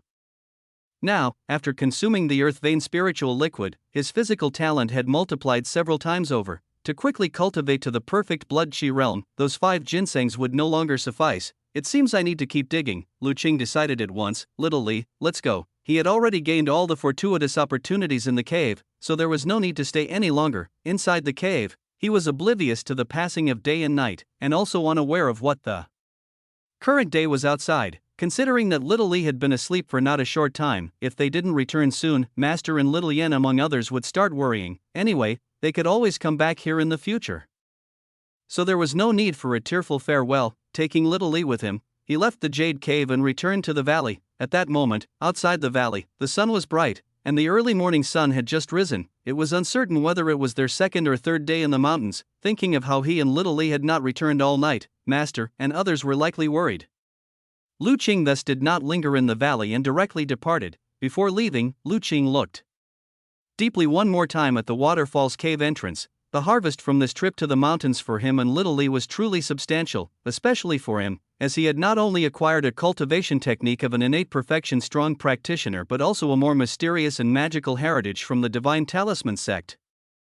Plus all that earth vein spiritual liquid, all of these treasures, any single one of them if taken outside, would have countless forces vying desperately for them. Such a huge opportunity had unexpectedly come to him alone. Lu Qing found it incredible. Ginseng, a precious medicinal herb, non-toxic, edible. This ginseng, having grown for a long time, has surpassed 500 years. According to legends, ginseng possesses various miraculous effects, and sufficiently aged ginseng appears even to possess the ability to awaken spiritual wisdom. Looking at the ginseng in front of him emitting half-white, half-red superpower light, Lu Qing felt extremely delighted. After leaving the valley, he and Little Li did not head back to the village immediately. Upon realizing it was already morning outside, Lu Qing was no longer in a hurry to get back. Since they were delayed in the mountains for so long, half a day more didn't matter. So he decided to keep searching for ginseng, aiming to gather all the resources needed to cultivate to the perfect blood qi realm completely. This time while choosing ginseng, he didn't insist on searching by himself. Instead, he let Little Li use its peculiar sensing ability to lead him directly to dig ginsengs old enough. After consuming the earth vein spiritual liquid, Little Li's peculiar sensing ability seemed to have been enhanced as well. Under its guidance, Lu Qing quickly dug up several century-old ginsengs, including even one that was 300 years old. However, that wasn't the end of the surprises. Eventually, they even found a treasured ginseng that was over 500 years old. Yes, indeed, it was a treasured ginseng. Looking at the vision dominated by red superpower light, Lu Qing knew, this ginseng, truly worthy of being called a treasure. This should be the oldest ginseng we can find in this area. Lu Qing looked around and made a judgment. After receiving the inheritance from the divine talisman sect, he also understood why there were so many century-old ginseng plants in this forest, as well as the reasons herbs like tianqi, which normally grow in different conditions from ginseng, appeared here too. The reason was actually not complex. Everything was related to the mysterious existence that had created the Jade Cave. After establishing the Jade Cave, that mysterious figure from the divine talisman sect had casually scattered some medicinal seeds in the forest, aiming to cultivate this place into a medicine field for the sect. The mysterious patterns inside the Jade Cave were actually a rune array called the Earth Pivot Gathering Spirit Array. It had the effect of organizing local earth energy and gathering the essence of earth veins. The existence of the Jade Cave made the earth energy within 100 miles of this mountain range unconsciously gather towards it. The rich earth energy naturally nourished the plants in the area to grow robustly, including the medicinal herbs. Also, due to the Jade Cave's existence, the most essential part of the earth energy, spiritual charm, condensed into earth vein spiritual liquid. This allowed the medicinal herbs in the area to also gain a touch of spiritual charm. This was why Elder Chen was initially surprised that the ginseng Little Li had given Lu Qing seemed to have an especially strong effect. It was actually due to the effect of that touch of spiritual charm. The reason Lu Qing felt that he could only find ginseng up to 500 years old was because if the ginseng age were any higher, the ginseng could develop a hint of its own spiritual nature and possess the instinct to seek benefits and avoid harm. Such spiritual objects would already have the ability to move, continue reading stories on Empire, in such a vast mountain, by simply burrowing into the ground. Both he and Little Li would be unable to find them. Of course, the 500-year-old ginseng was already enough for Lu Qing's current use. With this treasured ginseng, he had truly amassed the resources needed to reach the perfect qi blood realm. Carefully, he dug out the 500-year-old ginseng, wrapped it up well, and placed it into his medicine basket. Feeling completely satisfied, he glanced at the sunlight filtering through the tree gaps overhead and noticed it was nearly noon. He immediately called out, "Little Li, let's go, head home, or little Yen is going to start crying again." With a swift motion, little Li was on Lu Qing's shoulder, his eyes showing happiness. Having been out for so long, it also began to miss the little two-legged creature. Of course, what it missed more was the fresh fish meal at home. After being in the mountains for so long without catching a single fish, it now craved it terribly.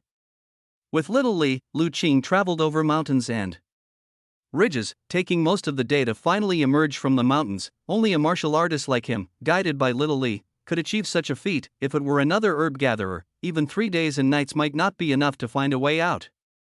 Standing on a mountaintop, looking at Zhouli village ahead, Lu Qing showed a sincere smile. Although the mountains held various treasures and the miraculous jade cave, only by returning to Zhouli village would his mood truly relax. Unconsciously, he had come to regard this place as his genuine home in this world. Tightening the straps on his medicine basket, Lu Qing walked towards the village. Just as he arrived at the village, he bumped into a villager. Seeing Lu Qing, the villager happily said, "Ah Chang, have you returned from gathering herbs?" "Yes, just got back." "Uncle Hong, how long was I in the mountains?" Uncle Hong was taken aback. "You went into the mountains alone? Don't you know the time? I was in a cave gathering some herbs and stayed quite a while, even took a sleep, so I lost track of time," Lu Qing explained. "No wonder," expressed Uncle Hong, coming to a realization, "then you must have had a tough time gathering those herbs. Today is the 3rd day since you entered the mountain." "The 3rd day?" Lu Qing was shocked. He hadn't expected little Li to have slept for so long, nor had he expected that comprehending the patterns on a silver piece had taken so much time. In his perception, not much time had passed at all. Of course, what made him even more anxious was that little Yen must be worried sick after his 2-day absence. "I didn't realize so much time had passed. Uncle Hong, I can't chat now. I need to go see my master first, or little Yen will start throwing a tantrum." "Go ahead, hurry." Lu Qing waved his hand and ran towards the half-mountain small courtyard.